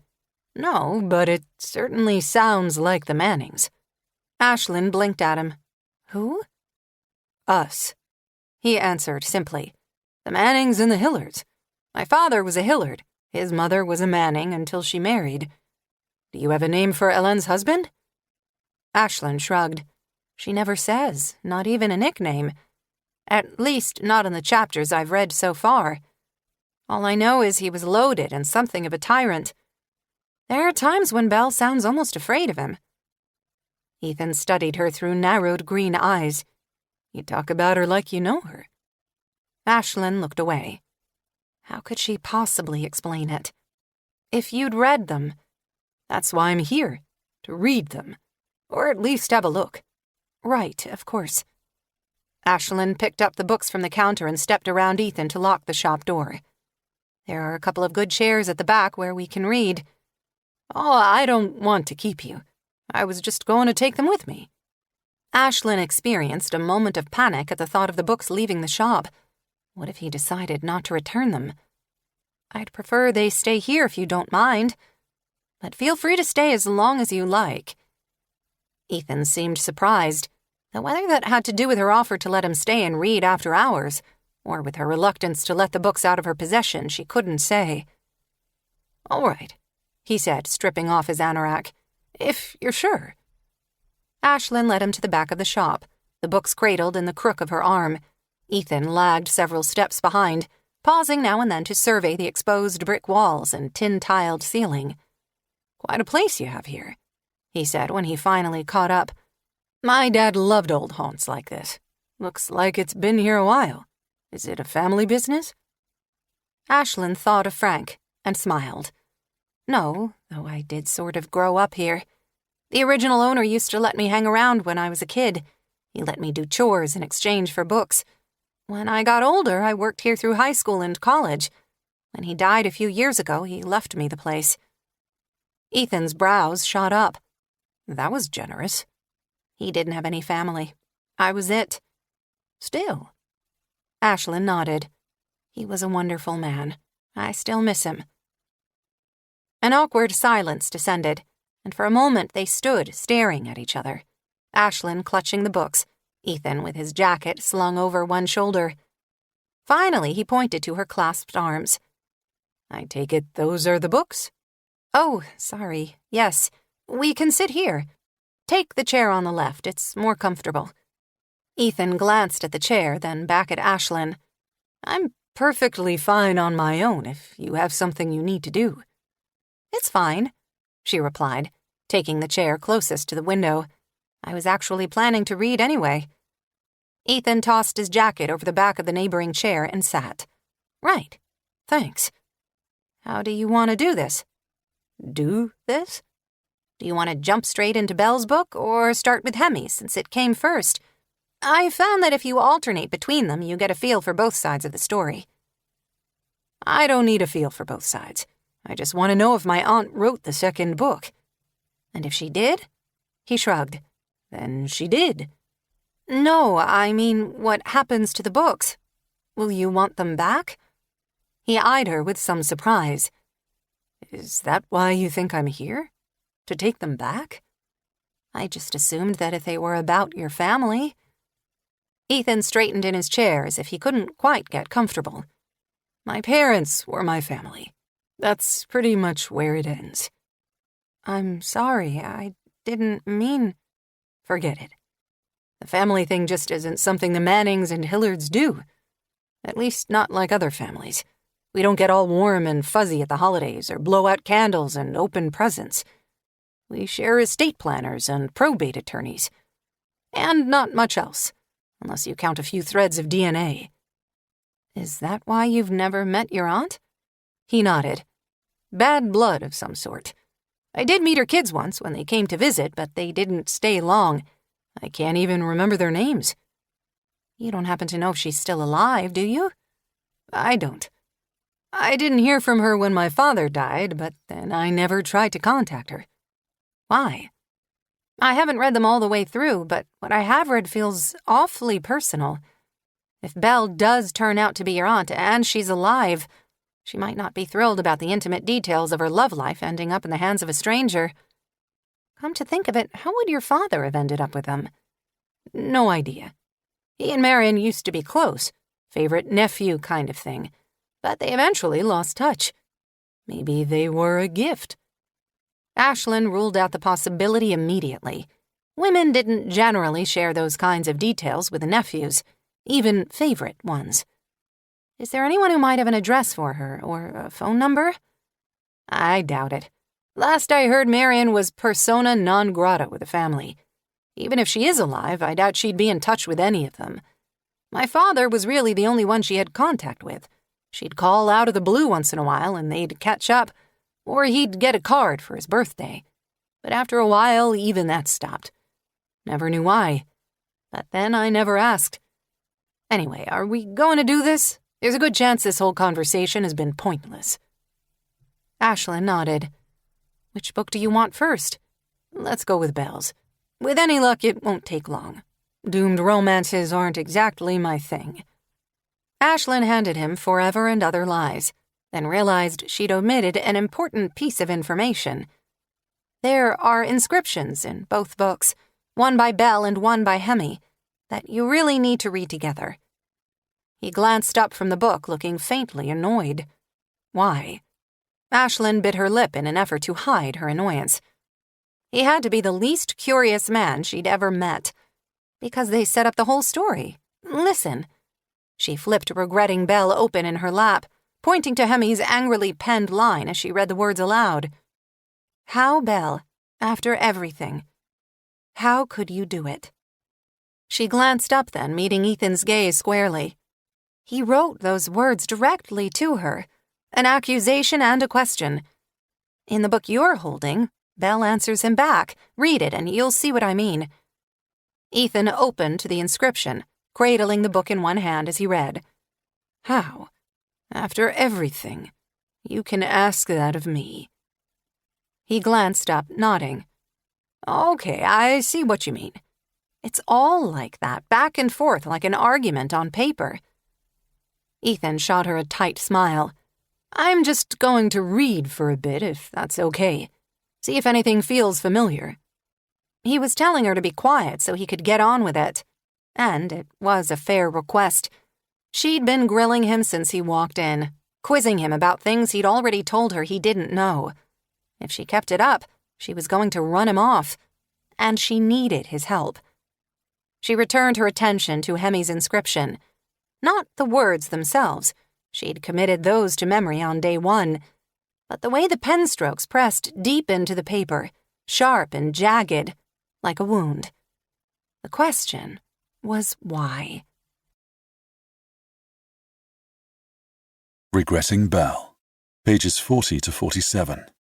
4 November 1941, New York, New York. Discovery is a constant threat, more for you than for me, though I'm keenly aware that I risk Goldie's wrath if I'm found out. As it is, she's suspicious about my frequent long lunches and has started keeping tabs on me, like I'm a truant schoolboy. Alibis are harder to come by for us both, rendezvous tricky to arrange. Still, we manage to see one another, living a precarious sort of half-life, detached from reality and all the things we're not meant to have. We pretend it's forever, but as the days grow shorter and winter comes on, things change, as we always knew they would.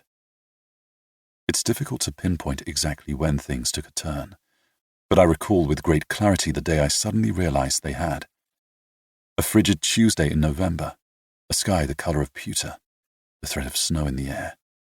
You've told your sister you'll be spending the morning at Dubarry, seeing to the fitting of some new dresses you've ordered for the season, but you finished the business in less than an hour and are loitering outside William Bathman, pretending to admire a glitzy window display of bracelets, when I just happened to pull up to the curb. You've purchased a pair of gloves to lend weight to your alibi, and the shopping bag dangles from the crook of your arm. We pretend the meeting is pure chance, though we've enacted it many times by now in different locations all over the city. You've become quite adept in the art of subterfuge. But then, you were born to play the femme fatale, a consummate actress, worthy of one of those golden statues they hand out every year. I wind down the window and wave you over, then offer you a ride. You make a show of demurring, but soon open the door and slide onto the seat beside me, smiling politely as I pull away from the curb. We drive out to Long Island for lunch, a car picnic of sandwiches in waxed paper bags and coffee in paper cups, procured from the roadside diner we patronized a dozen times before. It's a sunless day, too cold for a real picnic. I park the car near the boat launch so we can look out over the lake and finally lean over to kiss you. My head swims as my mouth closes over yours, hungry after nearly a week of not seeing you. We don't have long, you murmur between kisses. There's a dinner party tonight, and I've got to be back in time to dress. I pull away, annoyed. I've only just shut off the car and you're already talking about getting back. There's always somewhere you're meant to be, somewhere that requires new clothes and an engraved invitation, somewhere I'm not invited. I blow out a breath, disgusted by my own petulance. Your father's quite the entertainer, I say, staring at the lake through the windscreen. Who is it tonight? I'd say Roosevelt, but I know better than to think your old man would invite the President of the United States into his study for cognac and cigars. You lift your chin, piqued by my tone. Why would you say that? It's no secret where your father's loyalties lie, Belle. He's a Lindy man, and not quiet about it. And like Lindy and the rest of his America First compatriots, he's dead set against your government getting involved in Europe, and more than fine with Hitler's anti-Semitic policies. Surely you knew. You shrug. I told you, I don't bother with politics. A luxury members of your class can afford, since their interests will always be protected. Meanwhile, there's a certain faction in this country, men who call themselves patriots, who are quietly working to undermine the very values they claim to stand for, and they're counting on people like you not bothering. They claim to be patriots, ginning up the public with talk about purity and real Americans, but what they really want is to marginalize Jews, remove them from powerful places, deny them a place in society entirely if they have their way. That's how it started in Europe, Belle, with a bunch of patriotic Germans spouting nonsense about purity, and they want to do the same thing here. They're organizing right now, right under your noses. The Bund, Lindbergh and his crowd, Charles Coughlin, a priest with an anti-Semitic radio show, and they're gaining traction. The Bund held a rally in Madison Square Garden, 20,000 people doing the Nazi salute on American soil, and no one's paying attention. Some are even cheering them on. The only way to keep those so-called patriots out of power is to pay attention, Belle, to decide where you stand on the issues before you accidentally find yourself on the wrong side. You wait until I finish, then give me one of your cool looks. And is there always a wrong side? Maybe not always, but just now, yes, there's a wrong side. Not all the bad guys are in Germany, Belle. People need to realize that. They need to pay attention. You study me a moment, perplexed and a little annoyed. Is this why you brought me out here? To lecture me on my patriotic duty as an American? Because it sounds a little odd coming from someone who's over here, sleeping in his boss's guest room, rather than in his own country joining the fight. I stiffen. You've brought it up before, in little ways. My lack of means and the fact that I'm a Brit. Sometimes I think you say it as much for your sake as for mine, a reminder that I'm a bad idea, an outsider, not to be trusted, which happens to be true. I'm not to be trusted. But then neither are you when it comes to us. I feel it, have felt it for a long time, like a dark spot on the horizon, growing steadily larger. So, I say, needing to take the edge off the conversation. No guess as to whose tonight guest of honor might be? You shrug, clearly indifferent. I never know their names. I just show up when I'm told to. But it's guests, plural. Some businessman from Chicago, a senator from Montana of all places, and a couple men from L.A. Chicago, Montana, Los Angeles. My mind shuffles through a list of possible names. Cobb, Dillon, Regnery, Wheeler. A veritable who's who of non-interventionists and Nazi sympathizers. Los Angeles is where you keep your movie stars, I say, trying to sound casual. In Hollywood, yes. Maybe your father has invited a pair of movie moguls, or film stars, Errol Flynn or that dancing chap, Astaire.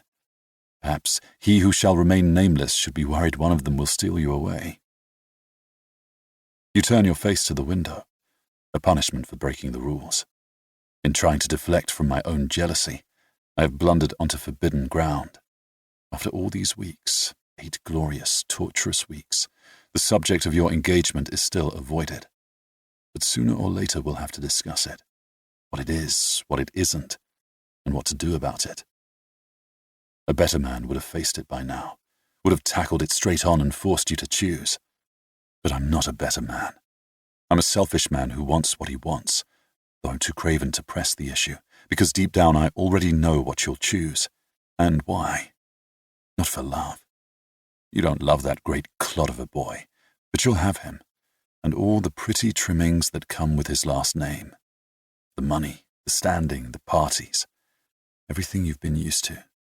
Of course you will. Any woman brought up as you have would. But to say so out loud at this moment would mean the end of what we have, however little it is. And I'm not ready for that. Not yet. And so I swallow my pride, again, and resolve to be happy with what I can have of you. We finish our sandwiches in silence, washing them down with awful tepid coffee. I reach into the lunch bag, pull out a packet of molasses cookies, and hand you one. You accept my peace offering and my shoulders relax. No doubt you've something smashing to wear this evening. I wish I could see you in whatever it is. Blue velvet, off the shoulder, cut rather low in the back. I flash a grin, eyebrow cocked. I'll have to imagine it. No, you say suddenly with a cunning little smile. No, you won't. What? Come to dinner. What? Come to dinner. Teddy had to beg off. He's stuck upstate seeing to a problem with his newest stud, so we're a man short. You can get a look at the movie stars. I blink at you, rerunning what you've just said. Dinner, at your father's table, with his guests who are almost certainly not movie stars. It's the opportunity I've been angling for, and yet my conscience chafes. Do you think that's wise, parading me around in front of your family? You smile, all innocence. I have no intention of parading you anywhere, and people rarely notice what's right under their noses. Your sister won't appreciate a crasher. My sister will just have to make the best of it. The kitchen was planning on 12, and 12 is what they'll get. We're basically talking about rewriting a place card. I'll write it myself if she likes. There's an alarming whiff of recklessness in your words, a mix of glee and daring that makes me want to give you a shake. I'm not worried that the foie gras won't stretch, Belle. I'm thinking about the kinds of guests your family is used to having at their table. We both know I'm not up to scratch. You pin me with one of your dark, steady gazes, the kind meant to make a man squirm, and I find myself wondering where you learned it, or if it comes naturally. Don't you want to meet my father? I've wanted nothing more since getting off the boat, I think to myself. But that isn't the point. I'm not a suitor, Belle. That's not what we're talking about. What are we talking about?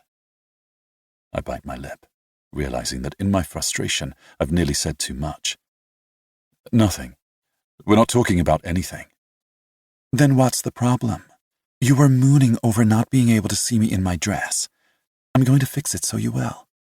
I thought you'd be. Grateful? You blink at me. Glad, you say after a tense beat.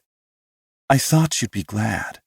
Instead, you're sniping at me and drumming up excuses not to come. I'm not sniping, but part of me does wonder.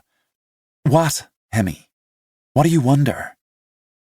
What it is we're doing. Or more accurately, what it is you're doing. With me, I mean. When you have. You warn me with your eyes and I pull up short. Let's just say, I'm a bit wanting in the pedigree department, not to mention the fortune department, and I can't help thinking you see me as some sort of novelty, a diversion to liven up the social season. Slumming, I think you Yanks call it. Your eyes cloud, and for a moment I think you're going to cry. Instead, when your eyes return to mine, they're sharp and hard like bits of flint. Slumming. Or maybe it's rebellion. A jab at your father who'd hardly consider me suitable for his daughter, even if she weren't already. Sensing where I'm headed, you fling open the car door. Before I know what you're about, you're off at a clip, heading for the lake. I barrel after you, bellowing into the stiff breeze coming off the water. Where do you think you're going? It's bloody freezing out here! I've nearly caught up to you when you wheel about, your hair suddenly loose from its pins, tumbling wildly about your face. Did you ever think I might just want you there? That I want to have a friend sitting at that table for a change? Someone who actually cares what I think? Or that I might be tired of only seeing you on the quiet? Of lunches on blankets or in cars, stolen kisses, chance meetings on street corners that aren't chance at all? Your words stun me. Not the rawness of them, or even the way your eyes pool with tears as you say them, but because you flung them at me like pebbles, as though the cause of all your unhappiness has to do with me. I'm not the impediment here, Belle. If you want things to be different, you have to make them different. The words are out of my mouth before I can stop them. I haven't said his name, but it's there between us anyway, swirling about us in the spiky November air. Teddy. Revoltingly rich, bloody perfect, not a brain in his head, Teddy. Please take me back, you say stonily as you step past me. It's an important dinner, and I don't dare be late. We drive back to the city in silence. I drop you off a block from where I picked you up. You slide out of the car with your package, then hover a moment on the sidewalk. Will you be there? That depends. Do you still want me there? There will be a place card with your name on it. Come or don't. Regretting Belle, pages 48 to 54. Come or don't, you said, as if there were ever any question in the matter. Still, your head comes around sharply when I'm shown into your father's parlor by a man I assume is the butler.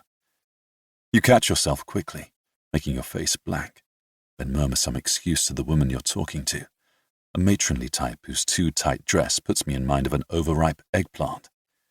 You smile coolly, hand extended as you cross the room to greet me, a vision in midnight blue velvet, so polite, so gracious. It's so good of you to round out our table on such short notice. Your voice is just loud enough to be heard above the hum of conversation, a flawless performance. Let me get you a drink. What will you have? Gin and tonic, thanks. Your mouth curls at the corner, the merest hint of a smile. Of course, the Englishman's drink. I feel slightly disoriented as you turn and repeat the order to one of the white-coated waiters your father has hired for the occasion, as if time has warped somehow and whisked me back to the night of your engagement party. And then I realize you intended that very thing. You're teasing me, a cat with a mouse. You take my elbow, seemingly oblivious to the absurdity of the moment, and nod to the opposite side of the room, where your father stands chatting with 3 men in very expensive-looking suits. Come, let me introduce you to your host.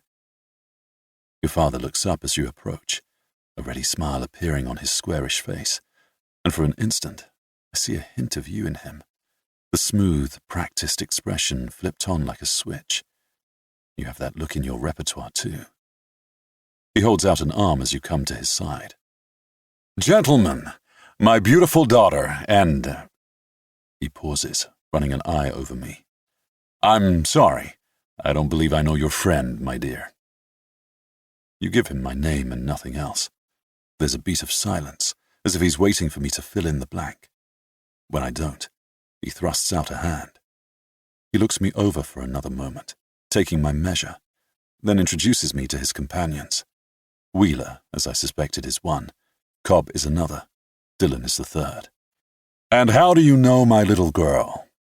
He asks in the booming voice of a man who believes he has the world in his pocket. Somehow, inconceivably, I haven't prepared for this question. To my relief, you jump in. He's a friend of Teddy's. We met at the St. Regis the night of my engagement party, and I happened to run into him today, as I came out of Dubarry. It was such a raw day that he took pity and offered me a ride, and I thought the least I could do was invite him to dinner as a thank you.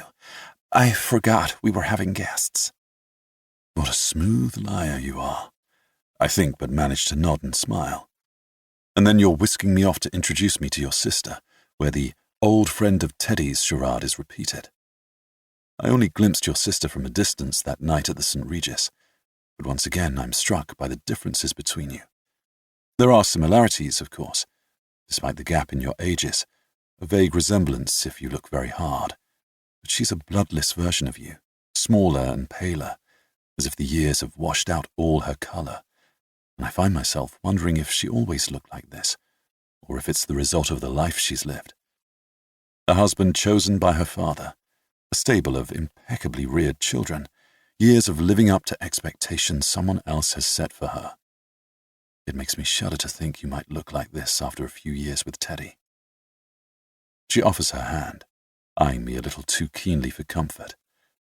Well, an Englishman. It seems my sister's been hiding you from us. Why do you think that is?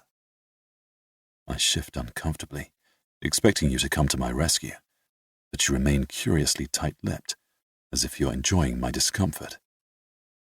Well, I say, trying not to sound awkward, I've been rather busy since coming over, settling in, getting the lay of the land.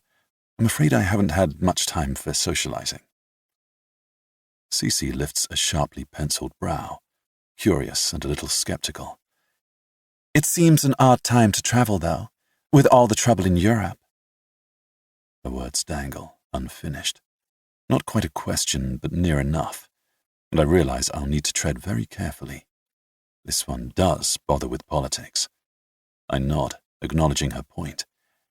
It is indeed, but life must go on for the rest of us. Your Mr. Churchill seems determined to drag the entire world into his war, she observes dryly, then tisks in mock disapproval. Is it really wise to leave at a time like this, when your country needs every able-bodied man on the battlefield? I reach for my oiliest smile and throw in a wink. Can you think of a better time to leave? Her face lights up, as if she's just recognized a friend. I take it you're not a fan of war, then? I am of the opinion that war is always to be avoided. It's the most honest thing I've said all evening, and it seems to please her. I see. Are you political, then? Alas, I say, choosing my next words with special care. It has been pointed out to me, quite recently in fact, that as a visitor in your country, I am not entitled to be political, at least not on this side of the pond, though in certain matters I admit to holding very particular opinions. Cece is clearly intrigued, but before she can ask what those opinions are, I feel your arm wind through mine. We should keep circulating and give you a chance to meet everyone before we go into dinner. But Cece quickly checks you, claiming my other arm. Her eyes flash in your direction as she pulls me to her side with a saccharine smile. Don't you dare take him away just when we found something in common. Why not make yourself useful and go circulate with the wives? They're all green to the gills over that dress. And don't worry about your friend, darling. I'll see that he gets to the dining room when it's time. You puff up a little, as if you're about to protest, but in the end, you nod coolly and turn away, clearly annoyed that your sister has stolen your mouse. 7. Ashlyn. Books may be likened to the people who come into our lives. Some will become precious to us. Others will be set aside. The key is to discern which is which. Ashlyn Greer, The Care and Feeding of Old Books. September 29, 1984. Portsmouth, New Hampshire. It was her, Ethan said, closing Forever and Other Lies and setting it on the table between them. It was Marion. Ashlyn looked up from regretting Belle, its cast of guests and white-coated waiters dissolving like a fade shot in a movie. You're sure? My father used to talk about spending summers in the Hamptons at a farm called Rose Hollow. And the sister, the woman referred to as Cece, was almost certainly Corinne Manning, My grandmother. I've never laid eyes on the woman, but it all fits." Ashlyn's stomach did a little somersault. Marion, Corinne, both real. Belle mentions Cece a lot, how she practically raised her after their mother died, but there's not much about her father except that he was a bit of a tyrant. She doesn't even give him a name. Ethan grimaced at the mention of his great-grandfather. "His name was Martin Manning. Filthy rich, according to my father, and a total bastard. He died not long after I was born, a stroke, I think." Ashlyn sat a moment with the new information, laying it all out like pieces from a jigsaw puzzle. "I can't believe it," she breathed finally. "We actually found her." "You found her," Ethan corrected. "All I did was confirm her identity." "And Hemi, any idea who he might have been?" "None. And before you ask, I can't help with Teddy either. Neither name is familiar." "I was hoping you could tell me if she ever married him." "She never married anyone, as far as I know." Ashlyn frowned. "I thought you said you met her kids." "Her adopted kids, a boy and a girl, war orphans." "She adopted 2 war orphans? From where?" "I don't remember. Come to think of it, I'm not sure I ever knew. I know she traveled after the war, but I have no idea where. Like I said, the little I do know is from overhearing my parents' conversations." Ashlyn nodded gloomily. "So what happens now?" "What do you mean?" "I mean, where do we go from here?" Ethan stood and dragged his anorak from the back of the chair. "We don't go anywhere.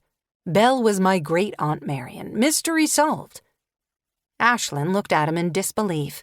"But that's only a piece of the mystery. Aren't you curious about the rest of it?" "Not in the least." He was pulling on his jacket now, preparing to leave. Ashlyn pushed to her feet, trailing after him. "Don't you want to know the rest of the story?" "I know all I care to about the Manning clan." "You're not curious about who Hemi was and what split them apart?" "I'm not, actually. But I'm guessing it's in the books if you keep reading." They had reached the front of the store. Ethan plucked a copy of the newsletter from the rack near the door and folded it into quarters before stuffing it into his pocket. "I need to run. I've got an early class tomorrow. History of American Thought." "You're in school?" "I'm an adjunct at UNH. Political science." "Like Daniel," Ashlyn thought, curling her fist around the scar on her palm. But Ethan wasn't Daniel. He was the great-nephew of Marion Manning, of Belle, and he was about to leave. If I run across something, would it be all right if I called you? I promise not to be a pest. I'd only call if I needed to verify something." Ethan shrugged uncomfortably. "I doubt there'd be much I could add, and I'm in the early stages of a new book. I can't really afford distractions." A soft no, but a no nonetheless. Ashlyn stepped around him, flipping the deadbolt to let him out, then decided to try one more time. "I get why you're not interested in Cece and Martin, but Hemi, whoever he was mad about your aunt, and she was clearly mad about him. Don't you want to know what happened?" "We know what happened, don't we? Somebody done somebody wrong, because that's what always happens. Hell, somebody even wrote a song about it." B.J. Thomas, 1975. Ethan frowned, then surprised her by breaking into a grin. "Do I want to know how you happen to have that bit of information on the tip of your tongue?" "I happen to love that song." "Okay, never admit that to anyone. Seriously, never." He ducked his head sheepishly and nodded toward the window. "Looks like it stopped raining." "Right." Ashlyn stepped aside, clearing the path to the door. "Thanks for your help. At least I know Belle's name now. It's a place to start." A gust of chilly air sailed in as he pulled back the door. He lingered a moment, then turned to look at her. "You don't know me, so my advice probably isn't worth much. But I wouldn't hope too hard for a happy ending if I were you. They don't run in the Manning side of the family, or the Hillard side for that matter, unless you count my parents, and they were clearly outliers. Anyway, good luck with your sleuthing." The bells on the shop door jangled softly as it closed behind him. Ashlyn stepped to the window, watching as Ethan headed down the sidewalk. But his parting words about happy endings not running in his family continued to resonate long after his yellow anorak had disappeared from sight. Perhaps because they rang so true. She looked down at her right hand, at the line of puckered white flesh bisecting her palm. They didn't run in hers, either. 8. Ashlyn. To read a book is to take a journey, to travel into a vast unknown, to hear the voices of angels, both living and dead. Ashlyn Greer, The Care and Feeding of Old Books. September 30, 1984, Portsmouth, New Hampshire. The next afternoon, Ashlyn was in the bindery, still processing what she'd learned during Ethan's unexpected visit to the shop, when the phone rang. She dropped what she was doing and scurried up front to answer it. "Who's your favorite librarian?" The voice on the other end chirped. Ashlyn felt the sharp tingle of excitement. She hadn't expected to hear from Ruth so soon, but her triumphant tone certainly seemed to signal good news. "You can't possibly have found her already." "I have, though it was a bit of a job. Turns out there were more women in the newspaper business in those days than either of us expected. Big names like Agnes Meyer at the Washington Post and Alicia Patterson at Newsday. But neither matched the woman you described. For starters, both were married, so I kept digging. You wouldn't believe how much microfilm I had to comb through. But eventually I hit pay dirt. And her real name was Geraldine Evelyn Spencer, born in 1899, Chicago, Illinois, daughter of Ronald P. Spencer, who made his fortune in coal and owned a string of second-rate dailies as a hobby. Ronald and his wife Edith were on the SS Afrique, bound for Senegal, when the ship struck a reef and went down, taking 603 passengers down with it. Geraldine, or Goldie as her father called her, was 21 at the time and inherited the whole kit and caboodle. About $6 million in 1920, which would equate to more than $30 million today. Ashlyn was silent as she absorbed the information. A newspaper heiress at the age of 21, the equivalent of more than $30 million. No wonder Goldie didn't care what anyone thought of her. "Ashlyn, did I lose you?" "Oh, no, sorry, I was just sorting through it all." "How on earth did you piece it together?" "Like I said, microfilm. I also called in a favor from a colleague in Albany. Once I knew who I was looking for, the rest was easy. The press has never been shy about tattling on their own, no matter what they like to pretend. There's more, by the way." "More?" "The dirty laundry, you might say. I assumed you'd want that, too." "Whatever you've got, I want." "Well, she certainly wasn't your typical heiress. Men, booze, a real wild child. No one ever expected her to actually step in and run the publishing arm of Daddy's empire. Caused quite a stir. Ronald Spencer was always fairly moderate in his politics, didn't like to bother anyone. Not so for his little girl. She made it clear out of the gate that she wasn't walking on eggshells for anyone. She rolled up her sleeves and took on the social issues of the day: birth control, wages for women, eugenics, child labor. Had quite a lot to say about the Nazis, too, not the ones in Europe. The ones she claimed lived right here in the U.S. of A., named names, too. I'll bet that went over like the proverbial lead balloon. She was none too popular with her father's crowd, I can tell you. Labeled a lefty and a commie. But she never backed down. She had a knack for finding dirt on the big boys. Bribery, corruption, cronyism. If she got a whiff of something rotten, she dug it up, and then she printed it. Took down more than one bigwig in her day, and by any means necessary. But none of that altered her reputation as a party girl. Actually managed to get herself caught up in a raid at some jazz club in Harlem, complete with photos of her being hauled away in an honest-to-God paddy wagon. Her rivals had a field day, but she didn't care. The woman had no shame. There are quite a lot of photos of her, always dressed to the nines, and you never saw such jewelry. And the rumors about the men she collected? All true.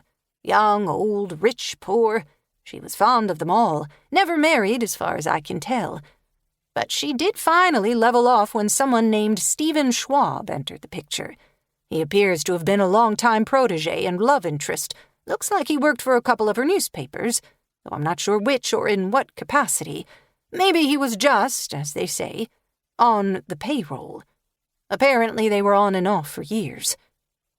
Ashlyn felt the hair on her arms prickle. A love interest? Well, that part's a little murky, but he does appear on her arm in several photos. Definitely younger and handsome as they come. One article mentions his utter devotion to her. Another piece describes him as an aspiring novelist whose aspirations far outweigh his talent. It might be true, too. I looked, but I couldn't find a single book attributed to him anywhere. At any rate, he lived with Goldie for the last 10 years of her life, and she left him a fistful of cash when she died. Clearly something was going on. Ashlyn laid the new pieces end to end. Stephen Schwab, young and handsome, worked for one of Goldie's papers, an aspiring novelist with no books to his credit. Was it possible Hemi and Stephen Schwab were one and the same? If her math was correct, Hemi was 26 when he and Belle met in 1941, which meant he'd be in his 60s now. The thought raised a host of possibilities. Ruth, you didn't happen to run across anything that mentioned where Mr. Schwab might be living these days, did you? He doesn't live anywhere. He's dead. Goldie died in 79, and he went a couple years later. I tried to find more on him, but apart from his connection to Goldie, he appears to have been remarkably unremarkable. At any rate, he's dead. Dead. The word left Ashlyn feeling vaguely deflated. Right. So now, are you going to tell me what you're working on? I must say I'm intrigued by the naughty Miss Spencer. Ashlyn bit her lip, revealing what she'd stumbled upon. Now that she knew Belle and Hemi's story was true, it would feel like betraying a confidence. I don't blame you for being curious about Goldie. She's certainly a colorful character, but at this point I don't think I should share much. Partly because I don't know much, but also because of privacy issues. For now, I think it best that I keep what I do know to myself and just keep digging. Ruth blew a sigh into the phone, clearly disappointed. All right, I get it. I made copies of a few of the articles and photos. I'm guessing you'd like to have those. I would. I'm not sure when I can pick them up, though. I'm off at 2 today. I'll run them by the shop if that works. Thank you. I owe you huge, Ruth. Yes, you do. But honestly, it was fun. I think I may have missed my calling. Maybe I'll pen a series of novels about a crusty New England literary detective and give Agatha Christie and her Miss Marple a run for their money. See you after 2. At 10 after 2, Ruth Truman dashed into the shop waving a large manila envelope. Ashlyn was in the travel section, helping a customer select a book for her husband's birthday, when she heard the bells on the shop door jangle. She signaled with a wave of a hand, but Ruth kept moving, pausing just long enough to slap the envelope on the counter and explain that she was illegally parked and that her husband had vowed to take away her keys if she came home with one more parking ticket. It was all Ashlyn could do not to step away from her customer and steal a peek at the envelope. As it was, her customer continued to dither for nearly an hour and ended up leaving empty-handed. Ashlyn didn't care and barely waited until the woman was out the door before making a beeline for the counter. She held her breath as she unwound the envelope's string closure and slid out the contents. The sight of the pages made her stomach do a little flip. A few had been neatly paper-clipped. Others were single sheets with bold headlines and grainy black and white photos. The print quality wasn't good. Printed microfilm materials seldom were. But with a magnifying glass, she ought to be able to make out most of it. She laid out the pieces like a hand of solitaire, arranging them in chronological order. When she was finished, she pulled Frank's enormous magnifying glass from beneath the counter and picked up the first item, a Chicago Tribune article dated January 14, 1920. Chicago business mogul Ronald P. Spencer believed dead at sea. January 15, 1920. Chicago. Noted businessman and Chicago native Ronald Spencer and his wife Edith are believed to have perished in the sinking of the SS Afrique on the early morning of January 13th, when the ship carrying some 600 passengers and a crew of 135 was driven off course and struck a reef off the French coast. The ship, owned by French shipping company Compagnie des Chargeurs Réunis, was bound for Senegal when the accident occurred. Generators in the engine room are said to have failed during the storm, leaving the ship unable to maneuver. At 11:58 p.m., the ship was thrown against a reef, fatally damaging the hull. At 3 a.m., all contact with the Afrique was lost, and the ship sank soon after. Of the passengers and crew, only 34 survived. Ronald and Edith Spencer are survived by one daughter, Miss Geraldine Spencer, 21. The rest of the article was about Ronald Spencer's net worth and business holdings. Ashlyn didn't care about any of that. She was much more interested in the photo of the young woman at the bottom of the page, Geraldine Goldie Spencer, 21. She picked up the magnifying glass again, studying Goldie more closely. Platinum-haired and slow-eyed, with a perfectly painted bow of a mouth, staring back at the camera as if someone had dared her to do it. It wasn't difficult to imagine her as the woman Belle had described, brazen and flamboyant, with a taste for parties and young men. Hemi's boss, and lover too, perhaps. The second article was also from the Tribune, an opinion piece dated 12 weeks later, lamenting the takeover of Spencer Publishing by a 21-year-old flapper, who would soon turn her father's redoubtable print holdings into a string of cheap entertainment rags, covering nightclub openings and the latest fashion crazes. The piece ended with a call for the board to take swift steps. The third piece was much more colorful.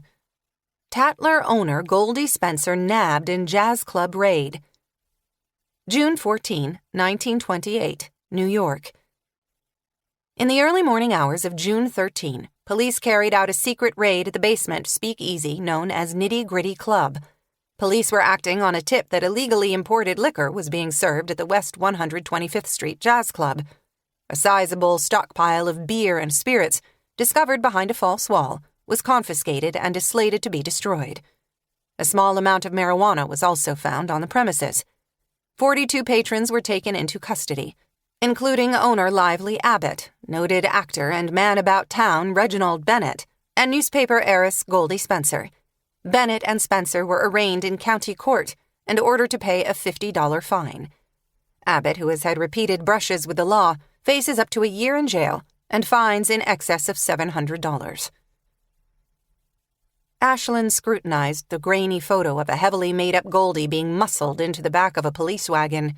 Her platinum hair was cropped short and parted down the middle, her brow adorned with a beaded headpiece. The quintessential flapper. The photographer had caught her with her mouth open, presumably in the act of hurling some epithet at the policeman who had her by the arm. It was hardly a flattering photo.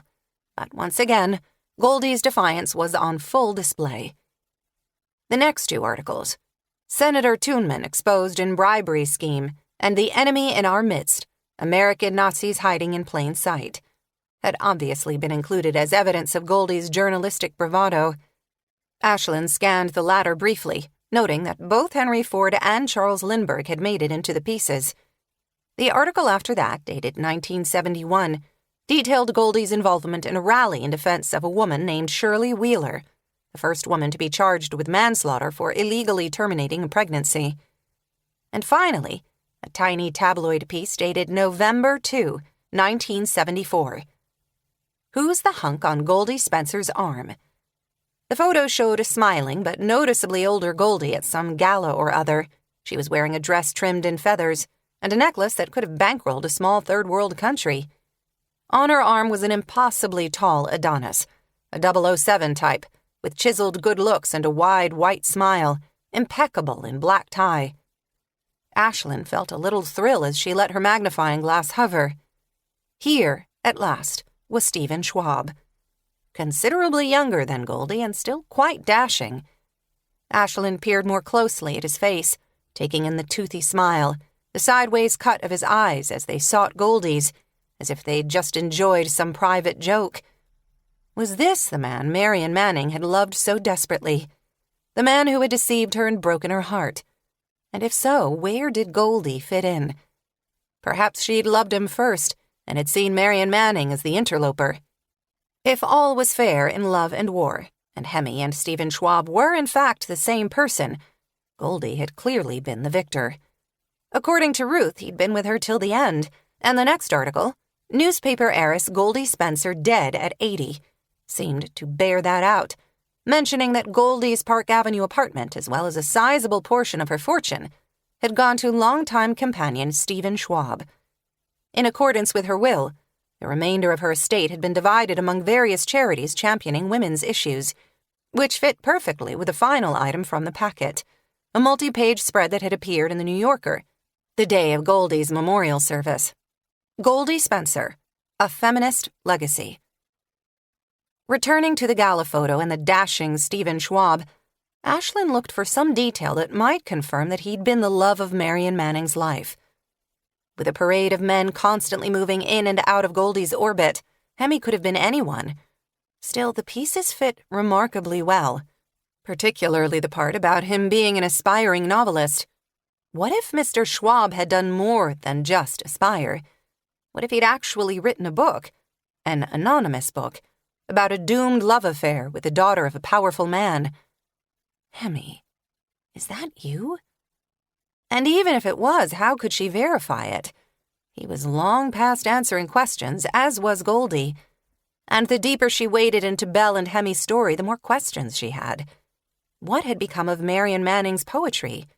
When had she broken her engagement to Teddy, and why, if not to marry Hemi? Might there be photos squirreled away somewhere that included both Stephen Schwab and Marian Manning, snapped inadvertently during some party or gala? If so, it would be proof. Or near proof. None of these things were her business, of course, nor would knowing them change the unhappy outcome. But the need to know was like an itch she couldn't reach. At this point, there was only one person who might be able to help, though ability and willingness were two different things. Ethan seemed reluctant to wade any further into his aunt's past, though she suspected he knew more than he realized. Perhaps the names Stephen Schwab and Geraldine Spencer would jog his memory. This time she thought the call through before dialing. At this time of day she was likely to get his answering machine, and she wanted to have her ducks in a row. When she was finally clear about what she wanted to say, she rehearsed her pitch once more, then dialed. As expected, Ethan's machine picked up. "Hey, it's Ashlyn from the bookstore. I know you said you were crazy busy right now, but something's come up. Some names I was hoping to run by you, and a few questions I forgot to ask the other night. Could you maybe call me back?" By closing time, Ethan still hadn't returned her call, and she'd added 6 new questions to her list. She told herself that didn't necessarily mean he was blowing her off. Maybe he wasn't home yet, or he'd forgotten to check his machine. She dialed again, hoping to catch him in person. "I'm not here. Leave me a message." Damn. "Hey, it's me again. I was wondering if you'd gotten my message from this afternoon. A friend of mine did a little digging and came up with a name, Stephen Schwab. I was hoping it might ring a bell. I think he might be Hemi. I'm about to close up, but you can reach me at my home number. Anyway, thanks." After a hot shower and a haphazard supper of salad and leftover chicken, Ashlyn spread the contents of the manila envelope out on the kitchen counter and read through them again. She'd been almost giddy as she combed through it the first time, but her excitement had deflated a little since, other than the fact that a man named Stephen Schwab may or may not have had a romantic relationship with the infamous Goldie. What had she really learned? That he might have worked for one of the Spencer papers, that he might have been a novelist. Nothing that connected Stephen Schwab to Marian Manning. She eyed the phone, keenly aware that it hadn't rung. It was Sunday. Maybe Ethan had gone away for the weekend, or maybe he had a date. At least she hoped it was something like that and not a deliberate decision to ignore her. She didn't dare call again. Not yet. She'd wait a few days. And in the meantime, she'd keep reading and hope either Belle or Hemi got careless with a detail or two. Forever and Other Lies, pages 37 through 44. November 4th, 1941, New York, New York. I watch as my sister takes you off on her arm and note that you make no move to untangle yourself from her. She has always reminded me of a spider, infinitely patient, waiting for events to shape themselves to her satisfaction, and then she strikes, swiftly and without mercy, the consummate opportunist. I'm not sure what her plans for you are yet. Perhaps her intent is only to annoy me, to remind me yet again that she is in charge, as if any of us could forget it. At any rate, you seem quite comfortable being steered about.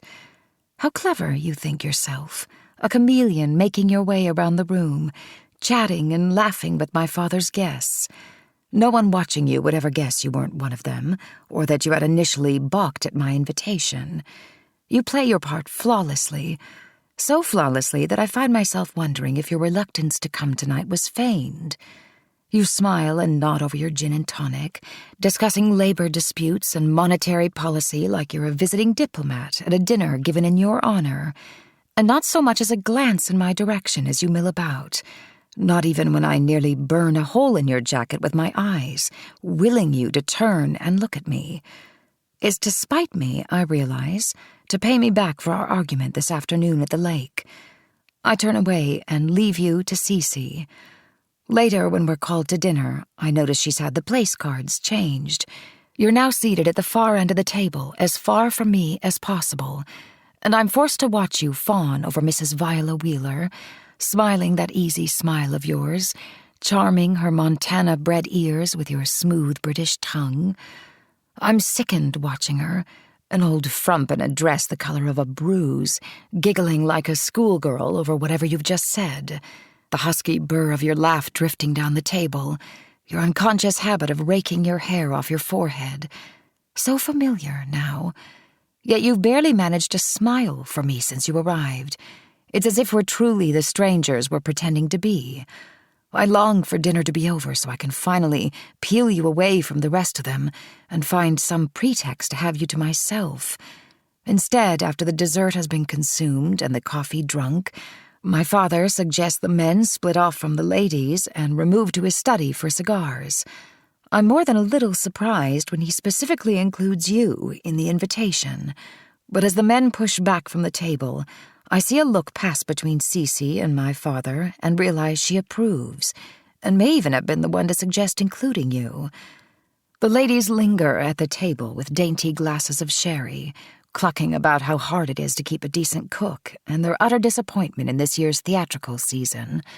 I nod vacantly, pretending to follow along, but all I can think of is you, sitting in one of the leather club chairs in my father's study, smoking and talking with his oily friends.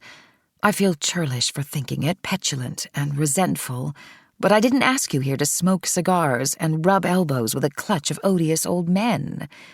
But as I dispatch a second glass of sherry with one deep swallow, I realize those old men are precisely why you came tonight, for their wealth and connections and whatever they might be able to do for you.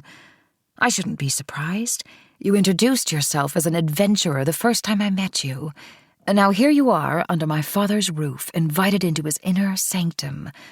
How neatly you've managed it, and how quickly, thanks to me. I refill my glass, suddenly on the verge of tears. Cece slants me a silent warning. I pretend not to notice, but I can't help wondering what she sees when she looks at me. Am I as transparent as I fear?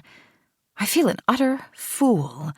I wanted you here for your sake, for how I feel when I'm with you, like my heart is too big for my chest, like I finally belong to someone unconnected to this wretched house and my wretched family. But you obviously had different reasons for coming, reasons that appear to have nothing to do with me. The women are still clucking about hats and hem lengths, and suddenly I can't bear another empty word or another sip of sherry. I push to my feet and excuse myself, blurting something about a headache. My sister shoots me another of her scathing looks as I head for the door. I don't care. I've grown used to her disapproval over the years, and part of me blames her for tonight, for whisking you away and parading you about.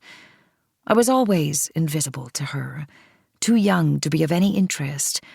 I didn't mind, my mother loved me enough for everyone, but when she died, the loss was like a hole in my chest, and so I latched on to Cece, following her from room to room, peering in when she was reading or writing letters, asking her to play a game or tell me a story. I needed someone to talk to, someone who remembered Maman and how things were before she got sick. But my sister had no patience for my neediness. I remember creeping into her bedroom one night and crawling in beside her, desperate for comfort after a horrible dream. Instead of comfort, I received an elbow to the ribs and was sent back to my room. She eventually accepted her role as a surrogate mother, though only at my father's request. She never could deny him anything, including marriage to the stuffy son of one of his business cronies. But then Cece was as ambitious as he was, and eager to help the family regain its footing after the crash. In my father's world, everything comes with a price tag. 12 years, 1 dead husband, and 4 children later, she has become the matriarch of our family, the arbiter of good taste and good behavior, and a kind of jailer where I'm concerned. She sees it as her duty to keep me properly aligned with my father's wishes, and I generally do what's expected of me, because it's easier. But not tonight. I slip out into the hallway and head for the stairs. I have no idea how long my father will be entertaining in his study, or what you'll think when you're set free and find I've gone up for the night and left you to fend for yourself. You've made plenty of new friends. Let one of them show you out. Or perhaps Cece will do the honors. She seems quite taken with you. I've nearly reached the staircase when I hear muffled footsteps behind me. I turn and find you coming toward me, but you stop abruptly, maintaining an awkward distance. "I'm going," you say flatly. "Going? But why?" "I've had a bellyful of this night, let's just leave it at that." You're so cool, so angry. Has something happened?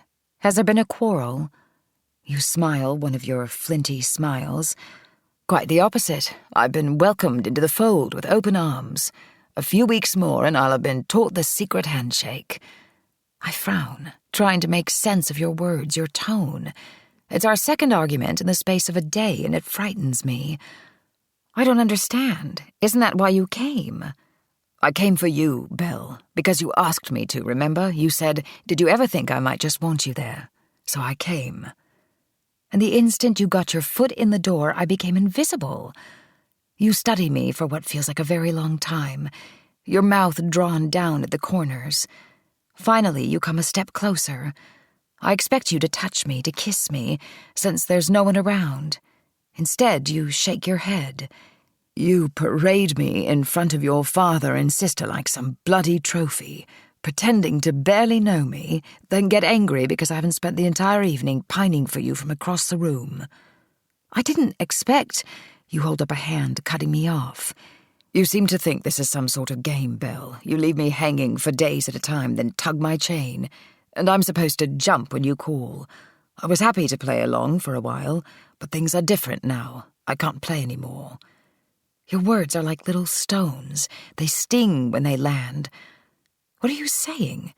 I'm saying that in the future you should be more careful with your invitations. You then turn and retreat down the hall. I watch you walk away, your shoulders stiff as you pass through the parlor and slip from sight.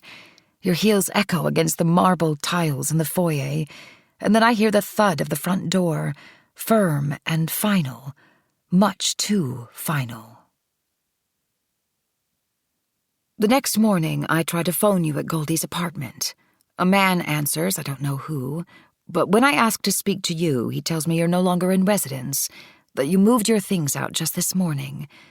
The news catches me off guard and sets off an irrational panic in me. I ask if he knows why you've left so abruptly, and then if he knows where you've gone, but he's of no help. My hands feel shaky as I dial the number for the review. We've agreed that I won't call you at work, just as we've agreed that you won't call me here. The woman who answers is brusque and efficient. She tells me over the background thrum of office activity that you haven't shown up for work yet, and that no one's heard from you. She suggests I try again after lunch, then, as an afterthought, asks if I want to leave a message. For a moment, I'm tempted to dictate some petulant remark about your brusque departure last night, to lash out at you in the only way currently available to me. But once you've read it, what then? I'll only wind up apologizing for my petulance.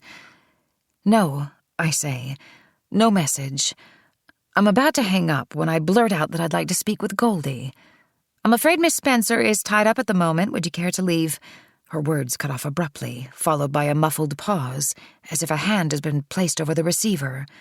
A moment later, Goldie's voice comes over the line. What is it you want? I'm calling. I know why you're calling, honey. A little early, though, even for you. I thought yours was more of a lunchtime affair. Affair. The word stuns me. The transient nature of it, the impermanence. But then that's what this is, isn't it? What we're doing, having an affair. Perhaps not in the completest sense, we both managed to keep our clothes on, but in every way that matters. Slipping away to meet in secret, lying about where we've been, pretending it's different from what other people do, because we're in love. Except we've never actually said the word. Me, because I'm not allowed to say it, not to you. And you, because, well, I suppose it's part of the bargain we've made, to tiptoe around the truth. To give a thing a name means missing it when you have to let it go. And I'm not sure I can bear the missing, or the letting go. Only now, you seem to be the one letting go. The scratchy silence over the line reminds me that Goldie is still there, waiting for me to respond. I consider denying it, then realize how pointless it would be. There's only one way she could know about our lunchtime rendezvous. You've told her. Everything, it appears. I hang up, then head down the back stairs and out through the kitchen door. In the garage, I tell Banks, the man who looks after the cars, that I'm going into town to do some shopping and then meeting friends for lunch. As I say it, I realize how smoothly the lie rolls off my tongue and how good I've become at telling them. I wait nearly 2 hours across the street from the review's offices, watching the entrance, waiting for you to appear. It's a desperate thing to do, I know. A silly, reckless, impetuous thing. But something happened last night, something you seem to believe was my fault, and I think I'm entitled to at least know the nature of my transgression and whether it might have had anything to do with your abrupt change of address. Did you and Goldie quarrel? Over me? And if so, have you lost your job as well as the guest room? The possibility that you might already be headed back to England gnaws at me as I watch taxi after taxi pull up to the curb, discharging passengers who aren't you. And then finally, there you are. I blow the horn, 3 short taps until you turn toward the car. Your face goes blank at first, and then you're crossing the street with long, determined strides. You say nothing as you approach, just open the passenger door and slide in. What are you doing here, Belle? I called. They said you weren't... I had to see you. I thought we agreed. I don't care what we agreed. They said you moved out this morning. Who's they? Whoever answered the phone. What happened? You pull off your hat, rake a hand through your hair. For the first time, I notice how tired you look, as if you haven't slept or showered. You study me through narrowed eyes. How long have you been here? Your lips are blue. I look away, my throat tight. I don't know. A couple hours. We need to talk about last night, Hemi. Please. We can't sit here. Start the car. Where are we going? My place. Regretting Belle. Pages 55 to 65. 5 November 1941. New York, New York. You say nothing as you maneuver your father's Chrysler through lunch hour traffic, turning when I tell you to, parking when I tell you to. I feed the meter, then point to a 6-story brick walk-up, crouched between its taller neighbors on 37th Street. After a furtive glance in both directions, you follow me into the building, past a bank of metal mailboxes and a scattering of weary chairs and tables. I wonder what you're thinking as you follow me up the narrow flight of stairs, your hand hovering slightly above the banister so as not to soil your gloves. I stop in front of apartment 2B and fumble for the key, still loose in my pocket. The door groans as I push it open and stand aside.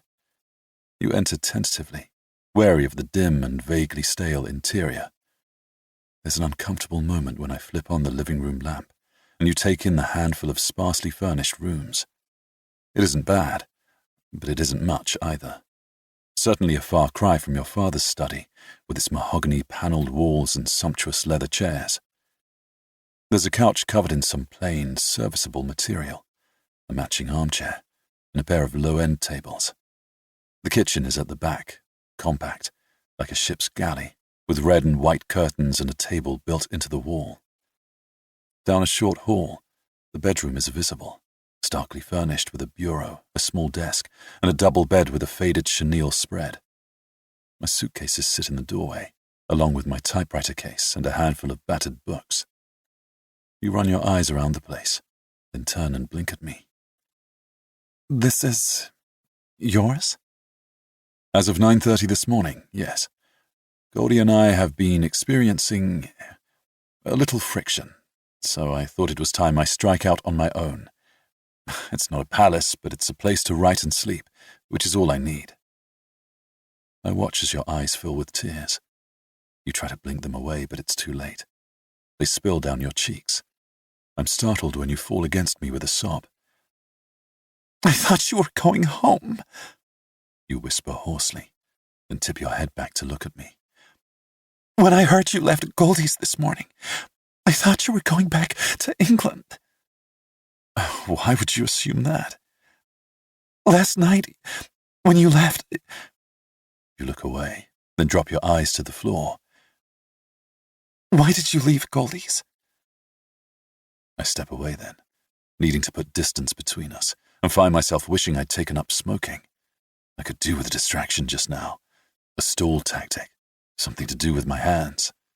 I shove them into my pockets instead. We had words, I say, clipped, grudging. About me? Among other things. She knows about us. There's a hint of accusation in your tone. Deserved, I suppose. Yes. Your face goes hard, your tears forgotten. How could you? Of all the people on earth, how could you tell her? The things she said to me on the phone. I'm sorry. We had it out last night when I got back to her place. And when we picked it up again this morning, she means well. Don't make excuses for her. She thinks I've crossed the line with you, I reply, a response that's both honest and not quite the truth.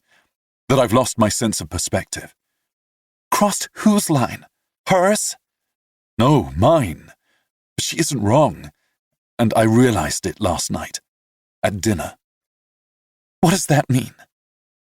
I pull in a breath, as if bracing for the cauterization of a wound, and then I say it. It means we have to stop this, Belle. Whatever this is, it has to end. Now. Your face goes slack. Because of her? Because of us? Because of you and me and what will happen if this... Affair? You supply in a voice I hardly recognize. Yes, all right. Let's call it what it is. What do you suppose will happen if we're found out? You're the daughter of one of the richest men in the country, engaged to one of the most prominent young men in New York, and I'm... You tilt your chin up. You're what? A fool, I answer. Involved with a woman who's about to walk down the aisle with another man, one whose sole redeeming quality, beyond a pair of broad shoulders and a mantle full of polo trophies, is his inclusion in his father's will. And you can stand there glaring at me as if I'm on the wrong side. Can you not see the irony? I didn't choose Teddy. I never wanted him. You didn't say no, though, did you? You put his ring on your finger and smiled when they toasted the happy couple. I was there, remember? Don't! Your voice falters and your gaze slides to the diamond still glittering on your ring finger. Please, don't talk about that night. I've struck a nerve and I'm glad. It feels good to have your fiancé out in the open at last, a flesh and bone man with a name, rather than a shadow we both pretend not to see. Why shouldn't I mention it? It was the high point of the season, a posh and unforgettable night, I believe the Times called it. I wish I could forget it. Every minute of it. You break off abruptly and shake your head. No, that's not true. Not every minute. Somewhere in the middle, there was you, studying me in your rented suit, smirking and seeing right through me. Not quite through you, I correct. If I had, you'd hardly be standing here now. I would have known better, and we would have avoided a great deal of unpleasantness. Unpleasantness? You stare at me, stricken. Of all the words in your writer's repertoire, that's the one you chose at this moment. I drop my hands to my sides, shaking my head. I thought I could make the moment easier by wounding you, but there's no satisfaction in it. I soften my voice but make no move to comfort you. I don't dare. We both knew it would end, Belle. We never talked about it, but we knew. You swallow hard but manage a nod, acknowledging that much at least. But why now, when we still have time? When did you think it was going to end? Did you see us carrying on until the eve of your wedding? Perhaps even after? You stiffen at the suggestion. Certainly not. No, certainly not. But you assumed you'd be the one to pull the plug, and until you did, I was supposed to be satisfied with seeing you on the quiet, playing games like we did last night, dangerous games for both of us, and once upon a time I might have been fine with that. But it's messier now, for a lot of reasons. It's always been messy, Hemi. Every walk, every picnic, every kiss has been messy. It never mattered, until now. It always mattered. I just forgot. You stand there so steely. I see. And it took Goldie of all people to remind you. But why kick you out of the love nest? She's getting what she wants. Me out of the picture. She didn't kick me out. I left. That's what set off the row to begin with. Me telling her I'd gotten my own place. She thought it was a bad idea. I'll bet she did. Not for the reasons you think. She thought I was making a mistake. With you. That this was all a game to you. And last night I guess I finally saw it too. I'm trying to find my footing here, to do something worthwhile. It's why I came to the States. And for the first time in my life, I'm working on something important. I thought I could keep the two separate, but I can't. And I can't afford to get distracted. Not on this story. What's it about? Your father. You go still. What about my father? There are stories. Stories you heard from Goldie? Some were from Goldie, but not all. You told me yourself. There's been talk for years. Word is your father ran a proper racket back in the 20s. Whiskey out of Canada, rum from Bimini. Had some pretty unsavory friends in those days too. The kind who come in handy when you're involved in rough trade. You've gone pale now. Not because I've told you anything you didn't already suspect, but because I've confirmed it. You're not used to people telling you the truth, but you need to hear it now, because there may come a time when you'll be forced to choose sides, and when that time comes, you should have all the facts. Bribes, I continue evenly. Shakedowns, even an unsolved disappearance, though they could never prove the connection. He was always careful to stay above the fray. And now he's reinvented himself, converted all that hard-to-explain cash into stocks and bonds, and built himself a proper empire. He's collected some powerful allies, too, useful in getting him out of the occasional jam, though I suspect he keeps a few of the old ones around, too, just in case. He hides behind the veneer of a buttoned-up businessman, but underneath it all he's just a thug with a closet full of handmade suits. You had no trouble rubbing elbows with his friends last night. If he's so terrible, so dangerous, why drink his cognac and smoke his cigars? Why accept my invitation at all? I accepted your invitation for the same reason you accepted Teddy's ring, because it was to my advantage. Your father appears to have taken a shine to me. He thinks I might be useful. You eye me warily. Useful how? He wants me to do a story for the review. What kind of story? A PR piece to help polish up his image. And is that what you're planning to write? A piece to polish him up? No. But you are going to write something? Yes. Something not nice. I'm going to write the truth, Belle, wherever that takes me. And now that you've gotten your foot in the door, you're through with me. Don't put it like that. How should I put it? Your father isn't a man to cross. You told me so yourself. What do you think would happen if he found out I've been privately carrying on with his very publicly engaged daughter? I see. You stand rigid, your chin elevated, your arms at your sides. You're worried about me putting a crimp in your journalistic aspirations. I'm expecting tears. I'm prepared for tears. This icy version of you wreaks havoc with my willpower.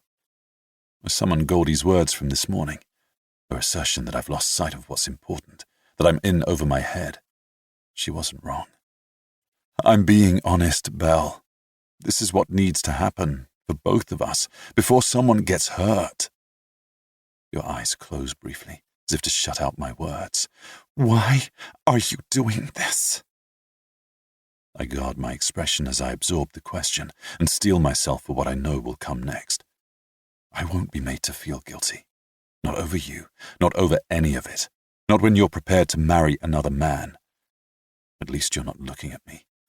I'm not sure I could go through with it if you were looking at me. Let's not play the whole scene, Belle. We both knew this day would come. You're stung that I've chosen the time and place rather than leaving it to you, but it's time we let each other off the hook, don't you think? You blink at me. Off the hook? We're coming to it now. The part I've been dreading. The look of betrayal when you finally understand what I was really after, and why. But it's necessary, this truth-telling, to put the period to us. Because if I don't end it, you will. Maybe not today, but soon, and I prefer to take control of the moment. 4 months ago, I was an outsider in your world, a bloke with the wrong clothes and a funny accent who'd come here to do a job. But first, I needed an entree, admittance to the kinds of parties your father and his sort throw. Goldie provided that, but only to a point. I needed a more intimate contact. I swallow, hard. That's where you came in. I see the denial creep into your expression, see you not wanting to believe what you've guessed I'm about to tell you. What are you saying? I'm saying that us meeting wasn't an accident, that there was a reason I turned up the night of your engagement party. I came to the States to write a story and I needed a way in. A story for Goldie? She was in London visiting friends last year and we met at a lecture. We ended up going for a drink afterward and got to talking about corruption and politics and war. Your father's name came up at one point. She already knew quite a lot about his past. What she really wanted to know about were his present-day activities, his plans. So she hired you to help with that? Yes. And that night at the St. Regis, the flirting with me at dinner the following week, the kiss in the barn, that was about my father too? Yes. I watch your eyes go dark, like a bitter wind snuffing out a candle. You wanted me to deny it, or to at least soften my response, but I promised myself I'd tell it all. Still, now that it's done, I feel as if a part of me has been severed. Your silence threatens to undo me. For a moment I consider taking it all back and telling you the real truth, that it was true once but isn't anymore, that the story I'm working on has taken a turn I never saw coming, one I wish I didn't have to pursue, that I imagine abandoning the whole bloody business and taking you somewhere very far away. And then I remind myself, as Goldie reminded me last night and then again this morning, that you've made your plans and they don't include me. If I don't speak now, don't finish what I've started, I never will. It'll sting for a while, like a slap you don't see coming. I've taken you for a ride and then tossed you aside. But you'll have Teddy to soften the blow and I'll soon be forgotten. It helps to remember Teddy. I clear my throat and force myself to meet your gaze. What we had, what we've been these last few months, has served a purpose for both of us. Your eyes glitter with unshed tears. Why are you doing this? I thought I could stand whatever you threw at me, but I was wrong. Suddenly, desperately, I need this to be over. Belle, none of it meant anything to you? All these weeks, all the afternoons. It was all for her, for Goldie, when you knew I loved you. Love. The word slices into me like a blade. Neither of us has ever said it before, me least of all. Instead, I've lived with the knowledge that one day, quite suddenly, it would be our last day. It would have been pointless, not to mention foolhardy, to allow my heart to wander onto such dangerous ground. Now, suddenly, the truth hits me squarely, inescapably. I've loved you from the very first night, the very first look, the very first lie. I let myself believe I was in command of my emotions, that I could conquer them, starve them out of existence. Now I realize that was the biggest lie of all. I feel unmoored suddenly, adrift now that I've abandoned all my pretenses. I've been so careful, I say finally, absurdly. I thought I could keep myself from feeling, that I could just beat you to goodbye. And now you have. You brush angrily at a fresh spill of tears, as if annoyed that you've allowed them to escape. What a fool I've been. All this time I believed you felt what I did. Your words catch as you make a grab for your handbag. I reach for your arm, staying you. I do. When your eyes finally meet mine, wet and wide and full of hope, I feel myself falling into them, tumbling end over end, dizzy, free, lost. I do love you, Belle. I have since that first night, when I crashed your engagement party. I pull you into my arms then, a man who knows he's irrevocably lost. Goldie was right this morning when she hurled her parting words at my back. I am in over my head. I was prepared to let you go when I left her this morning, as much for my sake as for yours. Now the idea seems unthinkable. You're the answer to a prayer I never thought to pray, and a threat to all my plans, but I'm not strong enough to walk away. I want you, in whatever way it's possible to have you, for however long it's possible to have you. Knowing it's a mistake, knowing it solves nothing, knowing that one day we will stand here again, on the brink of goodbye. Forever and Other Lies, pages 45 through 49.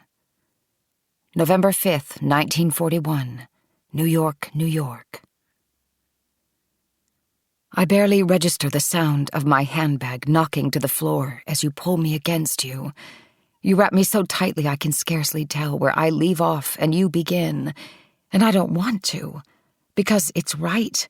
This ache to be near you, to belong to you, has been a part of me since that first night, and now I know it's been a part of you too.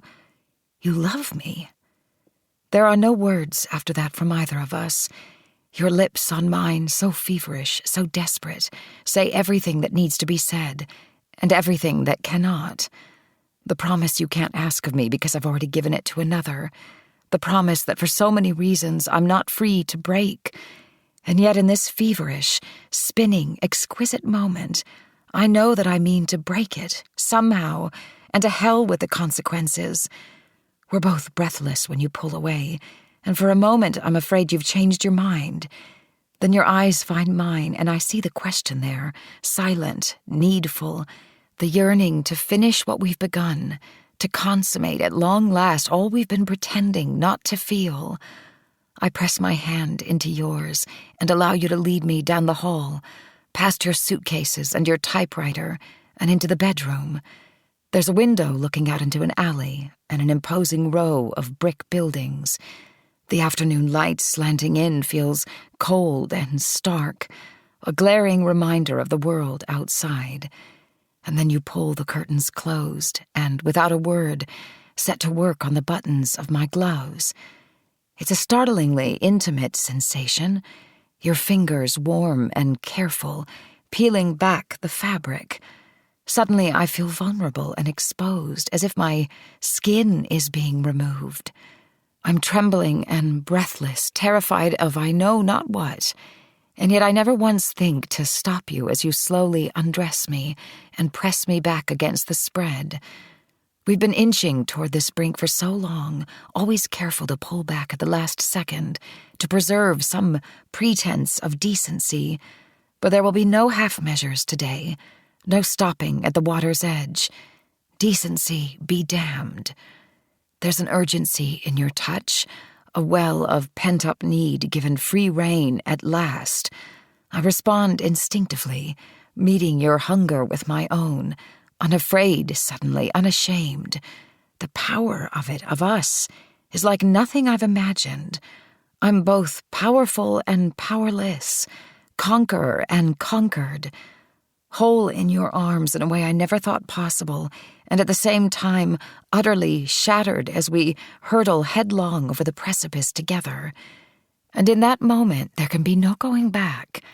I'm yours forever, irrevocably, indelibly. I awaken to the sound of your breathing, deep and rhythmic beside me. The light has changed, and shadows stretch up the wall and across the carpet.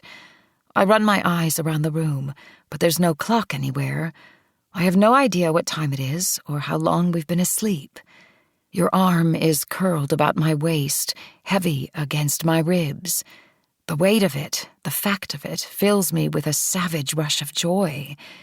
This is what it would feel like to be your wife, to wake each morning in a tussle of warm sheets, your breath on the back of my neck, your chest fitted snugly against the curve of my spine.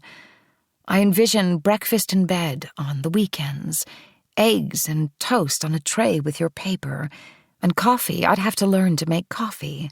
Or perhaps you prefer tea. I've never thought to ask. The realization brings me to earth with a bump. There are so many things I don't know about you, so many things you don't know about me. The little intimacies that develop with time, the things that bind lovers inextricably together, are no part of what we have. In fact, we're still strangers in many ways. Two people who stumbled blindly into love, never once imagining a happily ever after. The thought is still with me when I feel your breathing change. Your arm cinches about my waist and you pull me closer, nuzzling the curve of my shoulder. Suddenly, I'm frightened, terrified that this fierce and fledgling joy will wither in the cold glare of reality.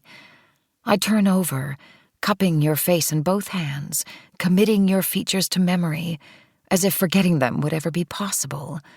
The subtle cleft at the base of your chin, the crease between your brows that never quite disappears, even when you laugh, the small crescent-shaped scar at the corner of your eye, the result of a childhood fall from a swing.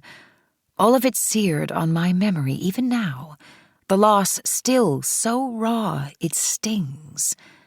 You cover my hand with yours, and the crease between your brows deepens. What is it? What's wrong? Nothing, I say softly.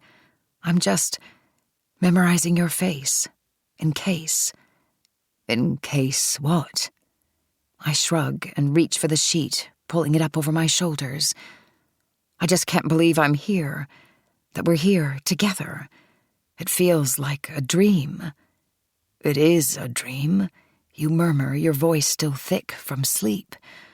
One I've had more times than I can count. Only this time you didn't disappear when I opened my eyes. You kiss me then, a kiss full of tenderness and wonder, but it turns into something else for me, something fierce and fearful. I cling to you, desperate to prove to myself that it's real, that we're real. We make love again, more slowly this time, exploring tender topography missed in our first frenzied joining. We cherish each other, every touch and taste and murmur.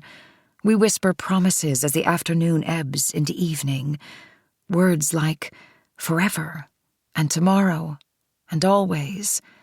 And we mean them when we say them. Or at least I do, because I haven't begun to think any of it through. What it will mean, what it will cost, where it all might lead. In the days that follow, we spend every moment we can steal together. I invent outings with girlfriends I haven't seen in months, purchase tickets for concerts I don't attend, invent shopping excursions for clothes I neither need nor want, all to create plausible alibis for my increasingly frequent absences from home. When Cece assumes I've begun shopping for my trousseau, I don't correct her. I nod and smile, all while trying to work out how to extricate myself from my engagement, because I will extricate myself, just as soon as Teddy and his father return from their latest trip to wherever the horses are running this week. For now, though, my time is my own, and it's easy to put those plans off and just enjoy these sweet, stolen moments with you. I try to be at the apartment as often as I can when you come home from work. I use the key I keep secreted in my compact to let myself in, and pretend to ignore the looks I sometimes get from the woman who lives across the hall. The look that says, "I know what you're up to," popping in and out in the middle of the day. I suppose she does, but it's nothing to me. She's not likely to be part of my father's circle. I play at cooking now and then to surprise you, but I'm not very good at it. That's what comes of having people do for you your whole life. Still, you never complain. We eat together in your tiny kitchen and listen to the news on the radio, keeping careful track of events in Europe and Britain. We do the dishes when we're through, side by side, like proper newlyweds. But we aren't proper newlyweds. We aren't proper anything. And when the dishes are finally put away and the news program ends, I must gather my hat and gloves and kiss you goodbye, and rehearse a new alibi on the way home. It's getting harder and harder to leave you, to return to my cold life and my cold family. I'm still wearing Teddy's ring, the symbol of my broken promise, except that I haven't broken it yet, not officially. Not at all, actually. And Cece has begun to harangue me about setting a date. Teddy, on the other hand, seems in no great hurry to get down the aisle. His telegrams come infrequently and are blessedly brief when they do, perfunctory and almost comically polite. Perhaps there's a woman like me somewhere who keeps a key hidden in her compact and slips in and out of his life when she can manage it. I certainly wouldn't begrudge him if there were. Not that he's ever been particularly discreet about such things, nor, as a man, is discretion demanded. I keep hoping he'll be the one to break it off, that he'll find someone he prefers, or simply acknowledge that we'll never be happy together. But why would he? He loses nothing by marrying me. I, on the other hand, will lose everything.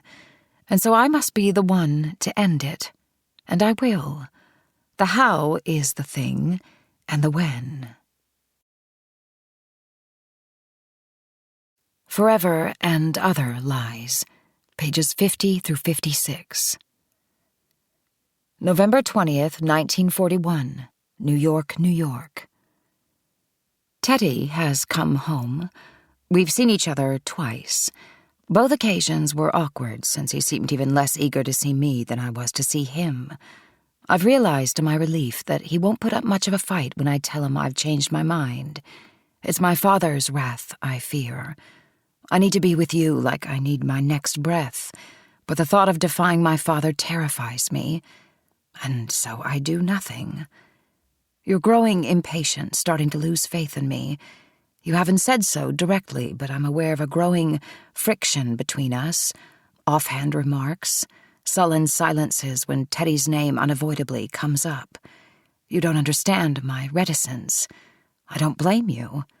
I barely understand it myself, except to say I'm afraid. And then one afternoon, you remember it, I'm sure, it all spills out. We've spent an especially passionate afternoon together, but it's time for me to leave. There's a dinner later, one you'll attend as a guest of my father, and I'll need time to dress. Teddy will be there too, with me on his arm. It won't be the first time you and I have had to navigate such an evening. We've managed it before. But you've been brooding all afternoon, and I sense a storm gathering as I collect my clothes and begin to dress. You're still in bed, propped up on one elbow, watching me in the mirror with a sulky frown. I'm sorry, I say to your reflection. I know tonight will be awkward. Is that what you think? That it will be awkward? Watching the woman I love, the woman I've just made love to, hanging on the arm of another man, fielding questions about her upcoming wedding. I turn from the mirror and face you. I know, Hemi, I do. And I promise, don't. You throw off the sheets and sit up, reaching for your trousers. Don't promise me anything, Belle. We both know they're just words. But tonight is the last time. I'm done with whatever game it is you're playing. Your words pierce me like darts. I've been expecting something, but not this. You think I enjoy having to pretend you're just some stranger in my father's house? To smile my most charming smile and ask if you need your drink refreshed? I'll remind you that you lied to me to gain access to my father. Now you've gotten exactly what you want, and it's my fault. Don't make this about me, Belle. You know I'd walk away from all of that without batting an eye. Then why haven't you? Why should I when you won't? You've given up exactly nothing for me. It isn't that simple, Hemi, you know it isn't. But it is, Belle. You tell your father you're not marrying Teddy and you walk away. We'll leave New York. Hell, we'll leave the country if you want. But you have to put it in motion. And you won't. Because when you weigh what you'd be giving up against what you'd be getting, the scales don't balance. I come up short. Do you honestly think that's what's holding me back? Money? Not just money, no, but you're used to a way of life I can never give you. And the longer we go on, the more you're starting to realize it. I blink at you in the mirror, bristling, though I have no right to be angry. Realize what? That the adventure has run its course. It was exciting in the beginning, the newness of it, the risk of being caught. But the excitement is starting to wear off. And all you're left with is a dingy apartment and a man with limited prospects. And just like that, my anger is suddenly justified. You think this has been some kind of experiment? A game? I didn't say that. But you did, I fire back. You said exactly that. I turn away and resume dressing. Moments later, I hear you step into your trousers and leave the room. Tears sting my eyes. I bat them away, too wounded to let you see them. That you could accuse me of such a thing reminds me again how little you know me, and how little I know you. I never told you how I came to be standing in the ballroom of the St. Regis Hotel the night we met, but I'll tell you now, so you'll understand. Had I been paying better attention, I might have seen what was coming, though what I could have done to prevent it, I still don't know. It began as so many things in our world did back before my father's fall from grace, with a dinner and a great deal of planning. One night, seemingly out of the blue, I came downstairs to find Teddy and his parents among my father's dinner guests. Teddy lifted his glass as I entered the room, flashing an almost apologetic smile. We grew up in the same circles, largely at a distance, but we'd attended a few dances together and went to the movies once or twice when he was home from school. There were a few kisses of the chaste good-night variety, but it never went beyond that. He was handsome, but too brash for my taste, and not especially bright, as you yourself have pointed out. Nor had he ever expressed any serious interest in me. It was our fathers who were close, partners in several large business ventures and members of all the same clubs. My father spotted me as I came down the stairs and waved me over, all smiles as he introduced me to Teddy's mother, who until that night had never been invited to our home as his darling girl. I nodded politely and shook her hand, a hollow sensation in the pit of my stomach, because I suddenly understood what was happening. But I had no intention of marrying Teddy. The moment dinner ended, I pleaded a headache and, to my sister's horror, excused myself for the remainder of the night. The next morning, I paid for my folly. I was sternly scolded at breakfast for being rude to my guests. My father was not amused when I pointed out that Teddy and his parents were not my guests, but his. I also informed him that I had no intention of marrying anyone. I was going to school to study art or education. I folded my napkin, then laid it aside and stood. My father stood too, and slapped me so hard I dropped back into my chair.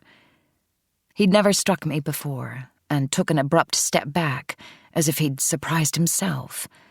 "You should be careful," he warned, his voice steely, soft.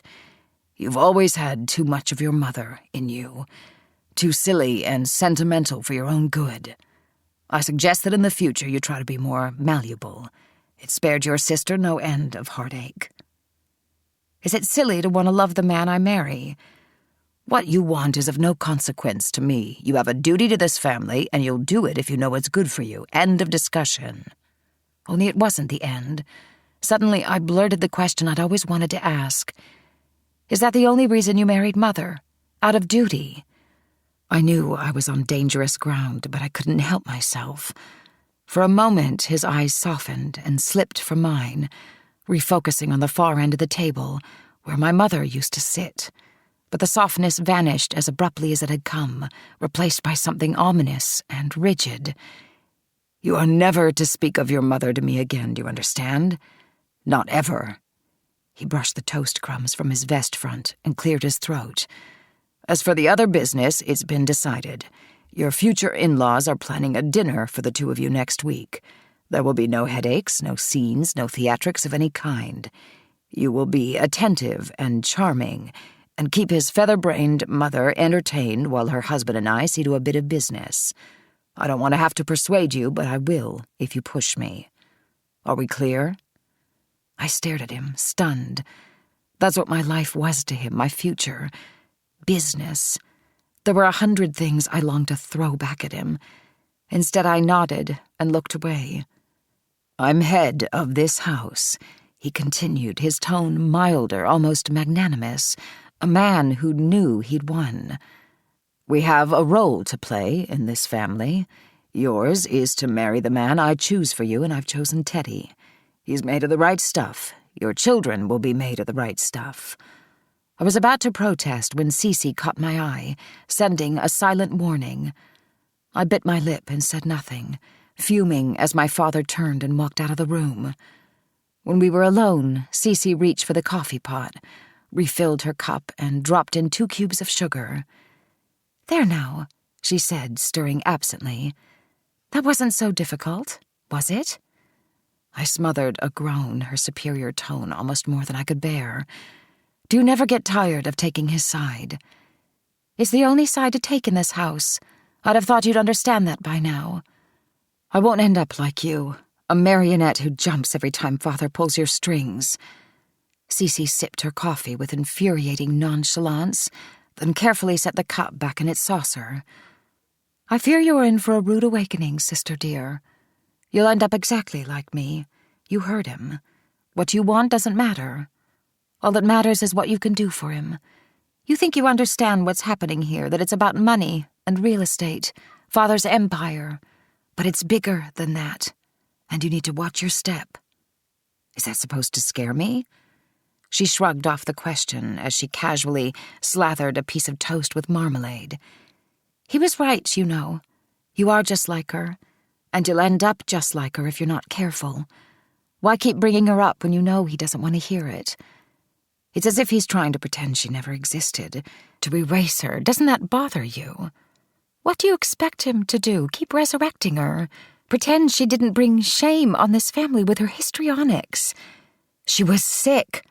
Cece rolled her eyes as she tossed the remnants of her toast onto her plate. "How can you be so naive? There's a way things work in the real world. A harsh way, perhaps, but once you accept it, things get easier. That's what Father meant when he used the word malleable, accepting the way things work." "What things?" "Everything in life has a pecking order. The strong go to the head of the line, while the weak must give way. Hélène was weak." Her response, so blank and cool, sickened me. "You call her Hélène, like she was some stranger who used to live in our house? She was our mother." Cece huffs and rolls her eyes toward the ceiling. "Honestly, you never learn. Families like ours have a duty to future generations, to preserve our way of life, who we are, what we've built. Father has a plan for us, for all of us. And if I choose not to be a part of his plan? Haven't you been listening? There is no choosing. We're pieces on a chessboard, you and I, nothing more. He'll move us wherever and however he likes, and he won't stop until he has all the pieces. She pushed back from the table and stood, then hesitated, pinning me with a frosty glare. You should also know that on occasion, a few pieces have gone missing. Troublesome pieces that didn't matter much to anyone. Don't ever think he won't do it to you. She walked out then, leaving me to ponder her warning. A month later, I met you at the St. Regis. You with your slick smile and rented evening clothes. Even then you were judging me, wondering how in God's name I'd let it happen. I was wondering too. 9. Ashlyn. To lose oneself in the pages of a book is often to find oneself. Ashlyn Greer, The Care and Feeding of Old Books. October 7, 1984. Rye, New Hampshire. Ashlyn slowed the car and turned onto Harbor Road, a narrow stretch of gravel and crushed oyster shells, curving toward the open harbor. There was a small wooden bridge, and beyond, a scattering of rooftops, one of which belonged to Ethan Hillard. She proceeded over the bridge, past a couple on matching bikes, and began looking for house numbers. The road went farther than she thought, winding along the rock-lined shore for more than a mile. The houses were all on her right, and varied in size and style, all sharing an absolutely stunning view of the harbor. Ashlyn tried to imagine waking up to that glorious vista each morning. Blue sky, silvered sea, the flash of sun on bright white wings. How different the world must look to those who woke to such things. How lovely and clean. How easy. Suddenly she felt out of place, a trespasser in this idyllic seaside community, and she considered turning around. She'd heard nothing from Ethan since her last phone message a week ago. What did she hope to accomplish by ambushing him at his home? Then again, what did she have to lose? She had just rounded a deep bend when she spotted a mailbox with the number 58 on the side. She let her foot off the gas, hesitating briefly before pulling into the drive. The house was large and stately, a classic 2-story with a hipped roof, a central widow's walk, and a cupola facing the harbor. Everything looked as if it had just been painted, all clean gray and white, except for the front door, which was a whimsical shade of lemon. There was a detached 3-bay garage to the left of the drive, but no sign of a vehicle anywhere. Ashlyn pulled Forever and Other Lies from her tote, eyeing the yellow sticky notes peeking from between its pages. She'd spent several hours this morning writing out each question, then affixing it to the appropriate page. When that was done, she'd composed a polite note asking for his help one more time, then sealed both book and note in a protective plastic sleeve. Now all she had to do was get the book into his hands, which meant temporarily relinquishing possession of it. Relinquishing the book, even temporarily, wasn't a decision she had reached lightly, but Ethan had made it abundantly clear that he had no interest in possessing either of them for himself. She'd have to trust him. Not exactly her strong suit, trust, but she didn't have much choice if she wanted Ethan's help. Before she could change her mind, she headed up the tiered stone terrace and rang the bell. After a second and then a third ring, she had still received no answer and reluctantly resorted to her backup plan, which was to leave the book in the mailbox. She peered over her shoulder as she walked down the drive, aware that as an outsider in this tiny, well-heeled community, she would almost certainly be thought up to no good if she were spotted poking about in Ethan Hillard's mailbox. When she was sure the coast was clear, she pulled back the door of the mailbox only to find it stuffed with junk mail and newspaper circulars. Maybe he hadn't been ignoring her after all. Maybe he was just out of town. She eyed the house again, narrowing her focus to the clear glass storm door. If it was unlocked, she could slip the book between the 2 doors. It would be safe from any weather in its plastic sleeve, and there'd be no missing it when Ethan returned home, since he'd have to step over it to get in the house. Tucking the book beneath her arm, She retraced her steps back up the drive. A tentative test of the storm door found it unlocked. She had just thrown another glance over her shoulder and was preparing to pull it back when the actual front door swung open. "What are you doing?" Ashlyn was so startled by Ethan's sudden appearance that she fumbled the book, nearly dropping it on the steps. I didn't think you were home. I rang the bell, but no one answered." "So you thought you'd just let yourself in?" "No." She held up the book in her defense. "I was just going to leave this inside the storm door, then call and leave a message when I got back to the shop. I tried the mailbox, but it's full." Ethan eyed the book, then looked at her, frowning. "It's illegal to go into someone's mailbox." Ashlyn blinked at him. "Is it really?" "I wasn't going to take anything. I was just going to leave the book." "Why?" Ashlyn shot him a nervous smile. This wasn't going quite the way she'd hoped. "I have some questions, and I've learned some things since the night you came to the shop.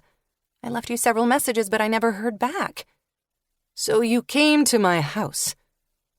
It sounded bad when he said it, intrusive and a little bit creepy. "Not to see you." "Well, I'd have to see you, but I wasn't planning to bother you. I wrote my questions down on Post-its and stuck them to the pages so you could look them over when you had time. If I had known you were here, I wouldn't have—" Ashlyn let the words dangle. He looked tired and annoyed, as if she'd caught him in the middle of something. "I'm sorry, it looks like I picked a bad time." She was about to head back down the steps when he stopped her. "I never got your messages. That's why I didn't return your calls. I've been holed up with the phone unplugged for the last few days.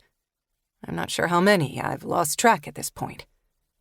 He paused, scrubbing a hand through his hair. "What's today?" "Sunday?" He nodded wearily. "A week? Good grief." She saw it now, the shadow of stubble along his jaw and clothes that looked like they'd been worn for several days. "You've been writing?" "I promised my editor a look at the first 5 chapters by next week, and it's not going well. I can't seem to get the thing off the ground." He raked back his hair, leaving it standing on end. "Sorry for barking. I'm not good without sleep." "I'm the one who should be apologizing. I'm sorry about disturbing you while you were working."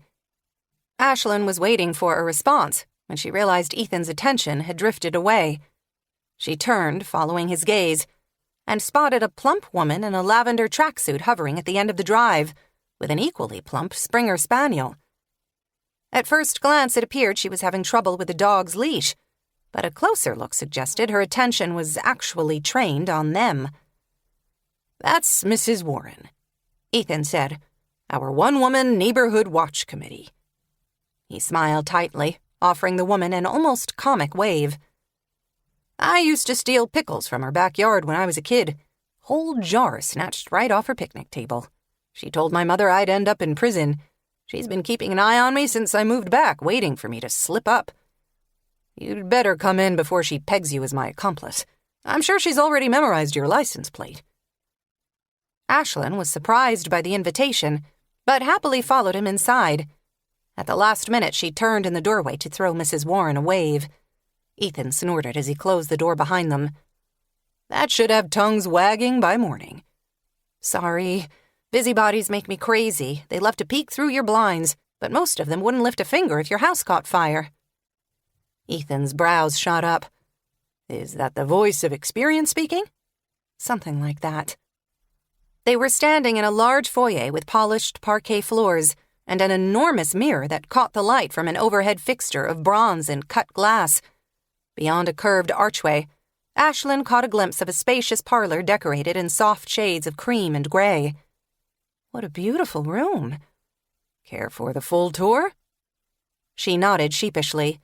"If you can spare the time." Ethan said little as he led her from room to room, pointing out a feature here and there, but otherwise leaving the rooms to speak for themselves. The house was a study in sophistication and style, but with an unfussy cohesion running throughout. Smartly papered walls, fabrics, and cool, sedate hues, furnishings chosen for comfort rather than show. "It's all so beautiful," she said when they arrived back at the kitchen. Like something out of House and Garden, but still warm and welcoming. Thanks. My mother's doing. When she found out she was sick, she decided to redecorate the place from top to bottom, so everything would be shipshape for my father, and for me when he passed away. That's how she was, always thinking about everybody else. She drove herself crazy to get it right. She was afraid she wouldn't finish in time. Ashlyn flashed back to the boxes she'd gone through before coming across Regretting Belle, and the echoes she'd inadvertently picked up. Echoes belonging to someone who was sick and afraid of running out of time. Echoes she now realized had belonged to Ethan's mother. "I'm so sorry," she said softly. "What was her name?" "Catherine. She sounds lovely." Ethan smiled, but there was sadness there too. She was, and a real fighter. They gave her a year when she was diagnosed. She hung in for 3. And she spent them making sure things would be easier for you and your dad when she was gone. That's who she was. She made dozens of lists, phone numbers for all the neighbors, who to call to fix this or that, where she kept the important papers. She even made the housekeeper swear to stay on and look after my father. Now she looks after me. Or tries to. Ashlyn managed a smile, but she couldn't help comparing the choices her mother had made in the wake of her diagnosis to those of Catherine Hillard, who had done everything in her power to ensure those she loved were looked after. She had chosen to stay, chosen to fight. They had wandered back to the kitchen now. Ethan pointed to the stove where a large pot sat on the back burner. "Can I interest you in a bowl of seafood chowder?" "You made chowder?" "Does that seem so impossible?" "I didn't mean it like that. It's just that Daniel was hopeless in the kitchen. I doubt he could have found a soup spoon, let alone make actual soup." "Daniel's your ex?" "Almost ex," she corrected awkwardly. "He died before our divorce was final." "An accident?" Ashlyn looked away. She hated the question, mostly because she never knew quite how to answer. "He was hit by a car. A truck, actually. 4 years ago." "Damn, I'm sorry." "Thanks." A silence fell, growing weighty as the seconds ticked by. Ethan stepped to the stove and lifted the lid from the soup pot, peering at the contents. "In the interest of full disclosure, I didn't actually make the chowder. Penny, my inherited housekeeper, brought it by this morning. She's convinced I'll starve to death if she doesn't feed me at least twice a week, and I've stopped trying to convince her she's wrong. Her chowder's practically legendary, and there's always enough for an army." He paused, lifting his brows. "I'm happy to share." "No, really. I didn't come to make a pest of myself." Ashlyn pulled the book from beneath her arm and laid it on the butcher block counter. "I'll just leave this, if that's all right. Maybe you can look at the pages I marked and the questions I jotted down." Ethan eyed the book with its yellow sticky notes. "What kind of questions?" "About Goldie Spencer, mostly." "Who's Goldie again?" "I mentioned her the night you came to the shop, but I only had a nickname then. Her real name was Geraldine Spencer. She inherited her father's newspaper business when she was just 21, and used it to expose corruption. Hemi used to work for her, although it's starting to look like their relationship went deeper than that. And there's a new name I'm hoping might be familiar. Stephen Schwab. It's all on the sticky notes, which are attached to the corresponding pages, and there are some photocopies at the back, pictures I hoped might be familiar." Ethan removed the book from its protective sleeve and ran a thumb over the protruding yellow post-its. "That's a lot of notes." "I know. And I know you don't really care about the books, but I was hoping you could clarify some of the things I've discovered." "All right," Ethan said grudgingly. "I'll take a look. But chowder first. I'm starving. We can talk while we eat. Can you make a salad? The stuff's in the crisper. You might want to shuck the jacket, though." Ashlyn nodded as she peeled off her jacket, then stepped to the fridge. Ethan flipped on the stove and pulled a wooden spoon from a nearby drawer. "You said you have questions about some new things you learned. What kind of things are we talking about?" Ashlyn ran through her mental list of questions. There were so many she hardly knew where to begin. Marian mentioned writing poetry when she was a girl. I was wondering if any of her poems might still exist. I was also hoping you'd be able to scare up an old photo or two. Ethan shrugged. I don't know anything about poems. Marian wasn't really on my radar growing up, but there might be some photos somewhere. I'm curious about the crusading newspaper heiress, though. Goldie, was it? That's the name she went by. Apparently she was quite something, broke all the rules and never apologized for any of it. She may also be the reason Belle and Hemi split. Which brings us to Stephen Schwab. Ethan pulled a pair of bowls from a nearby cabinet and set them beside the stove. Who's Stephen Schwab? He might be the man who broke your aunt's heart. Or he might not be. It's a long story. Then we'd better open some wine. Red or white? I don't care, you pick. What was happening? She'd come to drop off a book. Now Ethan was opening a bottle of Malbec and she was making a salad. And yet it felt strangely good, almost comfortable, despite the unfamiliar surroundings. Maybe he was just glad for the distraction. Whatever the reason, she had his attention, and she planned to make the most of it. 10. Ashlyn. As with all rare things, regular restorative care is essential. Chronic neglect may result in weakening, warping, or other persistent vulnerabilities. Ashlyn Greer, The Care and Feeding of Old Books. They ate side by side at the counter, heads bent over the photocopied articles Ruth had dug up, including the piece bearing Stephen Schwab's photo. Ashlyn elaborated on her suspicions that Hemi and Goldie had been involved romantically, as well as her reasons for suspecting that Hemi and Stephen Schwab were one and the same. Ethan listened attentively, interrupting now and then to ask a question. His interest was a pleasant surprise, but as she moved on to thornier territory, she reminded herself to tread carefully. Martin Manning was a part of his past, his family, and family was family no matter what Ethan liked to pretend. I hate to ask this, but do you remember your father ever mentioning that Martin may have been involved in anything? She paused, searching for a delicate way to say it. Less than above board? Ethan frowned. No, but I'd hardly be shocked. Are we talking about white-collar stuff? More like running liquor during Prohibition. Hemi mentioned it to Belle, and I got the impression that Marian already knew. I don't think he was ever arrested for it, but it sounds like your great-grandfather had a pretty colorful past. There were other things, too. Things about the war. Like maybe he was rooting for the wrong side. Ethan scowled. I certainly never heard that, or anything about illegal liquor, but I wouldn't be surprised. I know there was some big scandal at one point. Essentially ruined him.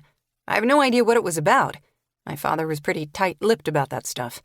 My mother was a little freer with her opinions. I once heard her say Martin was so crooked they'd have to screw him in the ground when he died. Sounds like there was no love lost there. None. And with good reason. Martin was dead set against my parents getting married. Corinne took his side, of course, and they ganged up on my father. They told him he'd have to choose. My mother or the family. So he chose. That's why you know so little about them. He nodded. By the time I was old enough to understand any of it, my father and Marian had already fallen out. My mother tried to make peace. She was fond of my aunt, and apparently the feeling was mutual. In fact, Marian told my father to run off and marry her the first time they met. He shook his head, grinning.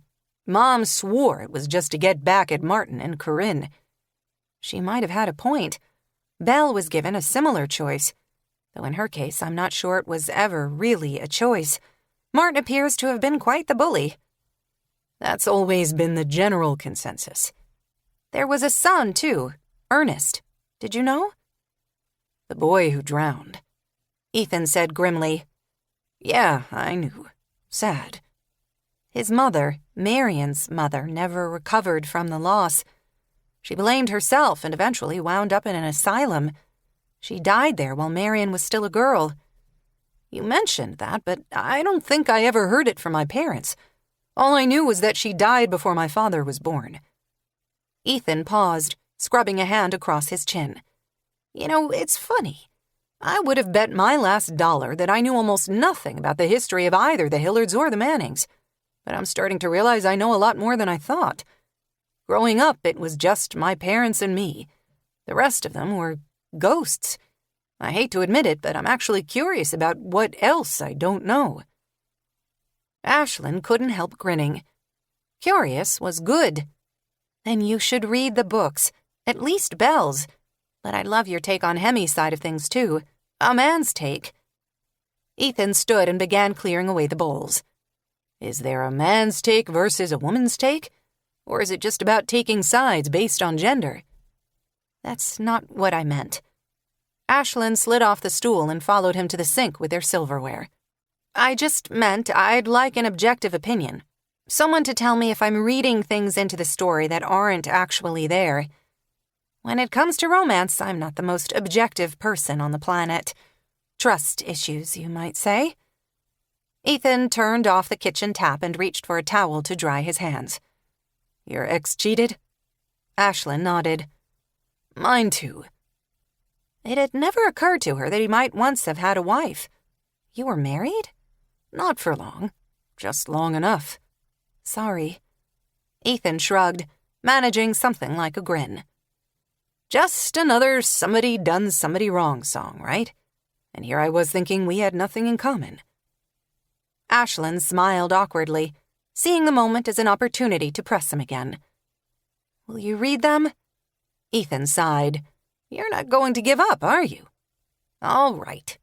He finished drying his hands and reached for the copy of Forever and Other Lies, with its protruding bits of yellow.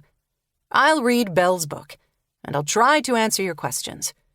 What haven't we covered? Ashlyn ran through her list again. They'd already covered quite a lot, but there were still things she was curious about, and she might never catch him in such an obliging mood again. I'd like to know more about Marion's children, where they are now, what they're doing. Ethan sank back down on his stool and reached for his wine glass. I can't help you there. I only met them once when I was a kid. Marion had to go to some conference in Boston, and they spent the weekend with us. I'm not sure how the subject came up, but the boy, I don't remember his name, was talking about his bar mitzvah, going on and on about all the presents he got. I told my mother I wanted a bar mitzvah too, but she explained that Catholics don't have bar mitzvahs. I was quite put out. Ashlyn registered this with some surprise. I didn't realize Marion was Jewish. She wasn't, but her children were, so she converted. I know the papers made a big deal out of it. He went still suddenly. Come to think of it. He pushed back from the counter abruptly and stood. Come with me. Where are we going? To my father's study. Ashlyn followed him up a carpeted staircase to the second floor, then down a long open gallery, hung with softly hued watercolors. The last door on the left was open. She hesitated when Ethan entered, opting to linger in the doorway. It was a gentleman's room with dark carpeting, heavy furniture, and crowded bookshelves. At the center of the room, facing a large bay window, was an ornately carved desk, littered with legal pads and several crumpled pages.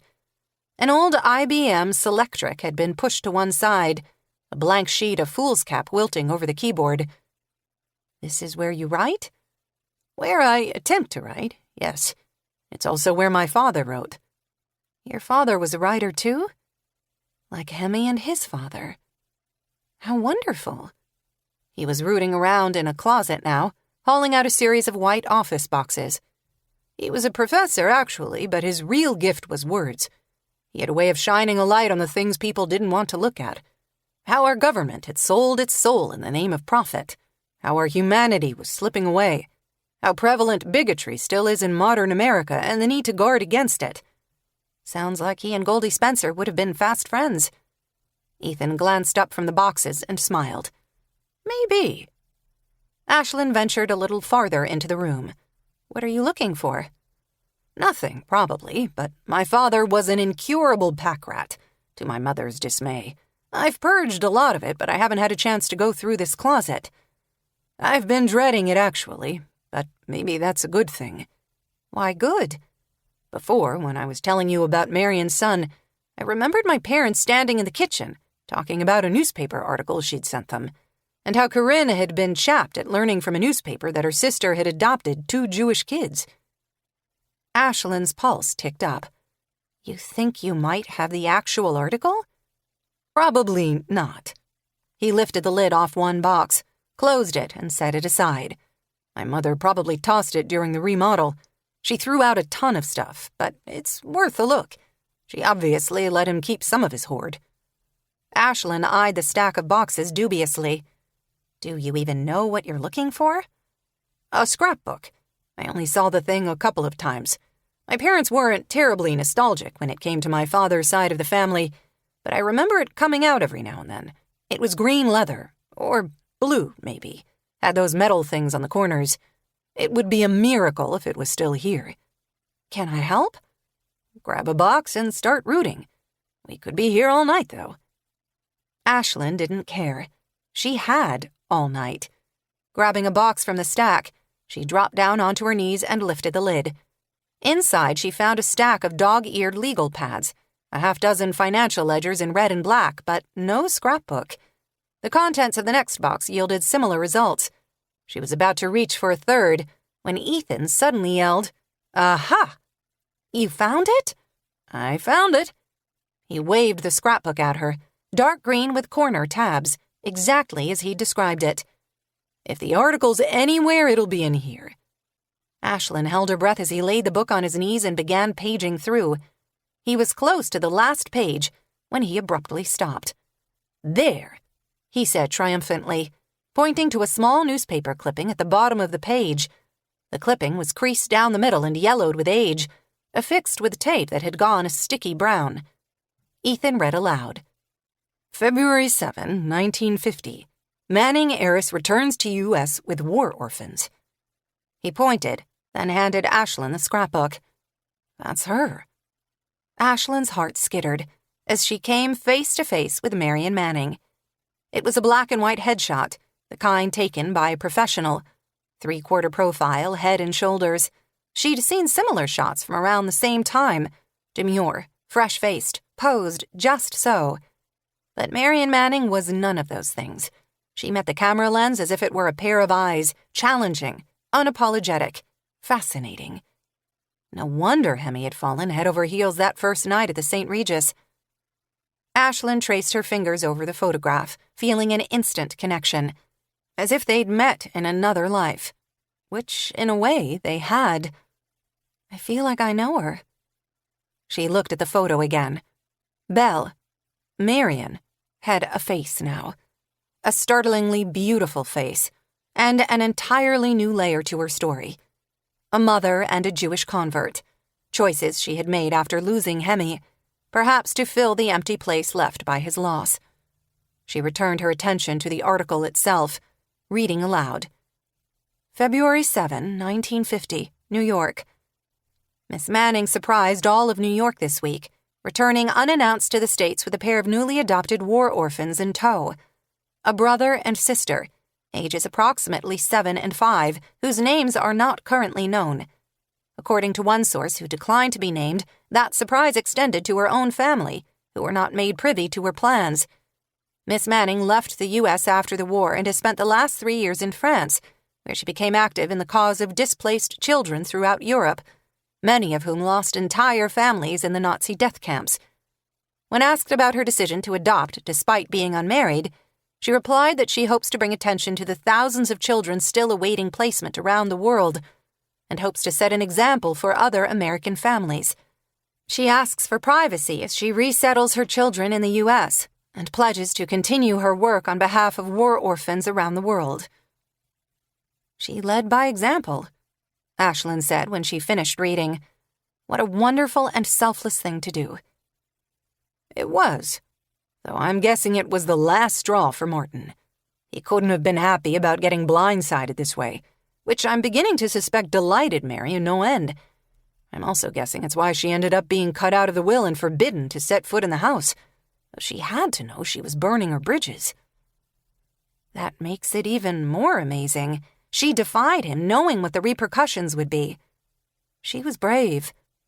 I think that's why she and my father hit it off. They were the only ones to ever buck the system. Ethan took the scrapbook back then, flipping to the first page. Let's see what else might be in here. There were several photos lying loose between the pages, the tape that once held them in place no longer viable. Ethan studied them one at a time, turning each photo face down when he finished with it. I don't know any of these people, he said finally.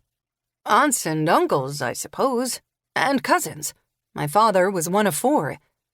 Are any of his siblings still alive? Ethan shrugged. Maybe. I know Robert was killed in Vietnam, shot down during the Tet Offensive. One of his sisters died a few years ago. He got a letter from an old college friend saying he'd seen an announcement in the paper. And that's all I know. They were never part of our lives. He tucked the photos back between the pages and moved on, skipping past photos and newspaper clippings that held no meaning for him. Suddenly he stopped and pointed to a photo of an unsmiling woman with a fringe of heavy bangs. Beside her stood a tall man with an angular face and small dark eyes. He, too, was unsmiling. I think that's Corinne and her husband. I don't know his name either. He died when my dad was a boy. A lung thing, I think. George, Ashlyn supplied. His name was George. Ethan cocked an eye at her. It's weird that you know that and I don't. His name is all I know. He isn't mentioned much in either book. What about Martin? When did he die? Not too long after I was born. I don't know how. I just know he died and Corinne ascended the throne. Ashlyn looked at the photo of Corinne, Cece as she'd come to know her. She wasn't the beauty her sister was.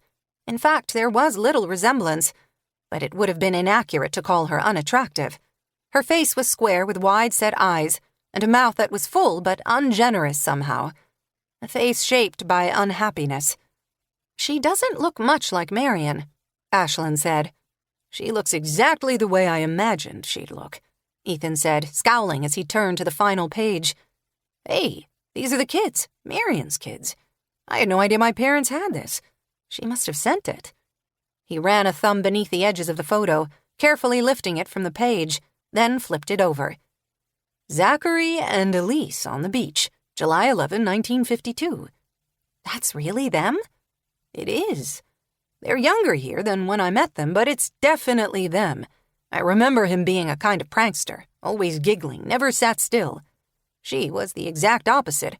Always had her nose in a book. She barely said a word the entire weekend. Ashlyn felt a sudden wave of empathy for the girl in the photo. She understood the need to retreat behind a book, to create a physical barrier between you and the world. She'd been doing it for years, seeking refuge in other people's stories. She studied the children more closely. The girl, Elise, was pale and small-boned and looked to be 8 or 9. Zachary was clearly older, tall and toothy, already hinting at the heartbreaker he would almost certainly become. They're very different, aren't they? She's so pale, almost frail-looking. But the boy's a real charmer. It's a shame you lost touch with them. I'm not sure you could say we were ever in touch. They were both older than me. I barely remember them. Do you know where Marion settled when she came back to the States? Did she go back to New York? I have no idea. I doubt it, though. I don't see her wanting to be anywhere near Martin. You didn't hear from her when your father passed away? No. For all I know, she's dead, too. And if she isn't, there's a good chance she doesn't know he died. He paused, closing the scrapbook and setting it aside. Why? I was just curious. His eyes narrowed slightly. You want to try to find her, don't you? Ashlyn didn't bother to hide her excitement. Do you think it's possible? Ethan looked at her, clearly uneasy. That isn't really the question, is it? The real question is, would she want to be found? A couple of strangers showing up out of the blue, hoping to root through her past? Would you? You're not a stranger, you're her nephew. I'm actually her nephew's son, and I've never laid eyes on the woman. That makes me a stranger. All right, maybe you're a stranger, but if she's alive, she hasn't forgotten Hemi. She'd want the books back. How do you know? Ashlyn looked away, briefly tempted to tell him about the echoes, then realized how strange it would sound. How strange she would sound. Psychometry. The term had the word psycho built in. She couldn't afford to scare him off, not when she'd come this far. A woman doesn't forget the man who shatters her whole world, Ethan. Ever. All the more reason to leave it alone. She had her say when she wrote the book. We should let that be it. Ashlyn watched as Ethan began to gather assorted papers and notepads and place them back into the carton. She hated to admit it, but he had a point. Reading the books was one thing. She'd stumbled onto those by chance. But tracking down Marion Manning like a bloodhound was something else entirely. Did she really have the right to rummage through someone else's discarded heartbreak? Would she want someone rummaging through hers? She stood reluctantly, aware that the evening was winding to a close. I suppose you're right. But thanks for showing me the photographs. I'll at least have some faces to go with the names. Can I help you put this stuff back in the closet? Ethan glanced around the room, then shook his head. Nah, now that I've dragged it all out, I might as well go through it. But not tonight. I'm wiped, and I've got class in the morning. You're sure? Yeah, it's time I got them sorted out. I'll walk you down. Downstairs, Ashlyn slipped on her jacket and thanked him for dinner as they walked to the door. I really didn't mean to horn in on you, or cause a scandal with your neighbors. At least Mrs. Warren will have gone by now. Ethan pulled back the door and peered toward the road. I wouldn't be surprised to find her lurking in the bushes, checking to see if your car is still in the driveway. I'd be careful pulling out if I were you. I'll drop Belle's book off at the shop when I'm through with it. Or I can pick it up so you don't have to come all the way to Portsmouth. They were standing in the doorway now, the smell of the sea wafting about them on the damp night air. The moment felt the tiniest bit awkward, like the end of a first date, which it absolutely was not. She fumbled in her pocket for her keys. I promise not to make a pest of myself and stay all evening. I appreciate the distraction, actually. It was nice to have someone to eat with for a change. I was a bit of a jackass that first night. I'm glad I got a chance to redeem myself. Ashlyn shook her head, laughing. I can't say I blame you. You didn't know me from Adam, and the whole thing did sound pretty improbable. Anyway, I better go. I've got some reading to do. Let me guess. Hemi's book? When I left off, things were starting to get a little bumpy. I'm hoping things smooth out between them. Except we know they don't. Right. Ashlyn conceded grimly. We know they don't. Anyway, good luck with your writing. She was halfway down the drive when she turned back. Is it really illegal to open someone's mailbox? I have no idea, but it sounded good. Would you have actually called the police and had me arrested? His laugh drifted down the drive. No, I can't speak for Mrs. Warren, though. As Ashlyn pulled out of the driveway and headed down Harbor Road, her thoughts were already on Belle and Hemi and the argument they'd had about Belle's reluctance to stand up to her father. Had it been the beginning of the end for them, the first fraying of their doomed romance, or had they made up only to separate again later? The only way to know was to keep reading. Only this time she'd have a face to go with the words.